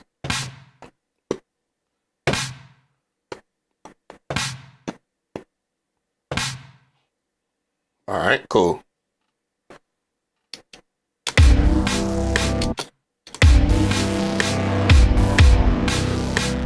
What? Oh, I know what I did right here. The hi-hats had just moved down. I saw it move down. So let's, I need, wrong tool. Wrong tool. Wrong tool. No. I'm fucking up. Selection tool. Selection tool. There we go. And then move it up.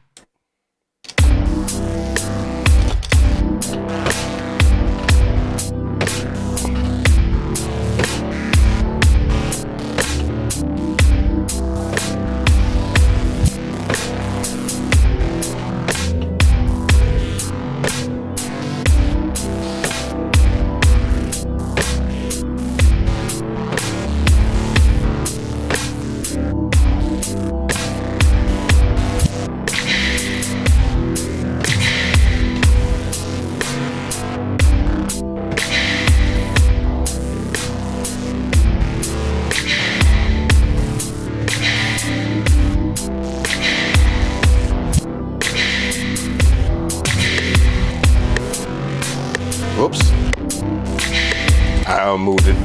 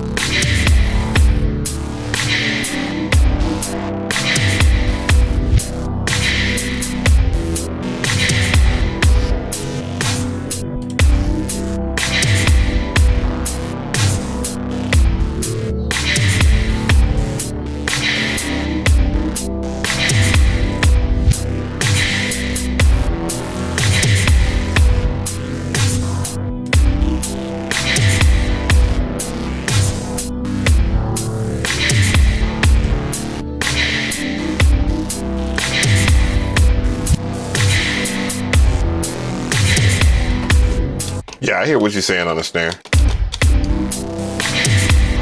I'm gonna not make it as constant. So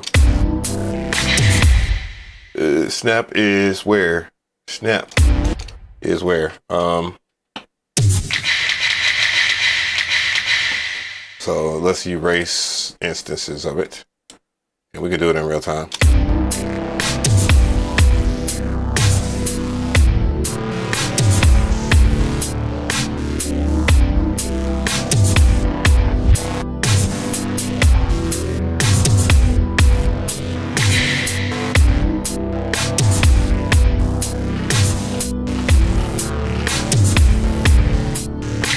Appreciate that.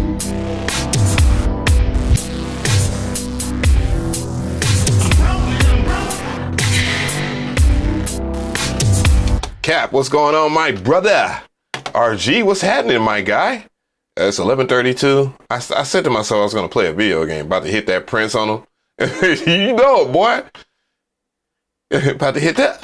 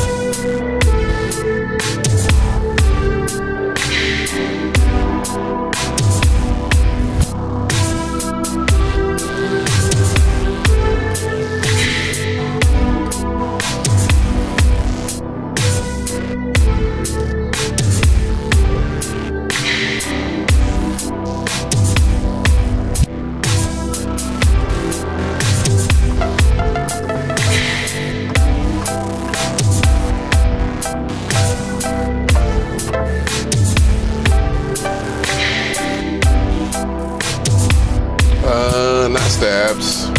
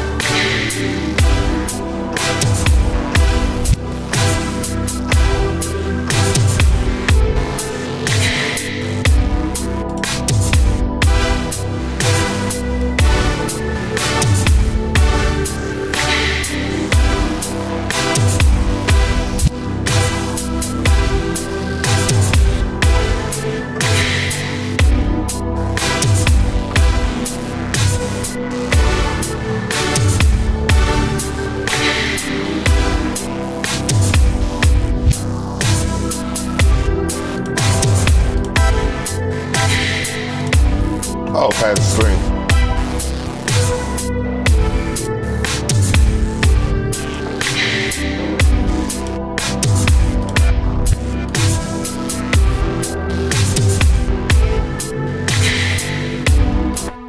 What the fuck? Why the strings just disappear?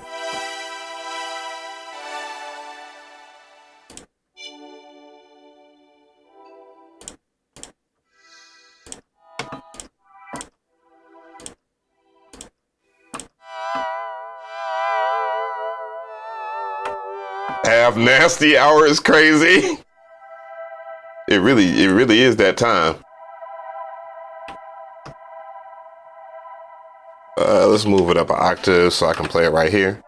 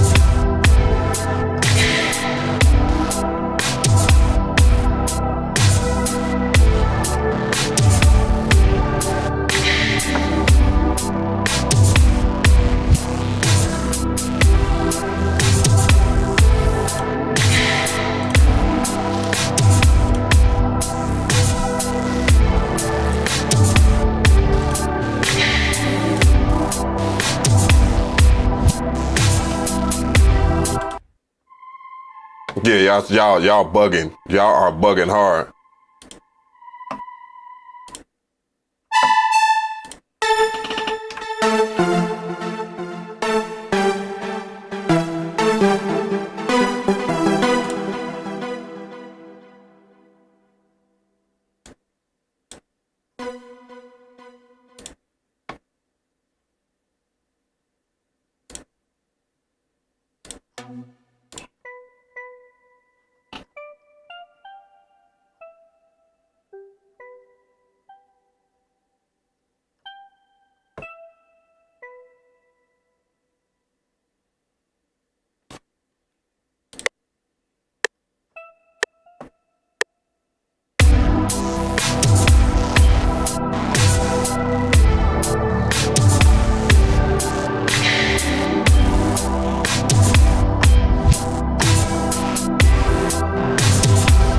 Somehow I feel like I'm playing the wrong note.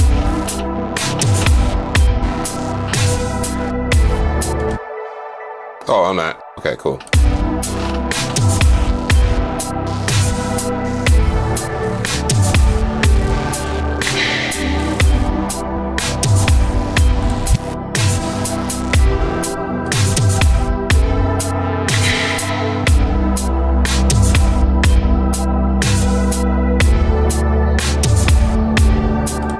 I guess like maybe a bass.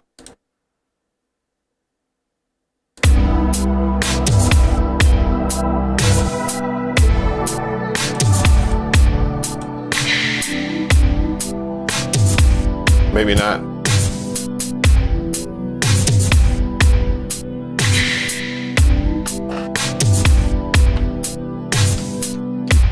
I've been listening to a lot of R&B anyways. A cowbell? Where, Rob? Where? That reminds me of the Art of Noise. That's crazy. DJ Scratch over there beating some guts up. All I need is Dilio over here singing this shit. Dilio, bass, and they switch up. Oh, like a bridge. Yeah, for sure. I don't know if I'm gonna get to it now though. I kind of want to check out this game. I was gonna stream it. I was gonna go extra hard. I was gonna go extra hard till I can't no more. Now for real, dog. This game called A Business came out, dog. It's that shit. I'm gonna show you something. I'm gonna show y'all something, man. Anyways, but not bad though. You know, for a little R&B junky joint. I didn't think it was gonna. I was like, damn, man, I gotta go searching for the drums, and I was like, oh well, I got MPC expansions, and you know, I know a thing or two. I know how to get down. You feel me?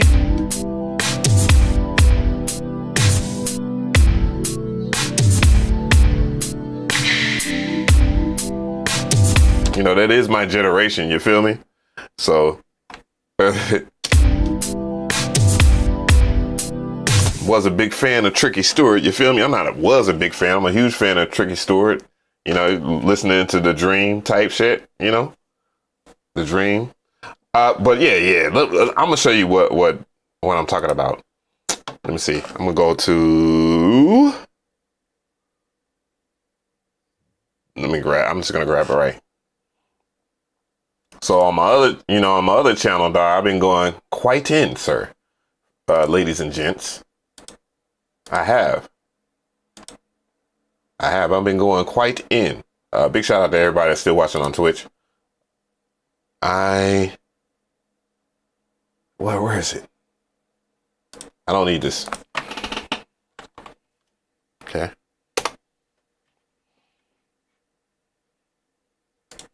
This is me just going in on the game yesterday. For those who don't know, if you don't, you know. If you don't know, then you need to know, nigga. All right. So, you know, on one of my channels, my gaming channel is not Mcree. This game is fire. This game is fire. It spits like hot fire. All right. Maybe I should turn that down, right? But here, crit chance 60% secondary. But this is called Dead Zone Rogue. Try that so bad, but I Dead Zone Rogue right here. Empowered Overload. So I'm picking this another perk here. And I'm just gonna go where I died. Oh no, this right here, this scene right here is just crazy.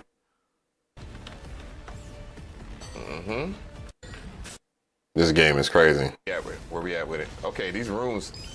I knew it. Yeah, that's a spawner. I jumped over that fool too.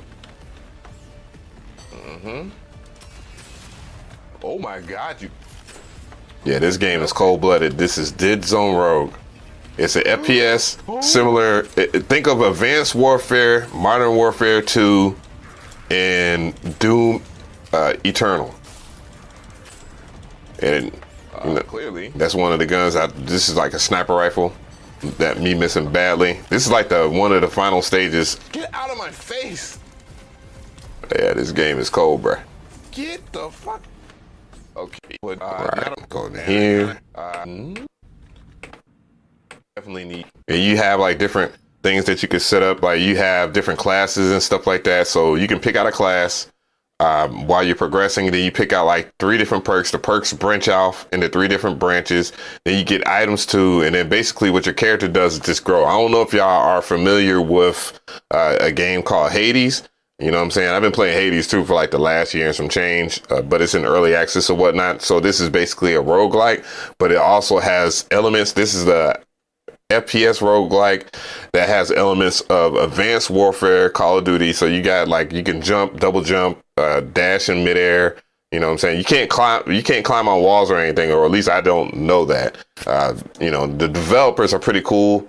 I believe they're from out here, if I'm not mistaken. They're from out here in Georgia, or I might be thinking about the other game that I played, Dark Blade Ascent. But you know what I'm saying? You have all these setups. You have different guns and stuff like that. Like this is shoddy. This is an axe, and then they also can have their own unique elements and stuff like that too. The armor, it does things. You know, it does help your stats and stuff like that. And so it's not so much of a throwaway, but it's not the main game. And then it has like a glossary just in case you don't know. Let's go over here, because this is the final stage right here, and this is how hectic the game can get. This thing tripping on me or what? Okay.